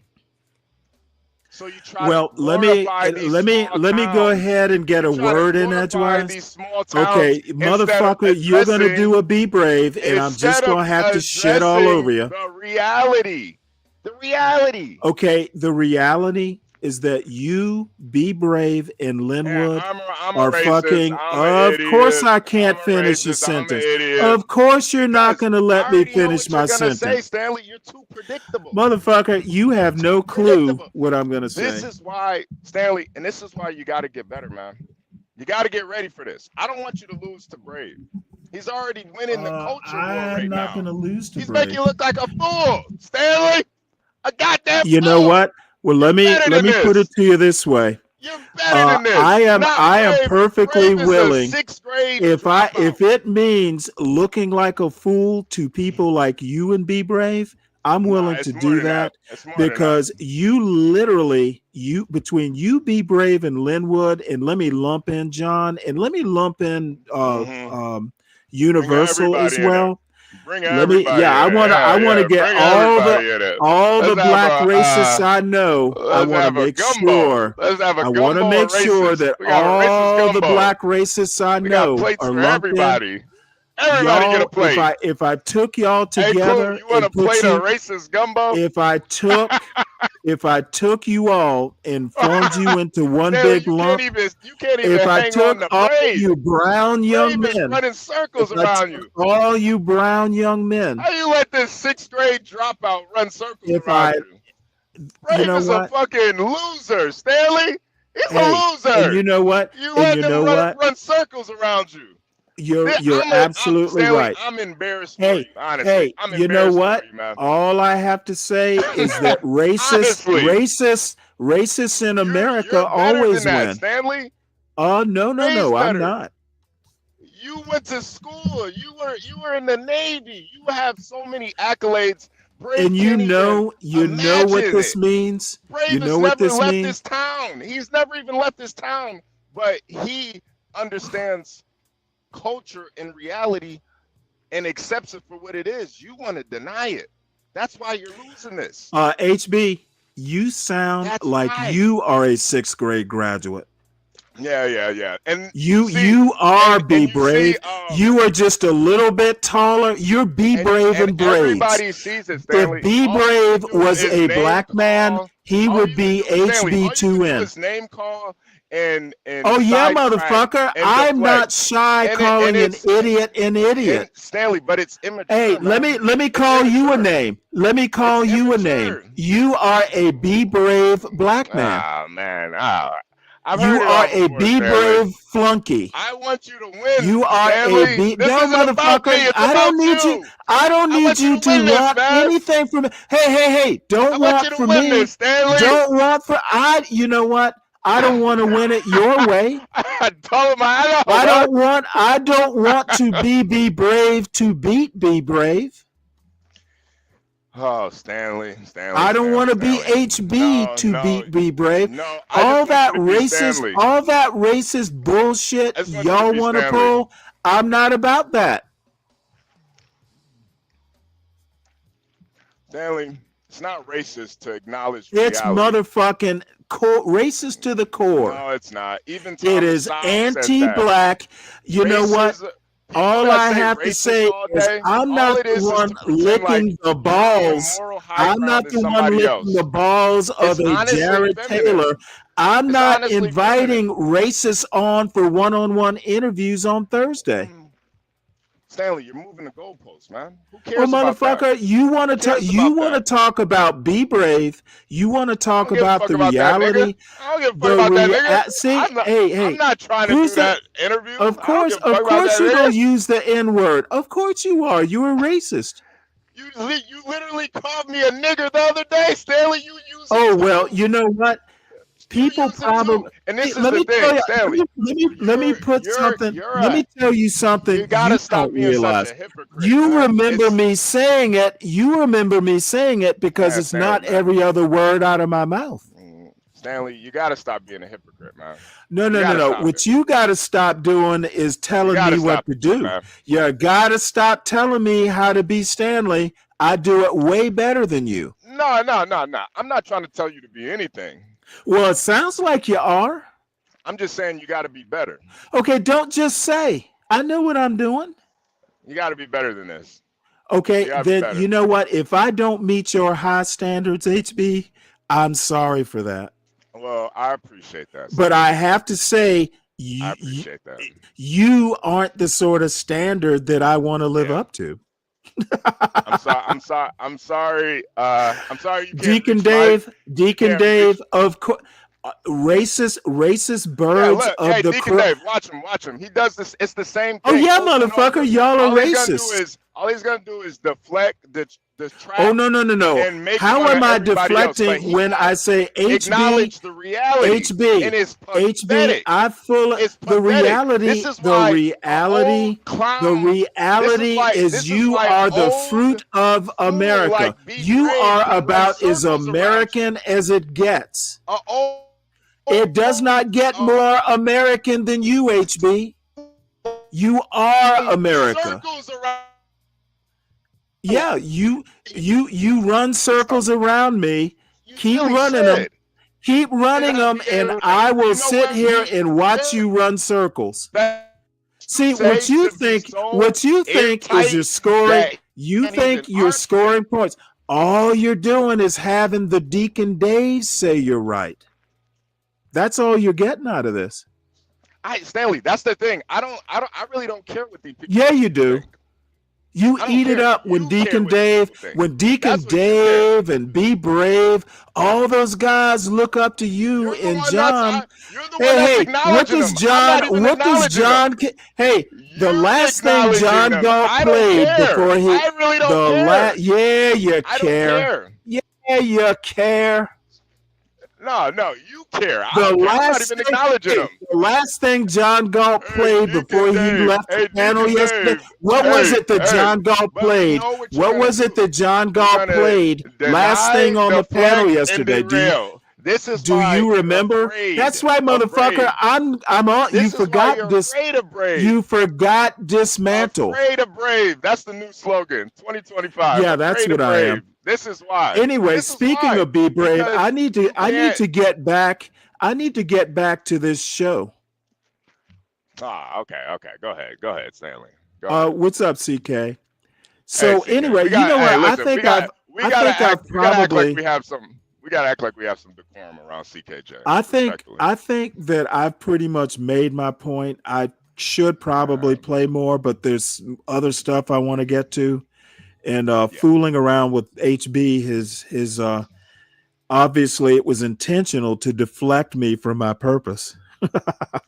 Stanley, you know I So love you though, man. I really do. oh I yeah, respect you more than anybody, I could man. I really do. I could feel the love. Sometimes you gotta spank your child, man. You're like a this internet shit. I'm used to it, man. You're like a baby to this stuff, Stanley. And you know what? I'm gonna continue. I don't want to lose my cherry to this racist bullshit. No. We gotta pop that cherry, Stanley. Pause. We gotta No, pop that cherry. I'm not going to the dark side of the force like Nah, that. you're already there, Stanley. You just gotta accept that. You know, Luke, I am your father. You gotta accept it, man. Yeah, okay. You just got your hand cut off. No. You know what? And you know what? The weird thing about it, HB, is even if you think that, even if the chat thinks that, I don't expect better. CKJ, what's going on, man? Good morning. I know you're on your way to work, man. What's going on? Oh, matter of fact, CKJ, bravo yesterday, man. It took you 60 seconds to prove Shenard was a fucking scammer fraud. Bro, bravo, man. That was oh man, that was beautiful, man. CKJ exposed Shenard in 60 seconds. I've never seen it done so swiftly like that. Yeah, well, you know, he's not the brightest bulb on the tree, and even if he is, he's more a savant than anything. Yeah. Like kind of like Be Brave. Kind of like Be Brave is a racist savant. Yeah, we can hear you now, CKJ, man. What was going on? What was you saying now? Oh, I said yesterday, I just said bravo, man. It took you 60 seconds to expose Shenard for being a fraud scammer. That was beautiful, man. That was beautiful. Oh, I don't think he's a scammer, but I just think I think he's lying though. Yeah. Well, that's part of the scam. Oh, I thought thought he was scamming somebody else. No. That's part of the fraud though. Because I mean, you got to ask yourself, like, why is he so concerned about John and Be Brave doing option trades and stuff? He wants those people to lose money, man, and it's really fucking sick. I don't think it's right. Well, money. I think he wants to feel like he's important, I guess. Yeah, that's part of it. Yeah. But just to wrap up this Be Brave again, you know, the title of the show says it all, the racist's mission creep. Basically, what Be Brave did is took points that had nothing to do with his normal narrative, mangled them to a point to where I've lost respect for him as a person and as a thinker. Okay, the guy is not worthy, and I would just prefer not to even be on the same panel with him. And if you and Deacon Dave and John and all of y'all think that, you know, I'm kind of a babe in the woods, I'm okay with that. There are certain standards, and just people like Be Brave, and there are many others in this channel, cannot focus on a point, and as soon as you start getting your ass kicked on a point, you want to skip off. Just like you did earlier, HB. You wandered away from my point and wanted to turn. What you wanted to do was turn it back on me. I noticed. Yeah, no, I'm focused. And I'm laser what you do is you perform for your audience, much like much like Be Brave does. No. I'm talking to you, Stanley. No, and I'm talking to you, HB. I'm laser focused. Who the fuck do you think I'm talking to? I don't have to be as loquacious either as you are. Oh, you know what? Like I said, I don't fucking change who I am, and I am who I am. If I lose as Stanley, if I win as Stanley, I will always be Stanley. Now you're talking about yourself in third person. You know, Stanley. Oh, hell yeah, I'm talking about myself in the third person. Why not? Yeah, that's fucking sick. But anyway, Stanley has to. You know, if I have to go out of body to make my point, then third person works. Yeah, you're sick. Where did Deacon Dave go, man? I wonder. He'll be back. He's probably at work or in the car or something. Probably breastfeeding right now. Deacon Dave got that. Hey, HB, why do y'all think Be Brave actually has a point? I don't think this is the thing. This is my issue with Be Brave. Or not my issue. It's that it's not necessarily that he has a point. It's that nobody has been able to argue against it. You know, Be Brave. You know the thing about Be Brave? It's obvious. Why you've never heard the term? It's hard to win against an intelligent person and practically impossible to win an argument with a stupid person. So if you think you're going to be able to move him off that 70% point, I have no illusion that I'm going to out argue something that's basic. No. Don't let me finish my point, please. Let me finish my point. You can't debate with a stupid person. Okay. You know how I basically fucked up Be Brave's point without even being on a panel with him? Telling him to prove it, and I won't debate the point unless he can provide evidence. Okay. And the first thing he says, or one of the first things he says in this show I have up on the screen, is if I don't want to talk about the 70% point, we can talk about something else. Motherfucker, I've already won. I've already beat the 70% because we don't have to talk about it. So, see, you don't actually understand how I work. Okay. I'm a motherfucking military vet. Okay. I can win an argument without even arguing the point. It's how you prepare for the battle that determines whether you win it or not. I didn't even have to get up on a panel to debate 70% because I neutralized it before I got there. If you can't fucking provide me evidence, then we don't talk about it. That's a win. Yeah, no, I can't argue that at all. Of course you can't, and I don't have to argue 70%. Done deal. Nobody, no, that was off the table. Okay, so you said nobody's been able to out-argue him, then why argue? Nobody has been able to argue. Right, and you know what? I won't be the first because I've already shit on the point and said it's not worthy of me arguing. But I think, though, and this is just my opinion. And I see Be Brave in the audience. I want him to hear me say it again. I shit on your 70% point because I told you it wasn't worth arguing. And if we debate, and it is an if, we're not talking 70% bullshit. You keep that on your show. You keep it between your ears. Don't pollute Stanley's brain with that silliness. Well, Stanley, we're moving past the 70% thing. That wasn't going to Oh, be I don't give a anything. shit about it. If we, HB, I don't care how, if we that's move how past it. I don't care that's if how we Big Red go back to it. point. We're not going to That, discuss it. that, that, That's a win. Wait, CKJ, what'd you say? I said that's how B Braves keeps going because he utilized that 70%. Y'all allow him to use that 70%.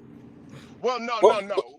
Well, this is the thing, CKJ. I've actually talked to B Brave about that 70%, and he's already said to me he can't prove it. Right. So Then why talk about it? Talk about his whole argument is the 70% allow this 3% to destroy America. Right. Once you knock out the 70%, there's no argument. Wait, say that one more time. Once you knock out that 70%, he has no argument. There's nothing to argue with him about. But y'all allow him to keep saying it. He would still have an argument. He would still have an argument. Actually, no, you It's just wouldn't. like trying to quantify. Other than Hold the on. invective. No. You hold on. Okay, don't bring that bullshit up here that he has an argument. CK is right. I'm not saying he has an argument for his point. All his arguments are based on black crime in the 70% who make excuses. That's his whole argument. And everything is an offshoot from that argument. You neutralize the 70% or don't talk about it. CK's right. What can he talk about? He literally said we can talk about something else. That's like trying to quantify how many people believe in flat Earth, Stanley. You don't have to prove the percentage. You just have to know people do. Okay, no, I don't. Okay, that's for people like you, Dave, who are inclined to, basically what you and HB are saying is, hey, he doesn't have to prove the point. Black people are fucked up, and that's good enough. Well, see, that's good enough for y'all. I don't think black people are fucked up, and that 70% I don't have to talk about. Once again, I have won before I even get up on a panel. But I think that kind of proves Brave's point. Okay, you will want to prove Brave's point whether I'm on a panel, whether we talk about the 70%. You think Brave has a point. I've heard you say it. I've heard John say it. Deacon Dave just said it. Y'all are inclined to accept that very virulent racist point of view. I've heard you say Brave isn't a racist. He's a culturalist. Brave is a goddamn racist. No, he's of the worst, of the worst sort.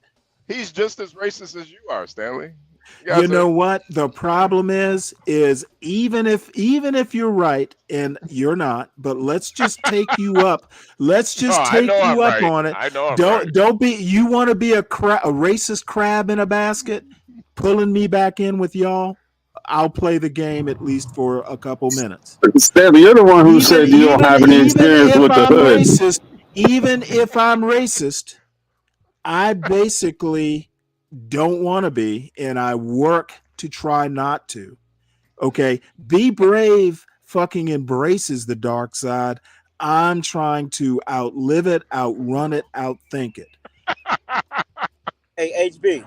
Then that's not reality. That's not. See, Dave, y'all motherfuckers are crabs in a basket. It is my reality. Yeah. I mean, you could be. Okay, and my reality is all that matters. I don't give a fuck about your reality. Yeah, you could be they, them too. You can. Hey, you know what? I told you who I am. And I'm not kidding. I'm not being hyperbolic when I say I want you to thrive. I want your family to do well. I care about you, but I don't give a fuck about your reality. You have to live your reality. I don't. So when people bring up what's happening, in the hood, I'm not being hyperbolic when I say I don't give a fuck. I don't live there. But the absence of evidence is not the evidence of absence. I'm sorry. Because he can't quantify 70% does not mean that there's not a contingent of people who support it, who want everybody who condemns it to be quiet. You That doesn't think mean that it that's what doesn't I'm exist. arguing? Is that what you're hearing, Dave? No, That's not what you want your peaceful. You want your narrative. That's fine. Okay, no. I want to correct your impression of my argument. Okay, of course there are people who would excuse it. I'm arguing against the 70%. I'm not saying there aren't people out there who will make excuses, but they're mostly white people, to be honest. They're mostly white liberals. But CKJ3 just said Okay, that his whole argument is based on 70. See, you're moving the goalpost. Address what I I'm just not, said. because you stand on his points a lot, and there's nothing wrong with that. Hey, don't be on the panel then. If you can't address what the host responded to you, you want to move on to what CK said. I don't find that constructive or even worth listening to. Okay. I literally said it's mostly white liberals, because I buy into that. It's mostly white liberals who make excuses for the crime. Not many black people do it at all. And if you can't address that point that Thomas Sowell makes the point, all kinds of black conservatives make that point. You are a black conservative and you can't even listen to what your own peeps are saying. No, that's 100% true, Stanley. But Okay, well then why doesn't he go and quantify the people that are actually making the excuses? What percentage of white people make excuses for that black crime? I've never heard that motherfucker talk about that. What percentage of black people? Okay, don't distract from my point. I want Brave to talk about the percentage of white liberals. White liberals make up a percentage of the white population. See, you won't let me get out my point. We have the numbers. Okay, you must interrupt my good point, don't you? To defend B Brave's stupidity, HB is B Brave's keeper. What percentage of black people vote? I don't give a fuck. I'm talking about white people. Who votes with those white liberals? As soon as I start talking about your precious white people, you want to go and defend them. You want to turn the. What percentage of black people vote with those white liberals, Sam? Motherfucker, we can get to that point. Don't advance the conversation past where I am. My question to you, HB, and to see as soon as I start hitting the mark, your ass wants to move on. Just answer his question. HB, and then get to the next point. What percentage of white people are white liberals? I would say, what is it, like 45, 50% of white people are white liberals. Okay, now I want to hear B Brave say it. I want B Brave to do a whole show on the percentage of white, non-violent, demented liberals who fucking support that 3%. You know, CKJ, that's all I want is B Brave, white ass B Brave, to talk about his white ass liberal kin CKJ, and quantify it. That's one of the reasons why, honestly, I feel like for especially black men, you don't want to be in. Okay, all of a sudden it's back on black people. See how that works? Dave? Because liberal whites are we can't criticize white people. We can't criticize white people. We got to keep it on the blacks. That's called poo-poo. That's like saying we're talking about us. We're gonna make it about something else. Y'all are fucking sad. This is recalcitrant, Stanley. You are anti-black motherfuckers, and every time I nail your asses, you want to get all defensive. You're being recalcitrant, Stanley. Oh, no, motherfucker. I'm counseling you, okay? The people with the power and more representation in the U.S. government There we go. are the white liberals, which are the real downfall of America. There we go. And dumbass Be Brave and Stanley, dumbass HB and compliant Deacon Dave say y'all got your asses handed to you. That's what just happened. What does Dude, that say? I will claim my victory. I will claim my victory as soon as I talk about the real problem. Y'all motherfuckers. Hey, Daddy Be Brave. Daddy Be Brave, come and help us. Come and help us, Be Brave. Stanley just whipped my fucking ass. I need you. Scratch it out. Look at Stanley. He's not ready.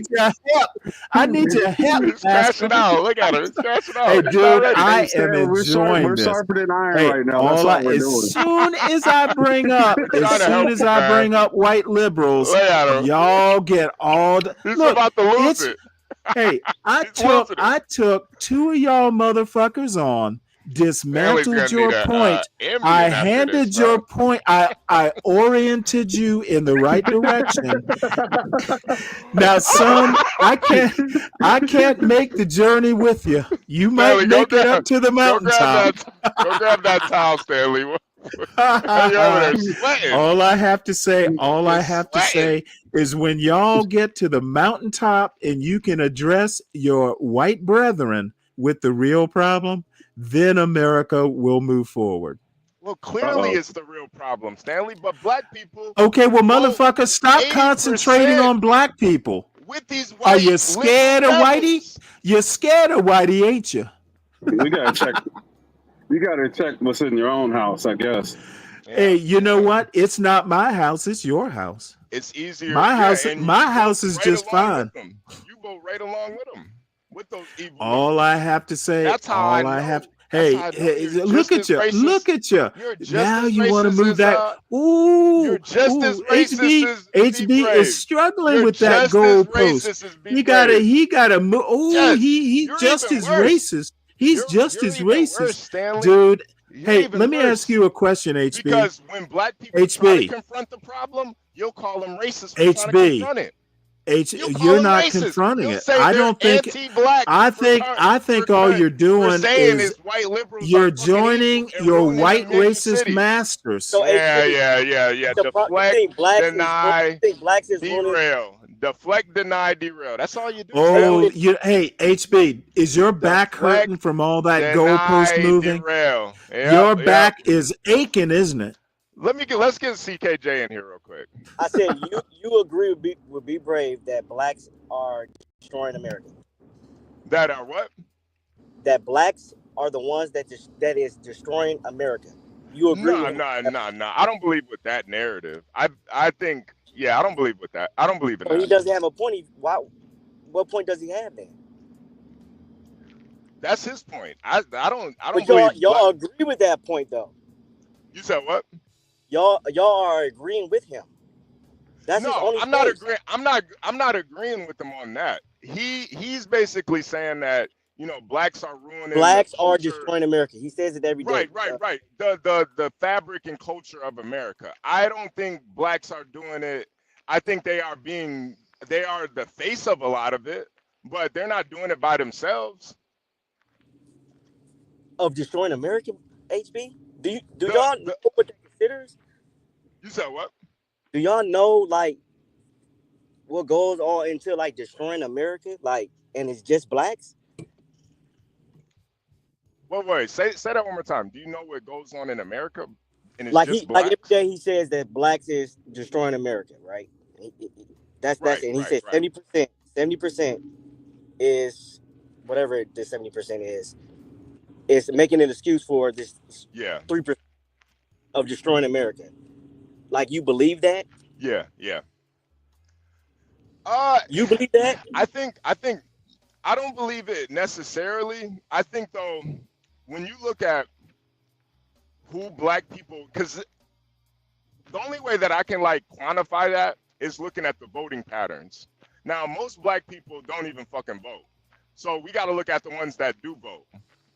So the ones that do vote, majority vote with these blue-haired white liberals that pass all these laws in major cities that cause a lot of this strife and Right. So it's liberals who are destroying America, not black people. well, the liberals by way, the blacks are being used to destroy it with the liberals.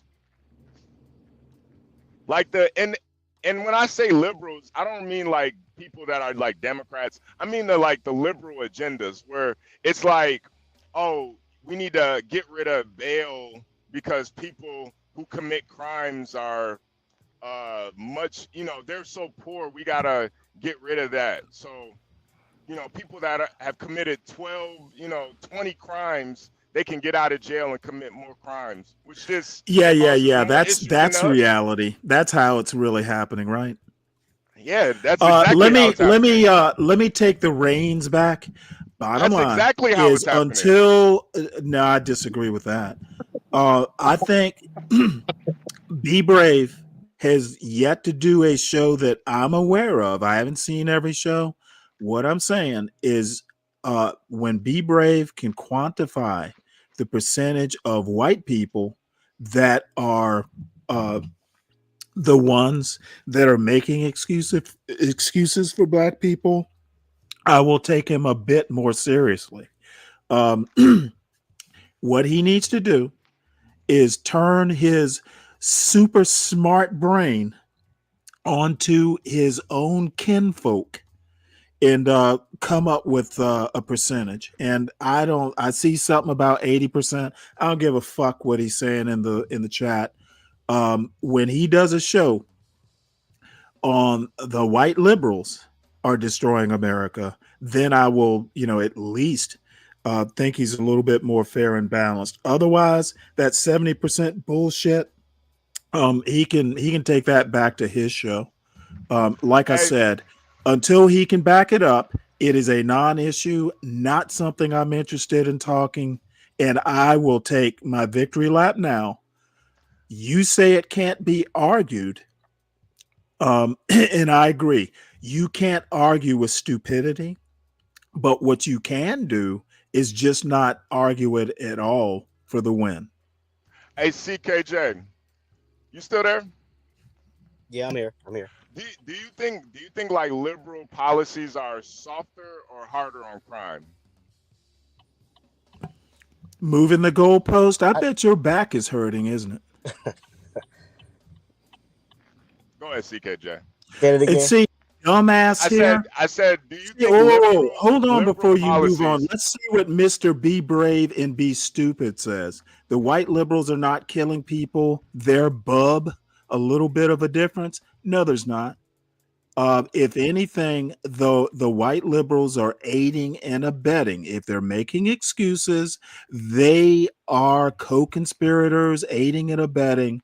And in my opinion, there are some states, if you are driving the getaway car, but you don't commit the murder, you still face a life sentence. Motherfucker, how about pull your head out of that narrow white ass and apply your brain? Not the same problem. There are very substantive arguments that will take that stupid point and shove it up like that corn cob up your ass. If you aid and abet, I think you're still a problem. Maybe not the same problem, but you're still a problem. And if it were an actual murder and you made excuses or drove the car, you don't even have to be in the same place. If you somehow or another associated with that murder, in some states, you will face a similar, if not the same, penalty. Be brave. Try that last word in your little handle there. It says think. How about you think? Hey, CKJ. Yeah, I'm here. All right, so say it again. Do you think liberals, like liberal policies, are softer or harder on crime overall? It's probably softer. Softer. But okay. So with that, What Go does ahead. that have to do with? Hey, Helen. Hey, Gary. What now? You say what does that have to do with what? The With black people? 70%? The 70%? No. That What has nothing to do fucking with. 70% are you I talking said, about? what does that That's have to not a do with real black people? number. Wait. What were you saying, CKJ? I said, what does that have to do with black people? Well, the problem with that is that when black people majority vote for those soft laws that affect them the most, But you it's know, almost like they're advocating for it. you think it affects them the most. It does. It does. Trust me, it does. It does. It does. No, I'm not trusting you any more than you So, used the word so 70%. Therefore, I don't Based trust on you. per capita, it does. Okay. You That's don't not understand based per on capita. shit. Yeah.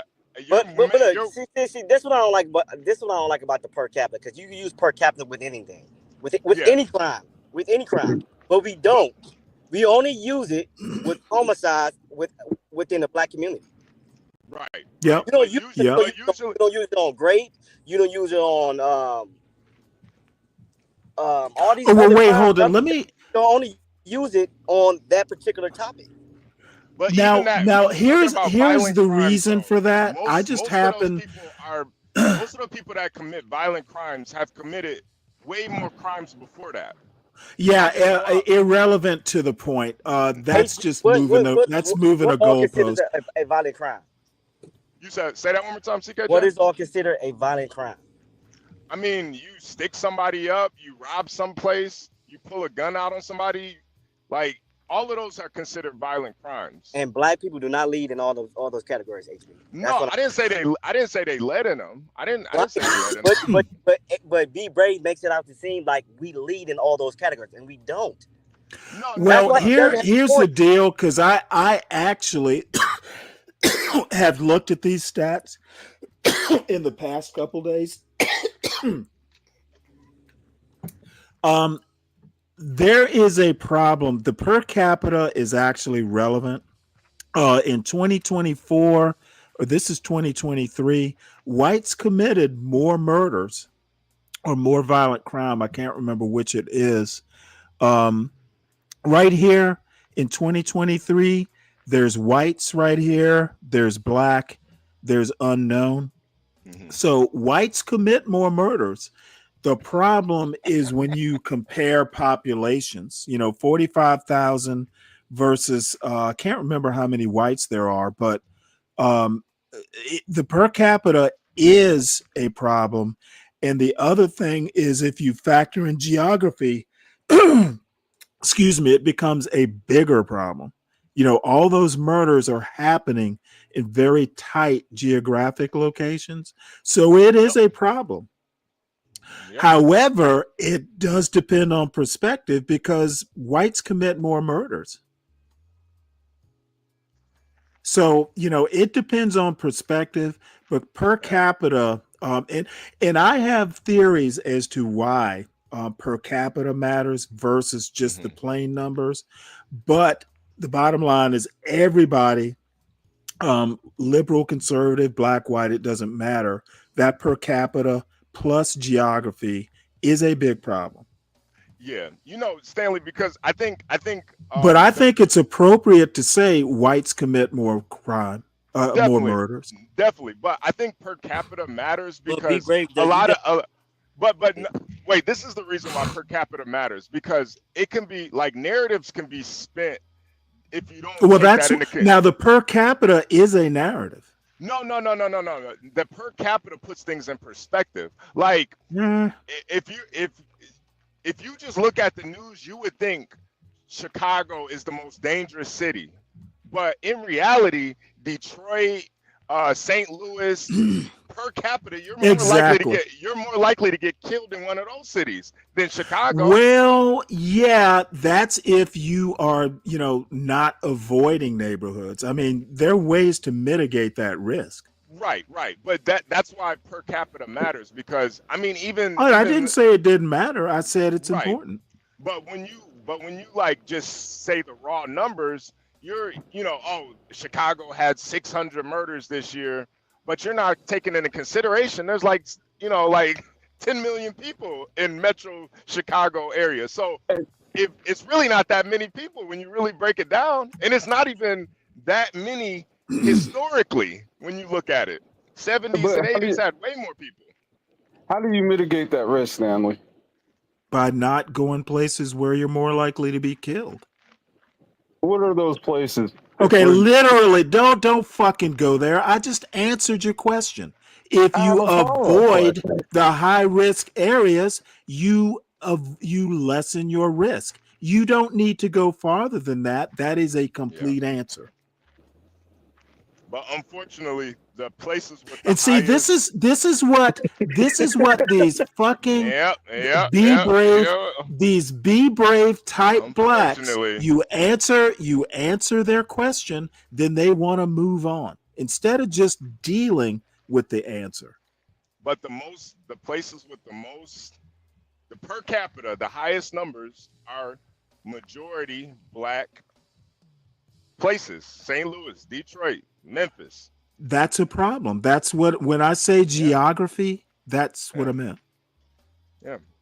Nobody's avoiding the problem, but it does need a little bit more of a 30,000 foot view. The problem is there. It's the narrative, like that 70% narrative, like black people, are making excuses. The bottom line, what you and Deacon Dave, and maybe not Deacon Dave so much, I've never really talked to him about it, but that whole, where the racism comes in is you expect black people to go into the ghetto, even if they don't live there, and shake their finger like, hey, fellow black man, stop killing people. That's bullshit. No. I'm not talking about you specifically. I'm talking about the B Braves of the world. And I'm not taking you off the hook, but I'm sure that Be Brave expects this.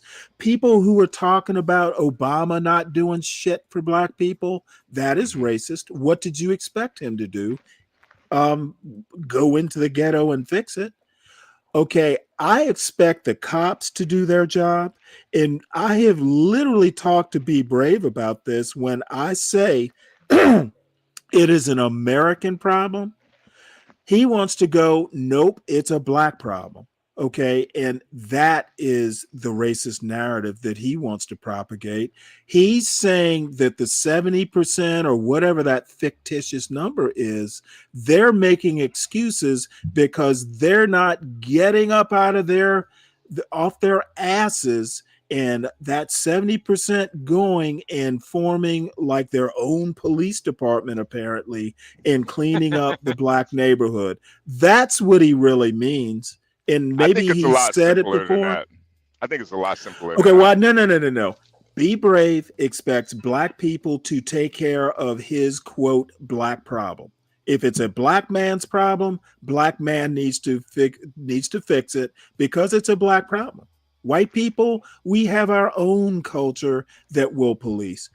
It is racist. It is racist to the core. And motherfucker, I'm not afraid to call it out and out racist.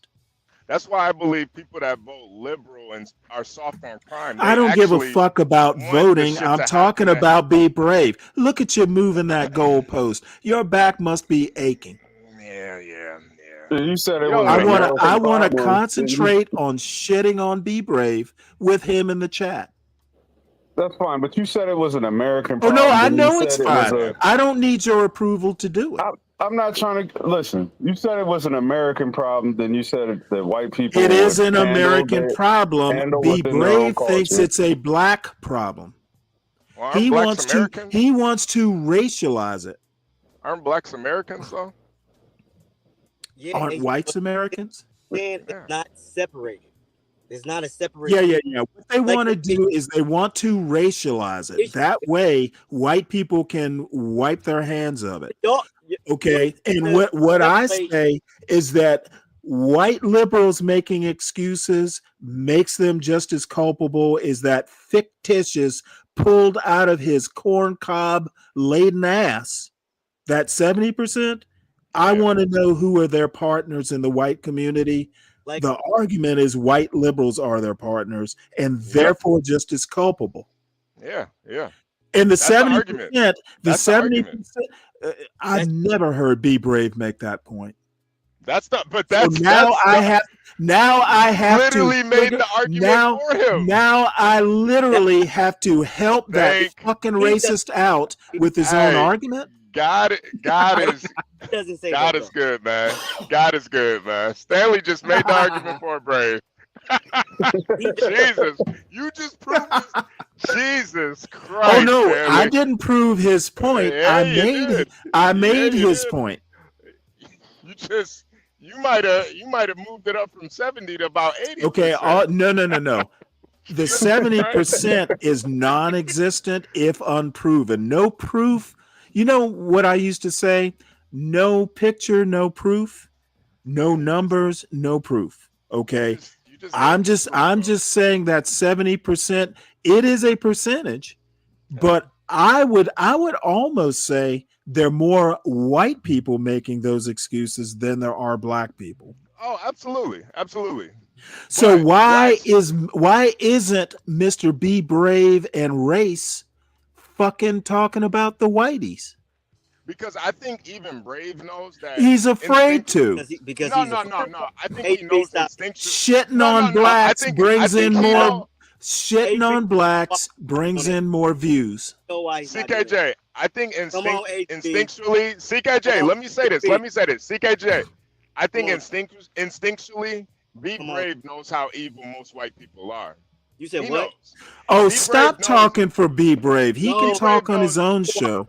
Be Brave knows how evil most white people are. Okay, I think Be Brave. He knows. I think the argument is smarter than Be Brave. He probably read it somewhere. I think he knows how evil these. I think Be Brave doesn't know much. For black people. I'm waiting. why not- Somebody tell me, has Be Brave started alive yet? I'm expecting him to be starting a show soon. with my name in the title. CKJ, what were you about to say? Why doesn't he talk about that? Yeah, why does he just focus just on that? Because he's a racist. I don't know. You know why? Come on now, you smarter than that. You know why?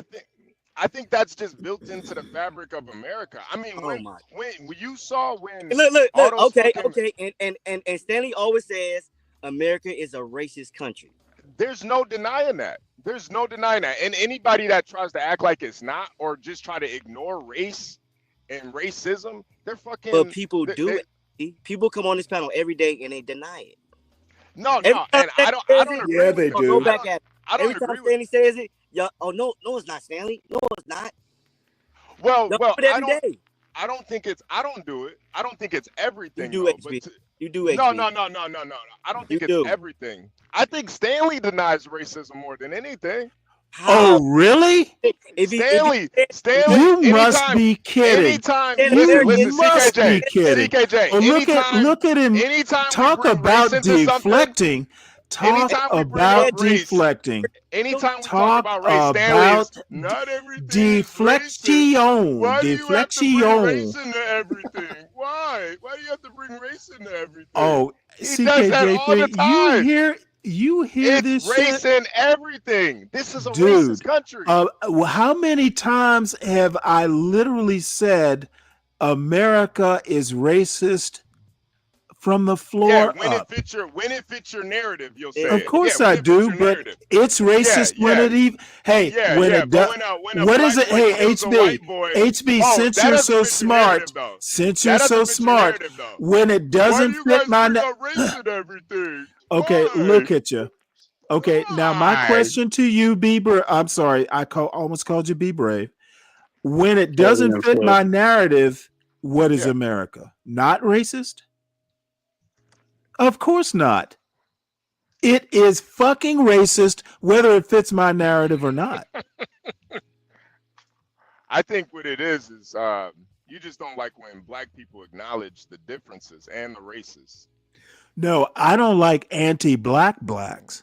Man, that doesn't mean anything though, Stanley. Yeah, How it do you does. quantify that? Hey, How do you have what you percentage ever what hey percentage of black people are hey anti-black? who is John Galt having an interview with tomorrow? A one-on-one Yeah, tete-a-tete. how many black people A have John Galt motherfucking killed? white nationalist. How many black people have John Galt killed?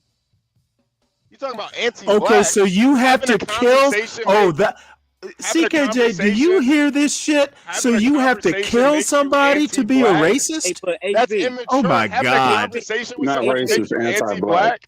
HB, Yeah. Oh my does God. You have to who kill does somebody to anybody? be a racist? No, to be anti-black, yeah. If you kill only black people, you're anti-black. Oh, you know what? That is be brave level. Wait, what are you about to say, CKJ? I don't get what you. I don't say that. I'm trying to understand what you're trying to say. Oh, What there I'm he trying to is. say, Be brave just went live. what I'm trying to say, CKJ, is the people that are terrorizing black communities, killing black people, robbing black people. Those are the anti-blacks. Okay, not first that and use that as in the white community, as the whites terrorize. You could say it with anybody, HB. You can say it with anybody. Yeah. No, the white people that go around terrorizing their communities, killing other white people, they're anti-white too. And both of them put together is an American culture. It's an American. Clearly, yeah. But So I what, think what with else American culture, it's though, an American problem. right? No, it's 100% American problem. This So is why why do I don't like argue. why do we act Brave's like it's points. one set of I don't. people? Yeah, you do, and you I don't. defend I them don't. too. I don't. No, Not no, no, only no, do you no. argue them, you defend them. No. I just laugh at you for getting so butthurt about him. I don't defend him. I don't Oh, give a wait, fuck what hold it. B-Brave You says.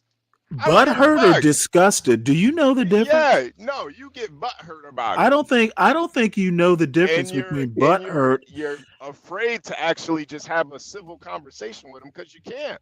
Okay, you know what? You don't negotiate with terrorists, and you don't have a not a civil fucking terrorist. conversation Stanley, over stop. race with a Man, you racist. should be ashamed of yourself. He's not a Oh goddamn no, terrorist, man. I am very ashamed of myself.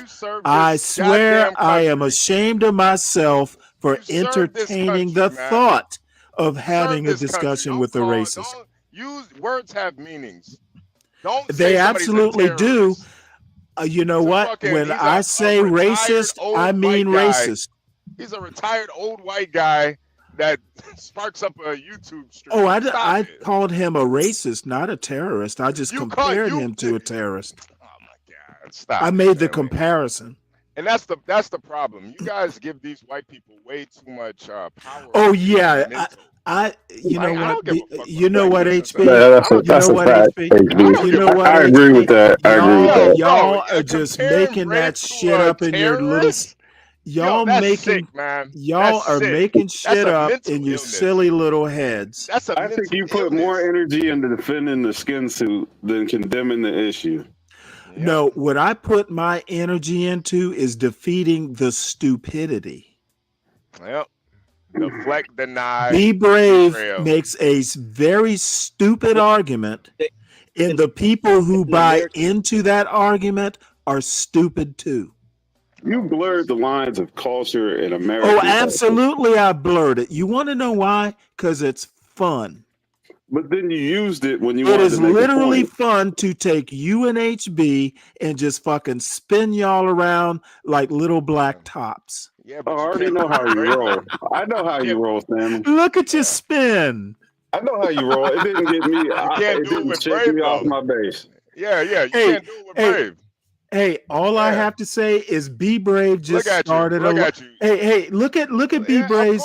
Look at the you show care Be about Brave Brave's just started. lives. Of course you care about Be Brave's lives. That's all you care about. Of course Stanley. I do. That's all I you think care it's about. hilarious. You're a white supremacist. Yeah. Yeah. I'm a man. white Hey, You worship him. Hey, let me put it to Put you a this way. sixth grade. You actually use a sixth grade dropout. I have as a point literally of contention.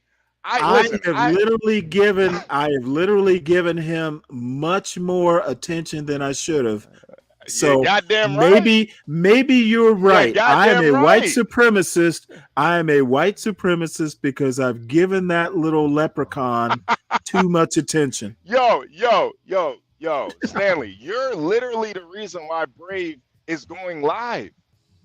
You've literally, Yeah, Stanley, you know you're what? gonna I make take you're gonna B make this Brave. I'm because sorry, you focus HB. on the white man so much. HB. Brave should be thinking about hospice right now. But because of you, Stanley, this motherfucker is gonna blow up on I take YouTube. full responsibility for that. HB, I'm sorry. Brave was like this before, Stanley. Stop it. HB. No. But he didn't have Brave. was like Brave this did. before. Brave. Yeah, no, he was, but he didn't want to start his own channel. Stanley gave him that spark to want to start his own channel. No, he had a channel way before. Yeah, but he wasn't taking it serious. He started taking it serious because of you, Stanley. HB. No, Not really. Yes. No, Stanley. John God is the reason why B Brave is what he's doing. Well, John is giving him the confidence. It's not Stanley. It's No. Well, no, I mean, No, it was Stanley. We talked education once. Hey, I had a good time talking education with him. Yeah, but what I'm saying is John is putting that battery in his back. When he gets I think John just did a change out.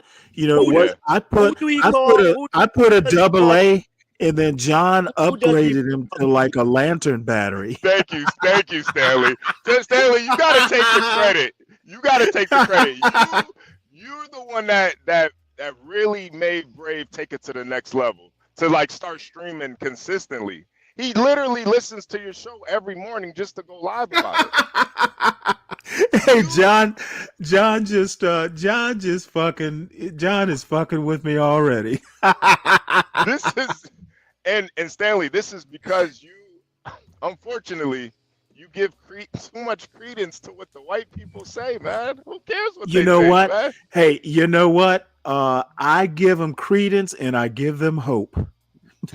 You do. Look, I might. Look, the name of the show is Response. That motherfucker didn't even have the balls to put my name in the title. It's just called Response. Yeah, but I think when somebody of your character, your accomplishments, your stature in society can still be frazzled by somebody like Brave. Okay, well, see, this is where you and Deacon Dave and all y'all, I don't get frazzled just because I raise my voice a little bit. No. I'm frazzled. But you even take it into consideration. That's like. Oh, I see what you're saying. Right. No, Right. I'm going to be honest with you, and I'm going to be 100% honest here. It's people like Be Brave that are fucking up America. Not the black people, not the white liberals. It's people like Be Brave that are the downfall of America. Well, we all have a part in it, Stanley. I think we could all. No, I think if you had 45 million Be Braves, substitute all the black people with Be Braves, this shit would already be sunk. Yeah. And Jihad, and listen, Jihad's one of the most pro-black niggas you'll ever meet, man. And he sees it, Stanley. Like when you acknowledge somebody like Brave like that, you do validate you know them, what? man. You can't ignore that shit.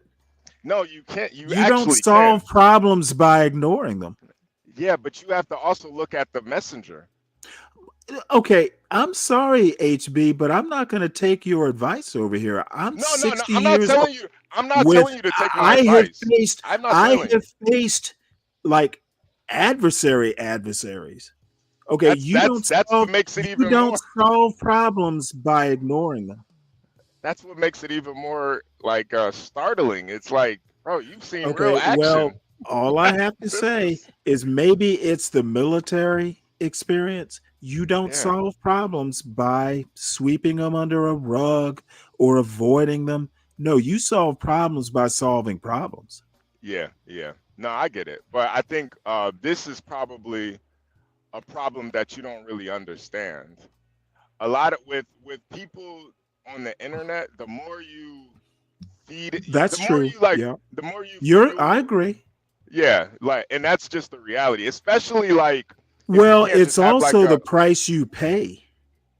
yeah, yeah, I mean, yeah. I understand. I don't disagree with that point at all. I know I'm giving him a little bit of juice, but you know what? I'm willing to pay that price if I can get my point across, Yeah, which no, you is got be brave. Be brave is the dangerous one. you're both pretty dangerous, man. I'm not gonna lie. You know You're what? You know what? I am perfectly willing to sit here and read a book and hang out with my friends on the internet. You know what? Um, race is only a problem if you're a racist.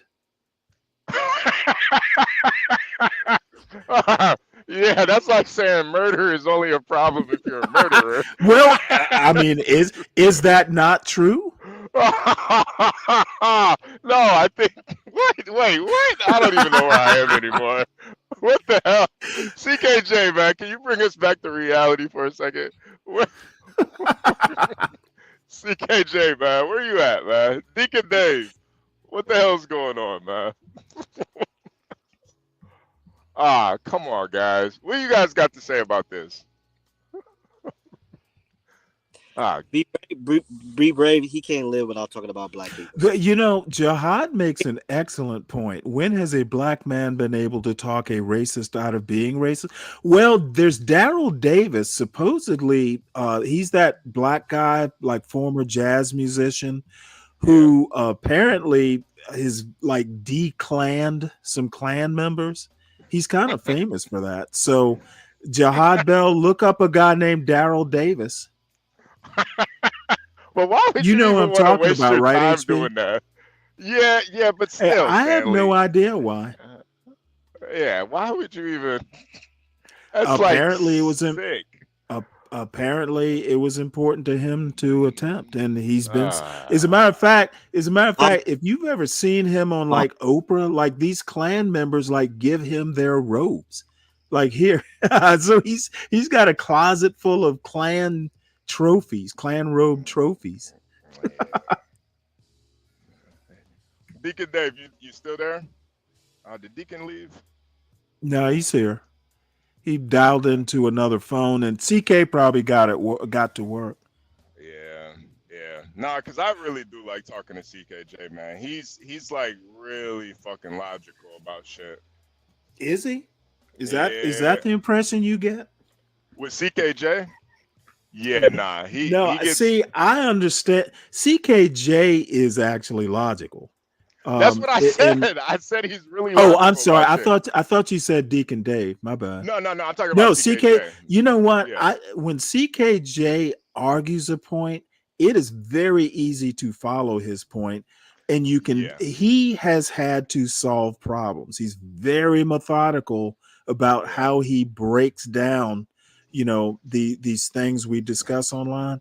I love hearing him talk. I can follow him. He leaves an intellectual breadcrumb trail. Yeah, CKJ doesn't make you feel like a dumbass for being wrong either. Well, see, no, now you know what? I understand why you would rather CKJ make the points rather than me. I'm shameless about that. And you know why? Yeah. Because I look at like the demographics on my channel. It's generally like 35 to like 60 in that age range. I don't have any young people in their 20s that follow my channel. Okay, so I'm talking to grown ass men, and I have expectations. If I'm talking to a bunch of adults and experienced adults, I expect a certain level of knowledge or experience or both. I agree. So I'm not going to go and treat people like children. If I think you are substandard, you know what? Don't have your feelings hurt. Don't be like the children that Ron DeSantis doesn't want her feelings from. Oh, I get it. I get it. I get it. And I think I feel the same way. You know, I do think there's a certain standard that I expect from people. And, Hey, I you know, don't always meet that standard. no, I'm no, willing to no, admit. no, Mike, and you don't want to move around us. No, because there's a difference between whites killing domestically and black. Yeah. He wants to do comparison of murders. yeah. All right, Brave. That's I just mean, fucking. Stanley. Jesus Christ. All right, Stanley. We got to get ready for the morning roast. So Yeah, it's at 10:30, right? So well, it's I think at 9. 9:30. Yeah, I think 9:30. Oh wait, Or hold on. Let's have a look here. If it's well, no, 9:30, that's even better. Yeah, well, no. I think it is 10:30 because it's Eastern. I'm in Central Time right now, so it's only Okay, 8:06 yeah, it's right here. 10:30 a.m. I'm assuming that's Eastern. So it will be 9:30. And like I said, what am I? I'm at 5 hours. I did have one more thing. And Ghetto isn't here, so I'm going to save this for when he's back. Because Ghetto's been like kicking my butt from the chat, and I finally got him to come up and drop this Nancy Pelosi thing. But there's a black conservative who fancies himself a philosopher, and I'm going to save the Nancy Pelosi. I've actually talked to this guy. His name's Christian. What is his last name? I've actually been on his show years ago, maybe 3 years ago. Streamception. What the hell is Garion talking about? Garion, what the hell are you talking about? Oh, Garion, you know what's going on, man. Stop it, Garion. This is partly your fault, Garion. This is partly your fault. You know what you did, Garion.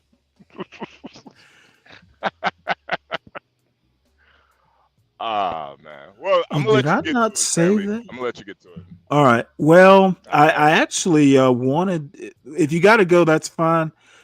Listen to this though, because this guy, I would definitely want to hear your impression. All right. Well, Thought let me hear saved this video. Let me hear this guy. Damn it. Yeah, Gary, and this is all your fault. Well, that's fine. I'll have to go to my history. Or did I save him in the Slack? Yeti Life, salute. I don't know what the stat said, Yeti Life. I don't know what stats you're talking about either. You have to be a little bit more specific. You're talking about the Oh, there Dodgers? it is. Talking about the Dodgers stats? What are you talking about? Okay. Is that Leonard? This is a guy named Christian. What is his last name? Christian Watson. That's his name. He is a guy, conservative guy, who is fancies himself a philosopher. I know he was going back and working on a bachelor's degree or something. Yeah. And he has a take on the Austin Metcalf murder or killing. We'll just call it a killing for now. Well, first okay, I gotta say this. Let me deal with this dude who calls himself after a cold cup. We're not talking statistics, and I don't deny statistics. My point is more rhetorical. If you want to come up here and talk about it, the link's at the top. But let me put it to you this way. I'm not going to go easy on you. If you come up here with that be brave bullshit, I'm going to treat you like be brave. Or you can stay in the chat. Nobody denies the statistics. If you had been listening for any portion of the show, you would know this. Well, Stanley, the first thing I want to say about this guy, before you even press play, he's sitting in front of a green screen of a bunch of books. So I'm already assuming whatever he has to say, He probably has an agenda. Well, if it is, it's a conservative agenda. Yeah, even that's an agenda. Don't, Well, and that's the thing. actually, no, but let me just play the last few minutes because I actually took the time, and he has a point, but it's if I'm pie in the sky, this dude pretty much considers himself an Enlightenment sort of classical liberal. He's into Locke and all these guys, and wants to live his life by them. And I think he's just weird. But this will be the last 3 minutes of it. Biases, and then most importantly, to create one of the most egregious things, to assume that in your infinite wisdom, you know everything without even a full consideration of the facts. Before the facts even fully came out, people were already jumping towards this conclusion. They were already so professed in their wisdom, right? What's that one line from scripture? Thinking themselves wise, they became fools. That is precisely what we're having. We have a culture of fools that believe themselves to be enlightened. And so another thing is very important as well. As I mentioned, if we're going to be against speculation, if we're going to go towards observation, then we also have to understand that in terms of general truths, it is not young black men stabbing or killing young white men at record rates. It is in fact young black men stabbing and killing or shooting most times young black men at record rates. And I really wished that phenomenon got as much attention as this one got. And I really wished those extreme camps on both the far identitarian left and the far identitarian right would look at that situation and ask themselves what the question is beyond their preconceived notions and actually dig deep into it and come together to try to find some kind of solution. But when your entire worldview revolves around antagonism and causing problems, when your entire worldview revolves around a narrow social view that does not conceive man outside of society, but conceives man as simply a product of society, when your narrow worldview revolves around these kinds of things, you're not incentivized to find anything except that which justifies your propositions. And that's the problem here, my friends. I am exhausted. I'm tired. I'm upset. I'm bothered. I'm disturbed to great lengths because I understand the potential that we still have as a country to achieve enlightenment on these very important areas. And I understand that the problems facing us are not the problems that are popularly talked about like race or whatever, but they are instead problems that transcend identity and go towards the core of the human experience. And I also understand that no conversation about society or morality or any kind of social progress is complete without considering the human experience and human nature. And I also understand that many people in this debate outright reject the complexity of human nature and have a caricature of human nature that they seek to forcibly impose upon the particular situation. Is that Linwood? Justify their wretched worldviews. Before you bring it up, bring him up. I'm gonna respond first before you bring him up. Well, I'll bring him up, but I'll this guy? Because I got the because I got the gist of what he's saying. And Well, what is the gist of what he's saying? Basically, and I hate to say it like this, but he wants the left and the right to be just as concerned with black on black killing as No, that's not where he ends up. I've already watched it. Okay. Well, that was one of his points. And it is one of his points, but Yeah. he basically resolves this down to a moral issue, which is what he he basically wants to put everything into religion and metaphysics. And one of his points, or I think his main point, is actually a point that John has brought up before: a trust society.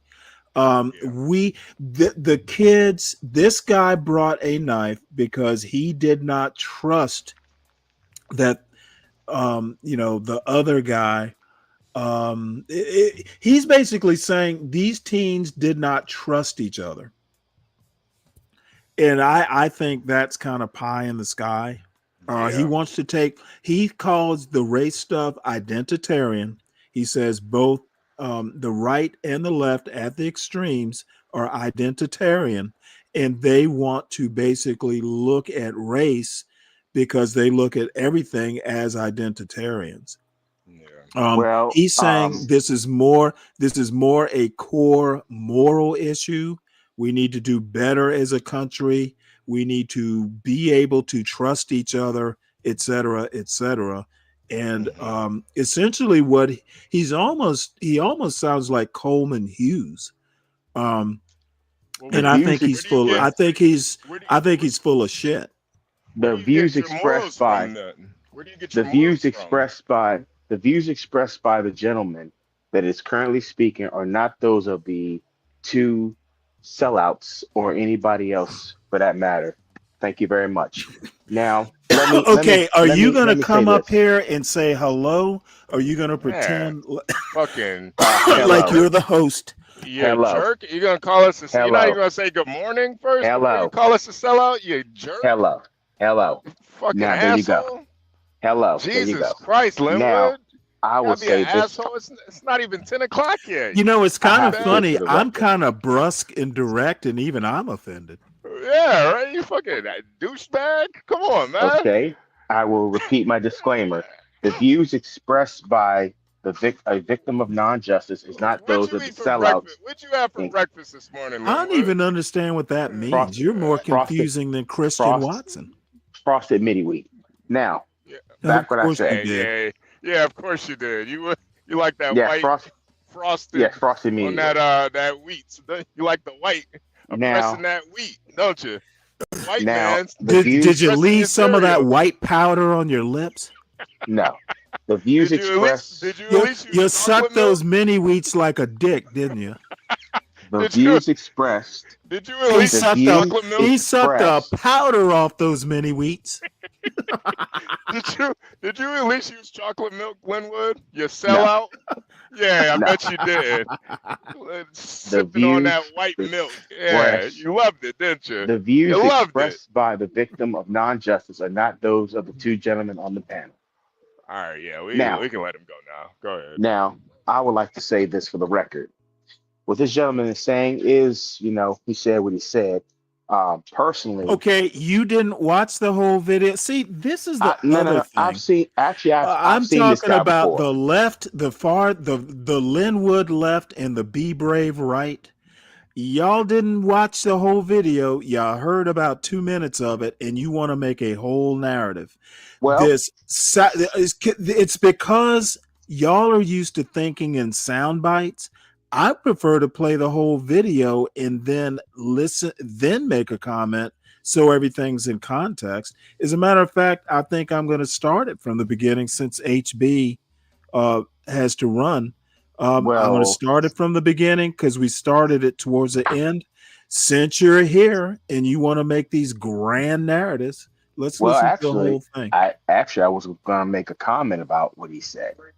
And I'm just going to say he said what he said. Now, as far as trying to produce a quality relationship in this part of the world known as the United States, it's functionally impossible when the leadership in this country does not produce the quality relationship amongst itself. So how do you expect the people to function in a quality relationship with each other when the people who run this country are not quality people? Well, that's kind of, I don't disagree with that. And that's kind of what he's saying. He's saying it's not so much an identitarian thing as much as a moral core issue. Well, most of our views, quote unquote, came from the people who classify themselves as white. So how can we possibly produce quality relationships when we have been brain trashed into not functioning as human beings? When it's okay for me to kill, you're not going to get. Well, let me give you the answer I think they would give, but let me preface that by saying I agree with you. What they're going to say is basically what they've been saying for at a minimum 61 years, if not longer than that. And many Black conservatives say it today. There's no law holding you back. Essentially, with the Civil Rights Acts of, what was it, 57 or 58 or something like that, 64, 66, etc. They're saying, hey, the law, changing the law should have been enough. Why aren't y'all thriving? And Well, the question that the answer I well, that respond would to be that. their answer. Their answer would be there's no law holding you back. Well, the one That's person their answer. one person said this to me, because laws change don't mean that the people themselves That's change. obvious. I'm telling you what their answer would be. Okay, they don't seem to understand that. Blacks from the very beginning, they didn't want them to think. They didn't want them to read. They didn't want the families together, etc. Basically, they did textbook. Let's make them good slaves for centuries, and then come 64. And as I've said in the past, slavery was one thing. I think the real damage was done post Reconstruction, post 1876, 77. Okay, the problem was when you reinstituted a form of social control that was akin to slavery. That's what did the real damage. So you don't make up for 100 years of literal oppression. And conservatives black conservatives in particular, want to pretend that, hey, they were thriving in their own communities. There were well-off people in that Jim Crow black bubble. So we know what excellence is when we were in a bubble. We weren't exposed to the larger American society. There were forces that were happening outside of the bubble. We had our own forces with a little bit of back and forth in our own bubble. All of a sudden in 1964, the gates are wide open, and they're going, hey, the gates are wide open. Why aren't you running neck to neck with everybody else? And Well, I'll give you the that's where correct answer to that question. I'm saying, that's where I'm agreeing with you. I'm gonna give you the correct answer, because most of us do not. Put it like this: when you have been compared to a savage and an animal, but then you watch movies, you watch things, and you watch TV series and docuseries where these same people that called you a savage exercise that same barbarian behavior, but you're the savage. It's a bit hypocritical to say to me, you're not even a Well, they're human not being. smart enough to be hypocrites. And for me personally, go ahead. Let me give you a better example. I've been watching Wolf Hall, which is basically Thomas. Oh, damn it. Thomas More is a minor character. Henry VIII is like, the character the show is about. But the main character is, damn it. I can't even think of his name now. It's Thomas Cromwell. Thomas Cromwell. Who winds up being like, the main advisor to Henry VIII. Well, I had somebody on a show yesterday basically talk about it. I think it was CT actually on Be Brave's show, basically say how uncivilized Africans were during the times when there were English and European kings and all that stuff going on. Africans were still hunters, hunting and gathering. Basically, they were uncivilized. And the first thing I thought was, I'm literally watching a whole series of shows about Henry VIII, a man who beheaded his first wife, namely because she couldn't give him a male heir, basically ditched the Pope, started his own church just to get a divorce, and because his wife put up a big fuss, eventually beheaded her. How the fuck is that called civilized? I would argue that the hunter-gatherer, who may or may not know any better, but they're out gathering berries and killing an antelope or two. They're not beheading their wives. So how the fuck is hunting and gathering less civilized than a king who will behead his wife because she couldn't give him a male heir and wouldn't give him a divorce so he could find another wife. Well, How is that it, civilized? well, see that sort of thing. Okay, but let Violence. me make this last comment. Only a fucking idiot like CT would think that's civilized.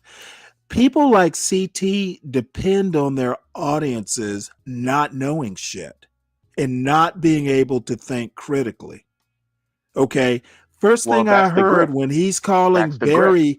berry gatherers and antelope hunters uncivilized, talking about how civilized European royalty was, motherfuckers, they're intermarrying, they're interbreeding and beheading their wives. And then if they really fuck up, their subjects come and kill them and form a French Revolution. Well, I think civilized sometimes in the mind of CT is just either, I know he knows, but he will just make CT's a very smart person. these arguments, okay, and his audience it can't critically think past that hypocrisy. It's not supposed to. That's the point of the grift. The grift is to get money and abstract money from people who have these ahistorical views about world history and people relations. Ahistorical or just plain old non-historical? Well, it's really non-historical, or it's basically made up. I would call it pseudoscientific nonsense. Here's what I would say about that.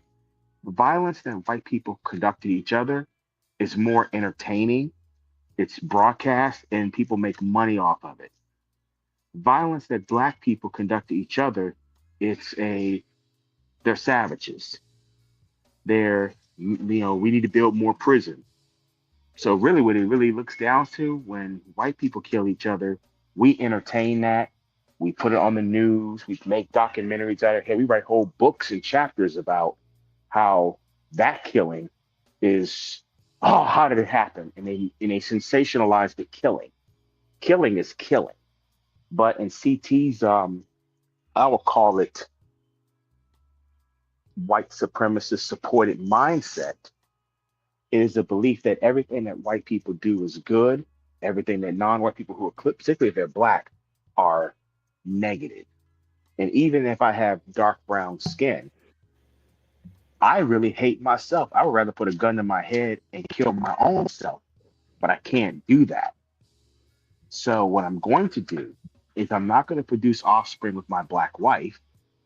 I'm just going to basically try to make sure that this race is extinct. And if I can do that and make money off of it, so be it. Okay, I have no idea what you're talking about. I don't know that much about CT. I just know what I see and what he presents. This is a man who is married to a black woman, and I believe that black woman is in danger every time. Really? Yeah, I believe she's in danger, absolutely, because anybody who can have that sort of dislike for that population of people, and you're a part of that population, you have some mental health issues going on upstairs that really is really based on let me ask you the same question I would ask HB, and I ask a lot of people, why do you give a fuck? I mean, I literally, when I watch it, I go, and I'll give it a little bit of thought, but it constantly astounds me how knee deep into other people's business people like to get in these YouTube streets. I mean, other than what he says, other than what CT says on a panel or on his show, I don't ask so much why. Now, I've kind of gotten deeper than I ever wanted to get with this whole be brave racist stuff. But I don't, other than, gee, I can't believe he said that, and his audience can't think through that mental paper bag that CT wants to put his points in. I don't really care about why. I don't care why CT is that way. None of my business, and I don't have to live with it other than, when I come on shows, we cross paths every now and again. You know what, Mo Love, they might be acting, but they're mighty consistent.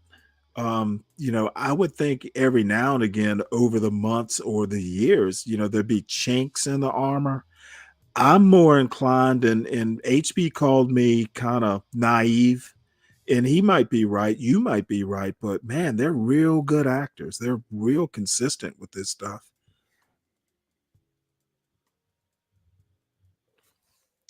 And Speak Radio, Linwood is he drifted in. He had comments on this video that I'm showing. No, Virgo, I think CT's for real. So anyway, morning roast, folks, is going to start at 10:30 or so. I see people are drifting from here over to Be Brave show. They need their morning heaping helping of racist Cheerios with some very white milk. And more power to them. They'll nothing like a well-balanced breakfast. Yeti, I'm not sure what your point is.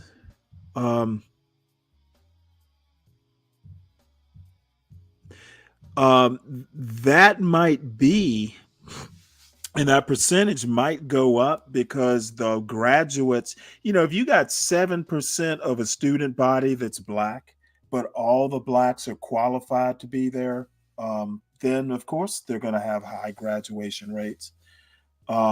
So I'm not that, surprised, but do you have an overall point?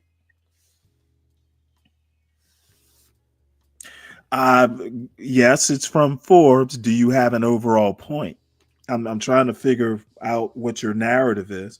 Not that I'm for it or against it. I'm not passing judgment. I'm just curious to know, are you saying that, are you making an like the Asians sued to get rid of affirmative action? Are you saying, is that what you're referring to?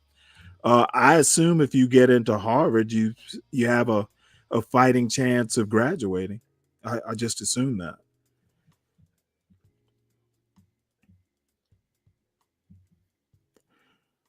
Let's see. So where are we going to go? I don't know. We have an option of listening to Be Brave or watching this tragedy of Austin Metcalf. I've watched the video. We'll watch a little bit of it because I don't really feel like the tragic death of Austin Metcalf has set off I don't really feel like re-engaging with Be Brave. I've made my points. So nationwide firestorm, a debate of many sorts surrounding race and surrounding culture and surrounding really the facts of the event itself.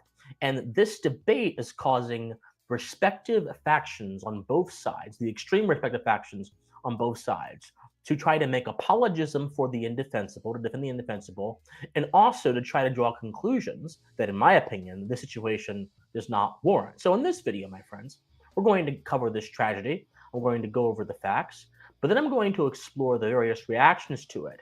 And I'm going to give my take on what we should be looking at as thinking people and as good, moral, and prudent people, what we should be looking at when it comes to this kind of issue in similar instances of youth violence. But before we explore this, my friends, hope all of you are doing well. I'm Christian Watt. Thank you so much for being here. If you enjoy political and social commentary from a philosophical bent, then I must implore you, please like, share, comment, subscribe, and do whatever you can, my friends, to ensure our channel is successful. Thank you guys so much for being here. Now, please enjoy the video. So, in Frisco, Texas, at a track meet, two high school kids, Austin Metcalf and Carmela Anthony, unfortunately.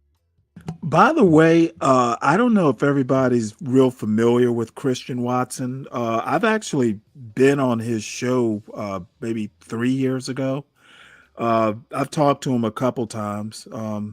about, he fancies himself some sort of philosopher, like he's real into the Enlightenment, like John Locke, the classical liberal stuff. A little bit more enlightenment than than I've ever thought of. Most people aren't that much into John Locke these days. Let alone, applying, the Enlightenment to life in 2025. To me, that's a tad strange. I'm not even sure that I agree. The other thing he is fairly religious. So he wants to basically take what all the other people are making racial and boil it down to a moral problem.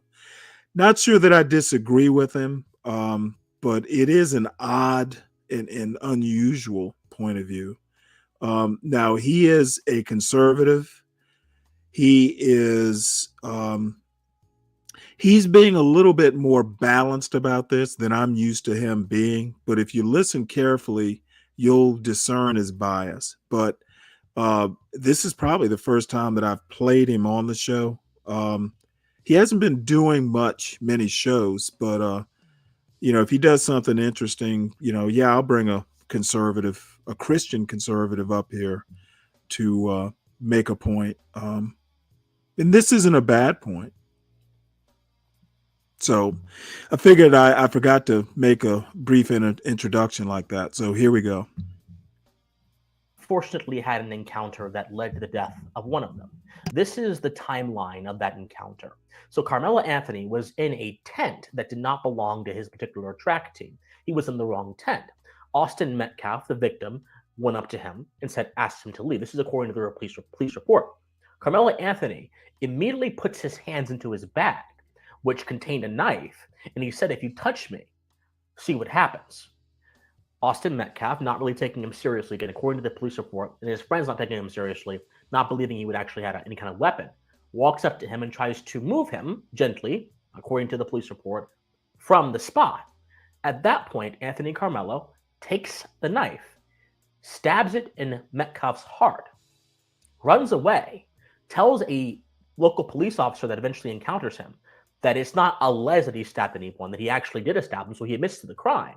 And Austin Metcalf dies in his brother's arms. This is an absolutely tragic story of horrendous proportions. No one should have to lose a son like this. No one should have to lose a brother, a friend, a track team member like this. It is just absolutely stunning, and it's an absolute tragedy as well. But what's just as great of a tragedy as this is how so many different people are taking these set of facts that I just explained to you and using them and siphoning them into fodder for their own worldviews. Indeed, my friends, folks on both the far extreme left, who have been race obsessed, identity obsessed for a very long time, and this goes all the way back, as I mentioned before, to the emergence of the new left over the old left in the early 20th century. I have other videos on that if you wish to see that kind of genealogy there. But also the identity-based and race-obsessed right, which has also been using this as a means of driving a wedge within American society. So on the identity-obsessed left, there have been numerous figures, such as Tariq Nasheed and others, trying to defend Anthony Carmelo by saying that he was simply defending himself, which is also the position, by the way, of the Carmelo family, who have a Give, Send, Go page that has generated over $250,000 so far, and his legal defense fund. But they also are claiming that Austin Metcalf was acting as a Jim Crow instigator by trying to get Anthony Carmelo to move to a different spot. Now, trying to liken this to Jim Crow is not only a massive logical leap, which is saying the very least, it's also a fallacy by historical analogy. It is an attempt to liken two things that are similar to be the same, right? Similarity does not confer sameness. And anyone that says otherwise, who claims to be an analyst of any kind, should not be listened to any more than Stevie Wonder should be listened to when it comes to driving lessons. Different story, different day. So that's a lot of what's going on the far left. And they're trying to make this into some broader racial justice issue. On the far right, they are trying to use this as a means of driving Black Americans from the rightward coalitions, from the more conservative coalitions. They're trying to use this to talk about segregation, bringing back segregation. And they're also trying to use this to talk about how they believe that Black youth cannot safely interact with Asian or white youth by ginning up an old article from a now fired National Review author called John Derbyshire, who's basically talked about in that article that all white and Asian parents should give their kids the talk about Black people and how to avoid Black people. And you have other people on the right as well saying that there should never have been Blacks let into conservative circles because this prevents us from actually talking about the problem of Black violence, what so have you.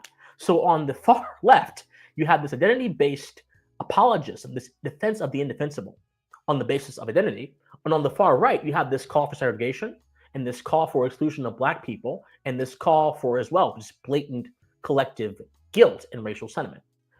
This concerns me both as a citizen and as a philosopher. And as a citizen, I understand that any commonwealth, any society, the key to solving issues is by beginning from the premise of goodwill. Goodwill is the sort of social lubricant that allows us to not just see the good in other people, but to will the good into their lives and then try to pursue that. Now, it doesn't always work out. And in cases where it does not always work out, we are free to associate with whom we wish or whom we wish not to. And that's a very different situation. But as a default, as a citizen in a country, goodwill must be the starting premise. When you lack goodwill, you get antagonism. When you get antagonism, you no longer have a society if the antagonism is universalized, as Kant would say, in its broadest extent. You instead have a bunch of warring tribes clashing against each other that are operating under an image. Okay, I basically think that he is describing a utopia that has never existed in the United States, or even, the pre-United States. This high trust society, that's essentially what he's saying should exist. It's a purely philosophical point. It has never existed. You might as well be reading Thomas More. Utopia means nowhere. The society he's describing has never existed. So, in my opinion, he's just kind of churning his wheels. And this is the weirdest thing. Sometimes I tend to be prone to, kind of the theoretical. However, having been in the Navy and having had to solve real world problems in real time, I have at least sometimes been able to counterbalance, the flights of philosophical fantasy or fancy into, it's counterbalanced by a pragmatism. Okay. As I said earlier, you don't solve problems, but to solve problems, you have to solve problems. Okay. Ignoring problems, they most times won't go away. Pretending that it's one type of problem, but not another, again, doesn't solve a problem. So, the coulda, woulda, shoulda, highbrow philosophy argument is what he's making. And, I'll play a little bit more of it, but I'm already getting bored. Of course, I've watched it already, but I figured I would expose you to this and see if there are any thoughts. Imitation of a society. And in some cases, it seems like we've had that for a very long time, but we really haven't. But unfortunately, this could be the outcome of an attempt to reckon with this issue in this very odd and this very narrow way. As a philosopher, it worries me because people are allowing their confirmation biases and their totalizing worldviews to dominate their ability to objectively consider a set of facts about a tragic situation. In some senses, my friends, Austin Metcalf and Anthony Carmelo are not two individuals who may have been dictated and moved by particular variables that had nothing to do with either race or identity or any kind of broader social cause, but more so has to do with some kind of I don't think he looks like Bob Virgo. Or maybe environmental Doesn't Bob have hair within that particular track, though? No, they're not that. They can't possibly be that. They're not measurable individuals. They are avatars for these broad, abstract social causes that we then therefore must use this unfortunate situation to further.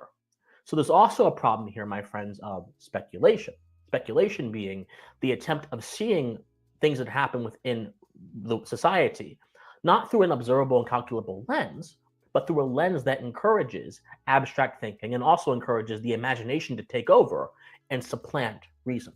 This is a tragedy of massive philosophical importance, my friends. So we have to really ask ourselves the question, why in the world is this becoming a debate about race?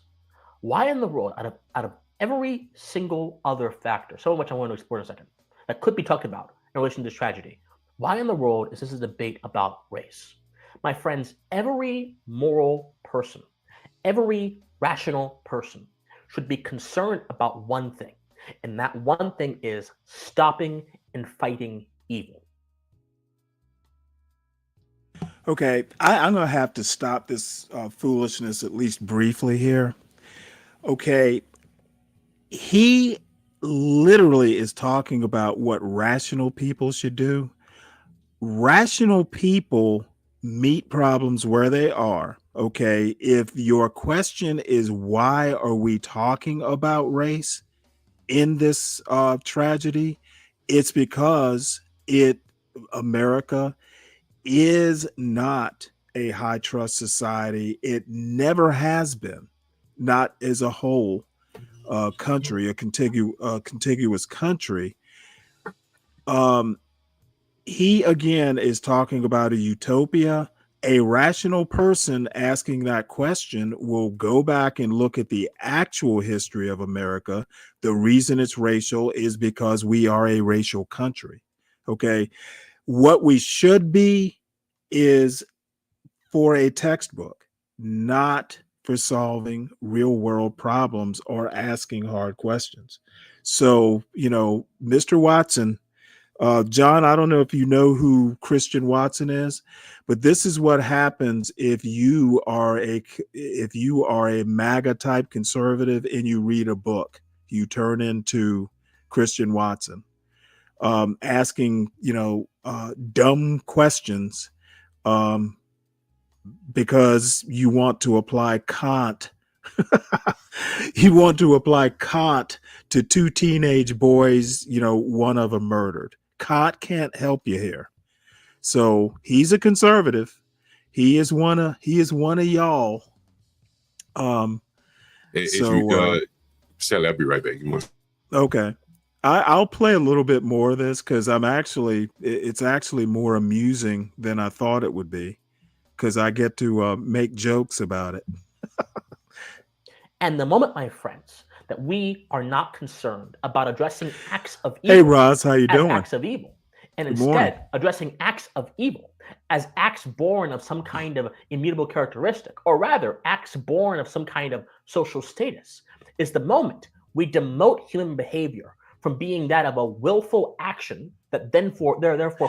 If Martin Luther King were a Trump voting MAGA black, he would be Christian Watson.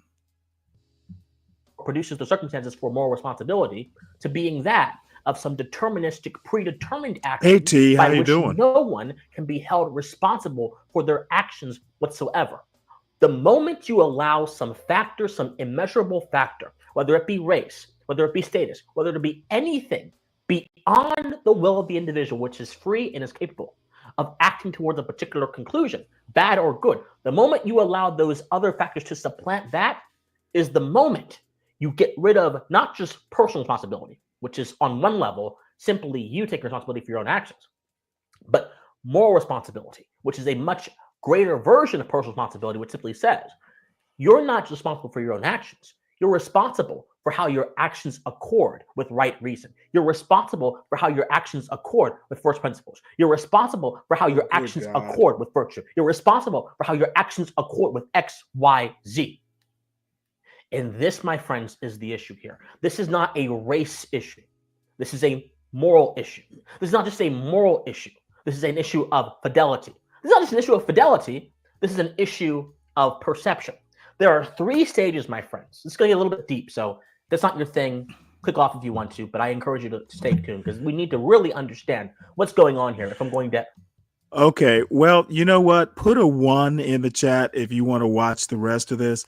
I get where he's going. Okay, he wants to basically, this is his way of of ignoring America as it actually is. Um, um, there's a whole strain of thought. I don't know if you guys have heard of a guy named Coleman Hughes. There's a whole strain of black conservatism that is Thomas Sowell inspired. Shelby Steele is their godfather. One of these days we'll have to talk about Shelby Steele. It's been years since I've read him, but basically, Shelby Steele, Booker T. Washington, if they had a baby, they would name him Coleman Hughes. Christian Watson, who is on the screen here, is part of that ilk of people who basically say, if you want America to become post-racial, you ignore race. You stop talking about race. And I think that horse has already left the barn about round about the time there was a civil war. So and actually, really round about the time the Constitution, the ink dried on the Constitution, is when the horse was out of the barn. So Virgo says she wants to see the rest of it. So Virgo, you have a high tolerance for pain. You must be bored at work. Anyway, I don't buy the argument that this isn't racial. He's dead wrong on this, in that, wanting to apply Enlightenment values to 2025 America, that horse is out of the barn. So, but, he's a good guy.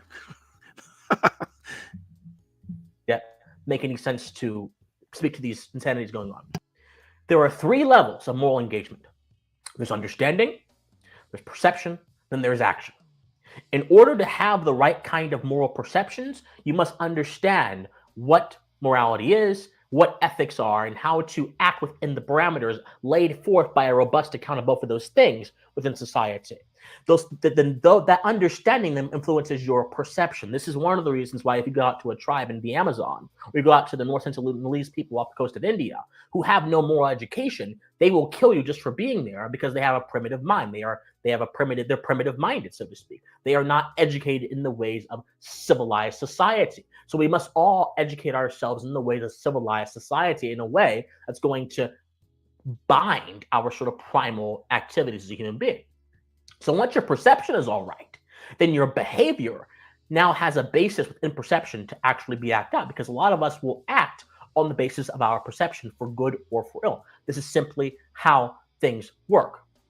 And so, if we evaluate the circumstances of this case, it becomes very obvious that Anthony Carmelo had no robust moral education, or if he did, his perceptions did not afford it the force it should have had over his actions. The first thing he does, according to the police report, is threaten to hurt somebody who is rightfully asserting that he should not be in a place where he ought not to be. That's the first thing he does. He does not think to himself, well, I am invading a space that I shouldn't be invading, and therefore I should then remove myself. No, he thinks, oh, if you try to remove me, even if it's rightfully, you try to evict me from some place I have no right to be, it's going to be your life.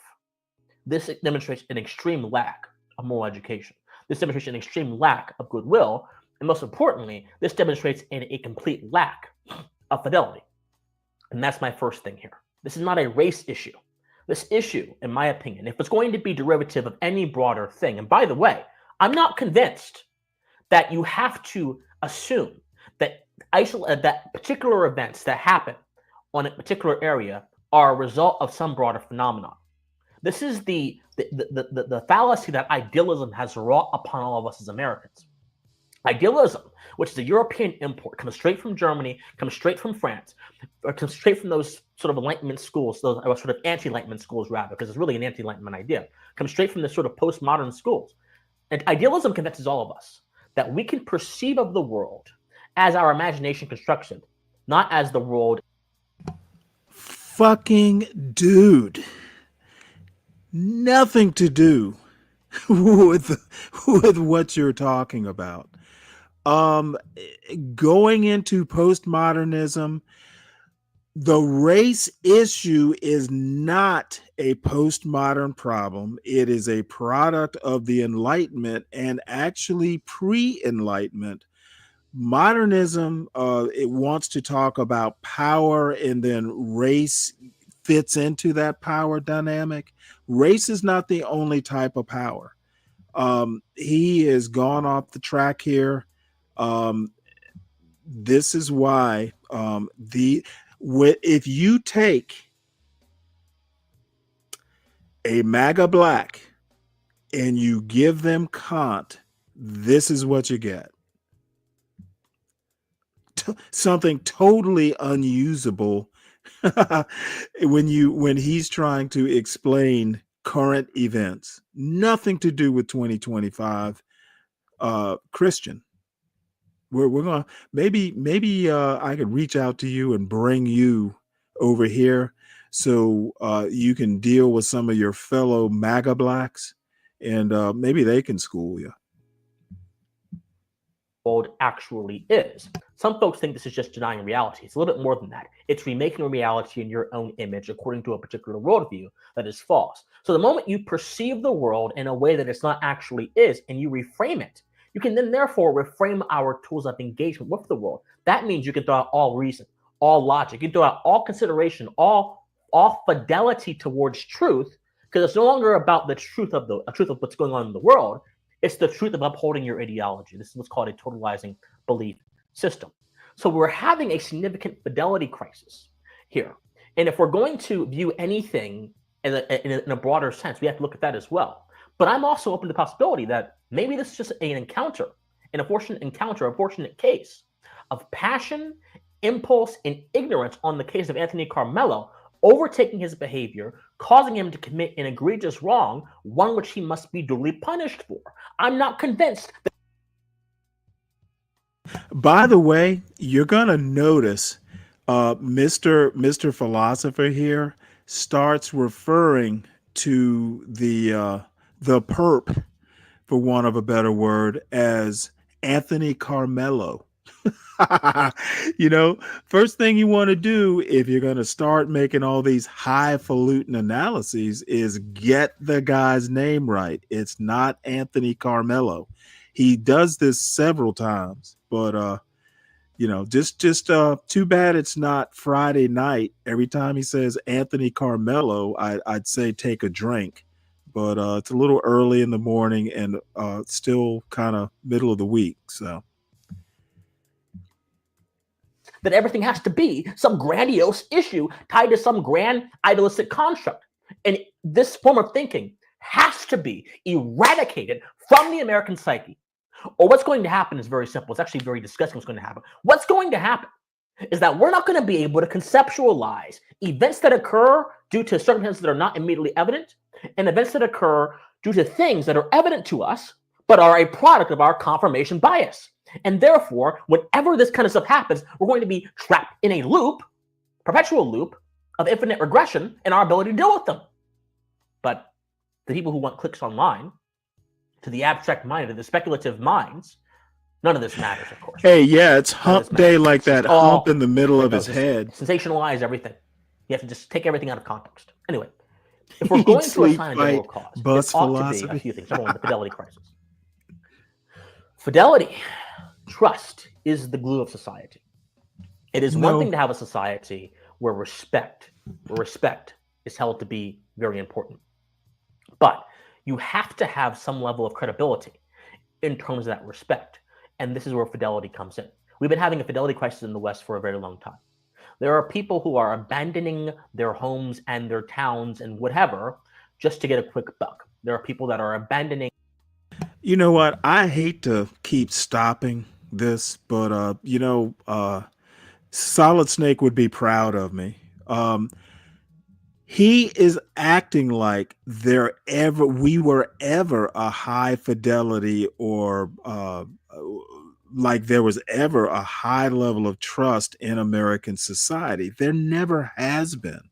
There has been enough trust. Dude, this goes all the way back to the founding and the framing.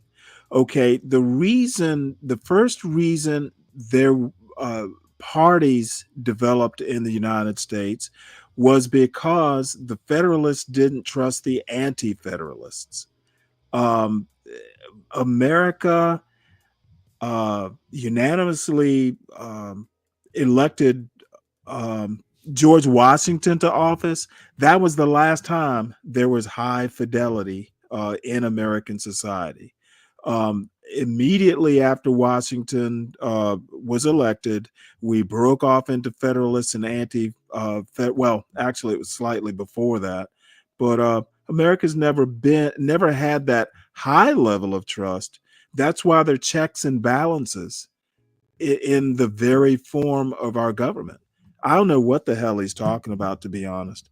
I wish you were here so I could start bursting bubbles.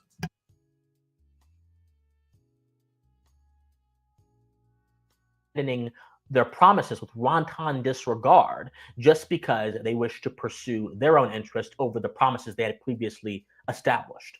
There are people who are going and desecrating the graves of the dead, the people that already should be resting and should have a peaceful non-existence, so to speak. They can't even rest because there are folks that have no respect for life, and they are willing to just completely and utterly violate those areas. There are just so many different things happening that is a flagrant disregard for fidelity. There are people who are chasing social media clicks and sensationalism, rather, over attempting to build authentic relationships with people. There are people that are willing to backstab others just to get a little bit of fame and a little bit of currency in this digital world, because in the digital world, dishonesty, unfortunately, pays.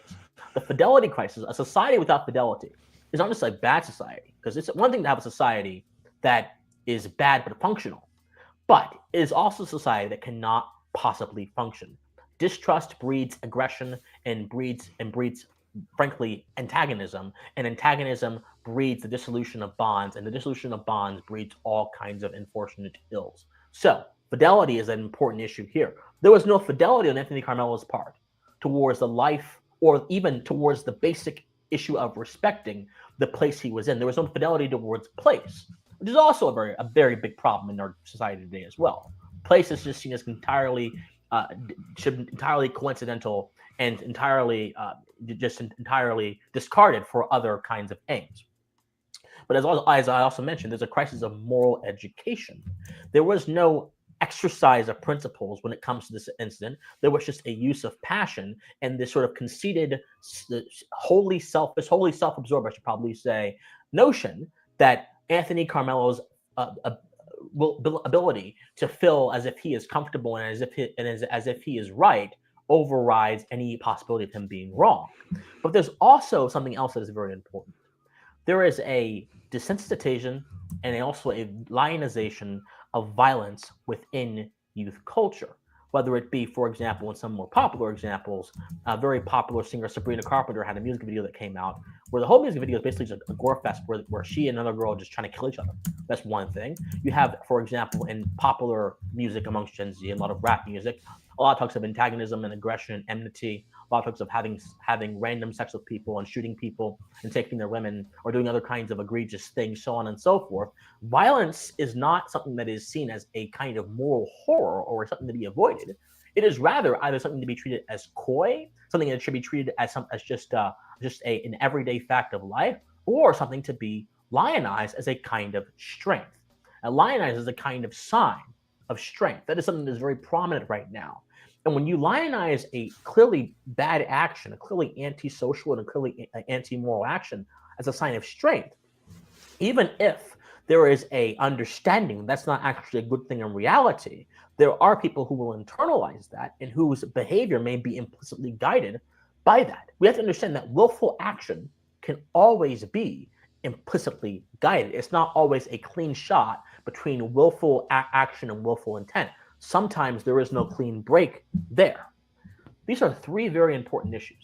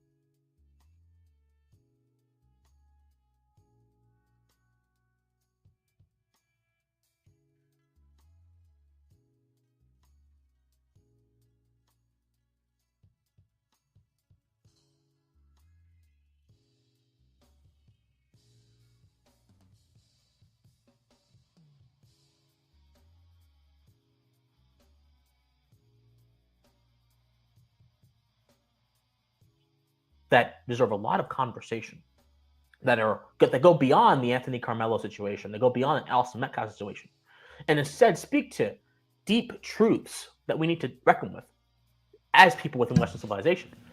But instead of focusing on these issues, this angle, so many people want to focus on race. So many people want to focus on these kind of low quality conversations. So many people want to make this an issue about race as opposed to being an issue about the worst parts of our humanity creeping out due to bad cultural influences, the worst parts of our humanity creeping out due to lack of moral education, the worst parts of our humanity creeping out because of lack of understanding of fidelity, the worst parts of our humanity creeping out because of a total placement of self over anything else, and unbounded by any kind of principles. That is what this should be about. I won't deny that there is an importance to talk about the issue of anti-white racism. There absolutely is. It's been a cultural phenomenon that's been happening in our country for a very long time. And there are many people who have addressed that, who should keep addressing that problem, because it's going to continue to be a problem unless it is countered as forcibly as racism towards any other group should be countered. However, to assume that every incident involving a black person and a white person, or a black person and anyone else, or any race involving, or a white person involving a black person, is a case of racism on either side, is once again to collapse complex issues to pre-assumed biases. I get what he's saying. It took him a whole show to basically say, just don't make assumptions that it was a racial incident. I think what people do is they look at American history, or instinctively know American history because they're taught it in high school. These are high schoolers. That there's a high chance that race played into it. I think this pretend neutrality, I won't say it's all about race, but this is Texas, and it is America, and I'm sure it had something to do with it. And I was in high school back in the day. There'd be a pretty racy or racist joke. I'm questioning his use of the term racism. I was going to say, hey, I know you've read, or he should read Racecraft, but I'm kind of on the fence. Racist behavior versus racism. I'm not sure that he's using the right terminology there. And Mr. Philosopher, I'm sure, is a stickler for words. But anyway, everybody make sure you hit the like button, please, and subscribe to the John Galt Urban Landlord channel. And if you would, please make sure you subscribe to the Stanley Cross channel at Stanley Cross 6000. You too, Mayo Monkey. If you haven't, I think you might have already. And if you have, I'd appreciate it. Make sure you support the show, Stanley versus the World, and its erstwhile host. I'm working on gathering up some beer money for the weekend, so help a brother out. And Portia J, the originator of the Stanley versus the World phenomenon, the Stanley versus the World juggernaut. It is all Portia J's fault. Make sure you reward her accordingly. Not with coal, not with lumps of coal, but make sure you hit her Cash App. I thought it was in this crawl. I know it's in the chat. If it's not in the crawl, it's because she took it out, I would imagine. So just when you see her in the chat, just hit her up. Make sure you keep her engaged and rewarded for all her hard work. I appreciate that, Yeti Life. Morning roast starts at 10:30. I don't know that we need to listen anymore to and I'm gonna also say this. If I can ever get him over here, I've only talked to him a couple times, but it would be nice if we could get him over here. He would be a nice counterpoint to Linwood, having one that having him and Linwood in a conversation, I'd pay for that. So that is that. So let's look in on let's spend these a couple minutes seeing what's going on over, because I see John Galt is over on B Brave's channel. Let's hear what virulent. The calling thing, John. I just don't like holding my phone. John, I don't like talking on this damn thing, man. I don't trust it. I don't care about the electromagnetic frequencies. I don't trust it. I gotta take this call break. I gotta get out of here. I'll hop up on your account a little bit later for you all. Thanks, John. All right. Talk to you later, buddy. Hey, Ryan. There's Ryan. So anyway, How's it going? we'll spend a couple minutes seeing what B Brave is up What's to. the word? As you can see, he was listening to my lovely show. What are you covering today? Stanley and CK3 were over there seeking refuge in the facts that whites kill more fucking people than blacks.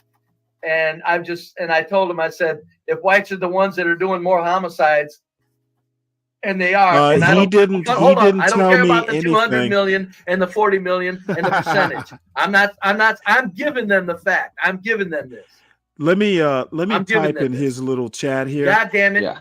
Whites kill more than blacks. Now, why do you want to be around white people? Because the killing whites do, if you can say this, and I can't hold on. Well, whites do kill whites more than blacks kill domestic, whites. They're not hurting anybody but their family, and it's done. The killing that the blacks are doing are fucking everything up around them and killing strangers upon strangers upon strangers that have nothing to do with any of them. Well, That's why okay. But why is nobody talking about the rate? Like, why wouldn't you talk about the rate? Doesn't make much sense. It doesn't, because that's not sinking in. My point is, it's more important for me to prove which is more damaging, domestic murder or street murder. That's my point. Yeah. That's what I'm after. Hey, Mayo, first time over here. What you doing, bub? Hey, what's up, man? Hey, I'm gonna put a link in the back. Okay. And this is now Mayo Monkey is just over here, so he's gone to his racist roots. Yeah. If you give me your email, if you put your email in the back, I can. No, I'm giving it to you right now. I don't care who has it. Be brave.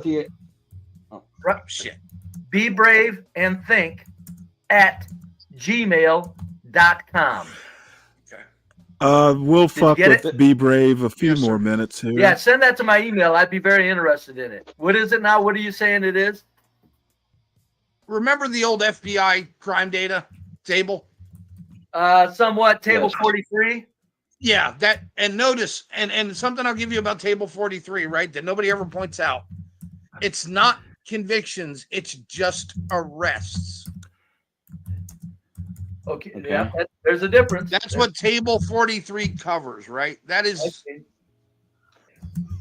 right, so that's not murders, actual murders, homicides, robberies, and so on, right? Okay. So that arrest, it includes a lot of.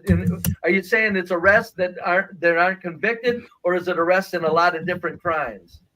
These, in other words, arrests aren't arrests in a lot of different crimes, not just violent. Okay, and these people have not yet been convicted. Correct. Okay. Yeah, it's just arrests. That's right. Very good. See, everybody likes to pull up 43, FBI 43.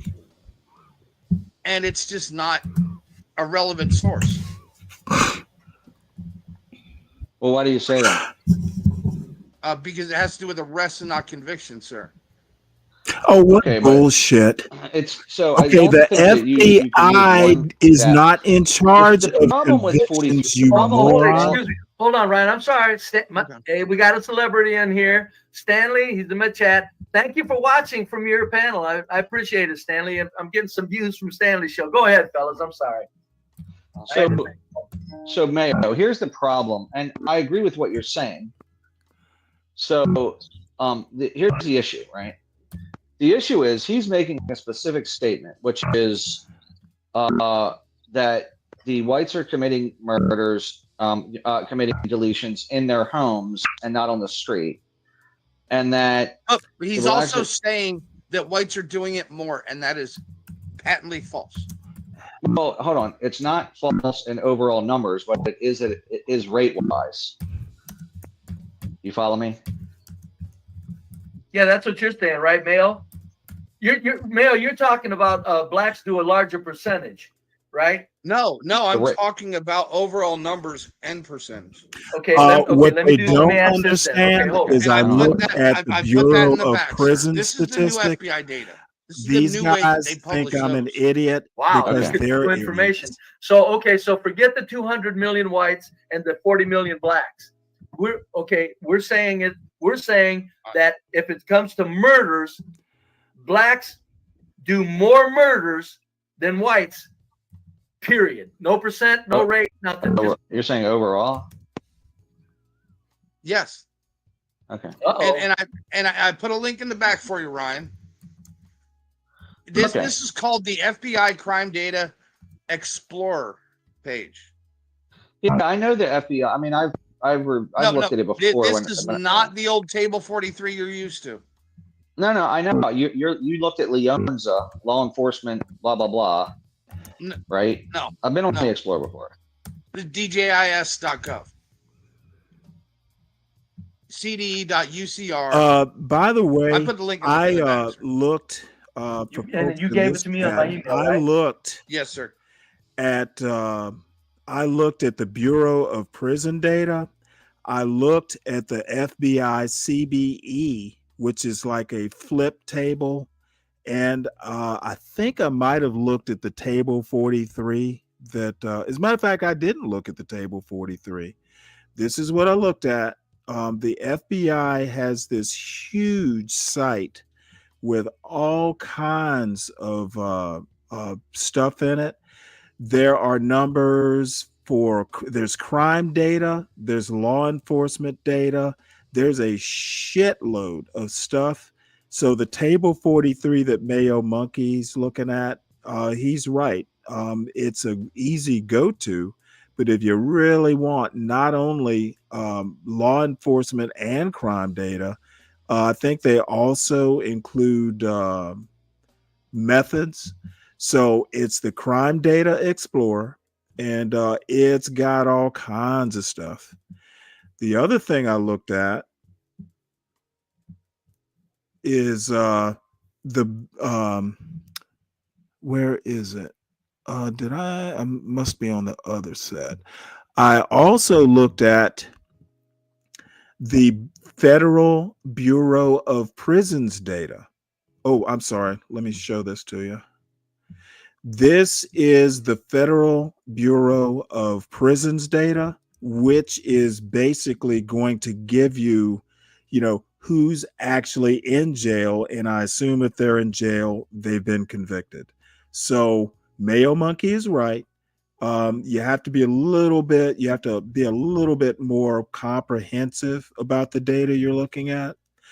And then there's a third source that I looked at, and I'm not that familiar with it, but I haven't even gone through this stuff. It's just I'm setting up if there is a debate with Be Brave, and I'm not absolutely sure there will be. I don't think he's up to it. What I did is this Statista data. That's number of murder offenders in 2023 by race. The murder offenders are the people that have actually committed murders. This number right here is white. This number here is black. This number here is unknown. And then there's a way smaller category called other. Okay. These folks think I'm not capable. And I want to say it's because they're racists and they don't think black people can think.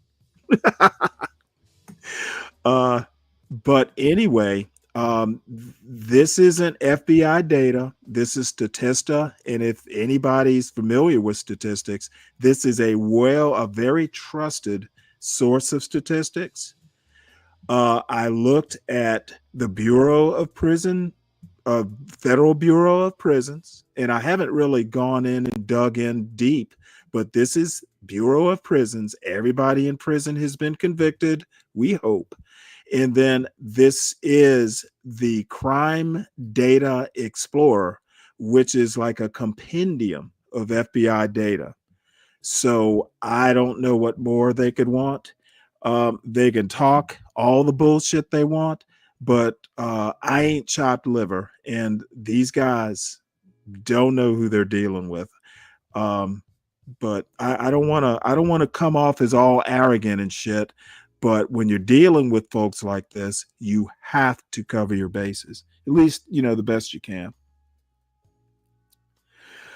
And Yeti, now as I said earlier, the per capita measurements actually tell you there is a problem in the community, but saying that whites commit more murders is not an invalid or a fact that's to be totally ignored. Anybody who thinks that, like a Mayo monkey, is basically wanting to stick their head in the sand, and that is a fact. Give me one sec here. My earbuds just died.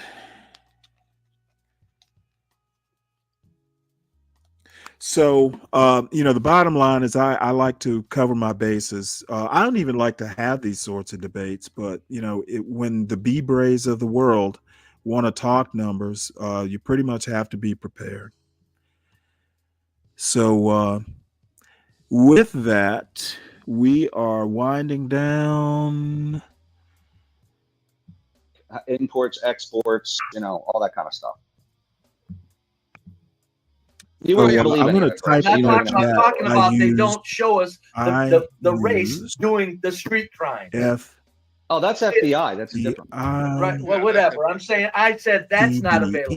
Now it sounds like it is. Hopefully, we need what race It'll get on what street crime. Right now, we're working off the old way they used to Bureau collect. Yes, which is very limited because the specifics weren't noted. And What they actually need to do is make it a law that all police departments have to submit this information to the FBI. They especially if they want to get some kind of grant.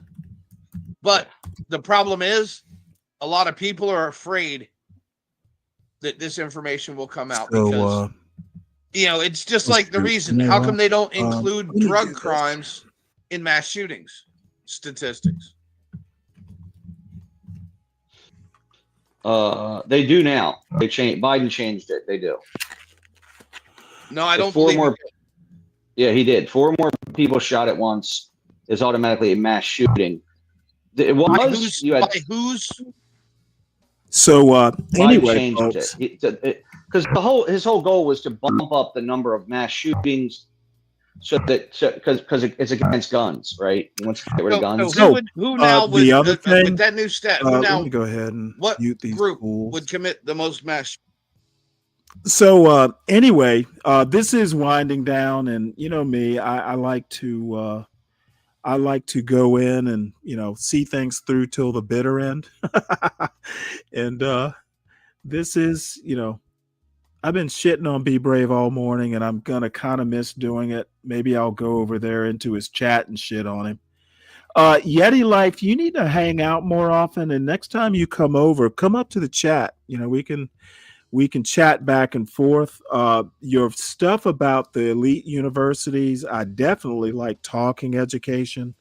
I happen to have a son who's in an elite university, so anytime I can talk education and how to get Black people, into those universities and successful, just of any sort, come on up. And I think what I'm going to do is just go ahead and wrap this up because it is about breakfast time, and I am getting hungry and a little tired and old man level cranky. So I will be on at 3 tomorrow morning. I don't know. I may hop in for a little bit of the morning roast until it just goes totally anti-Black. Then I have to meter my listening. I can only take so much of that. So I will see everybody in the morning.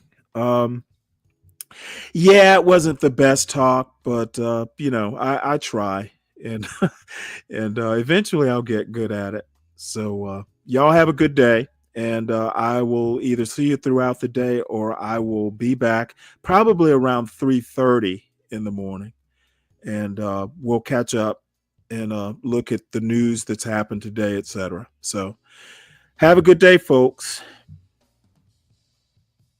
Feel like I should, feel like I should, feel like I should, feel like I should go. Go. Feel like I should go. Feel like I should, feel like I should, feel like I should, feel like I should go. Feel like I should go. Feel like I should, feel like I should, feel like I should, feel like I should.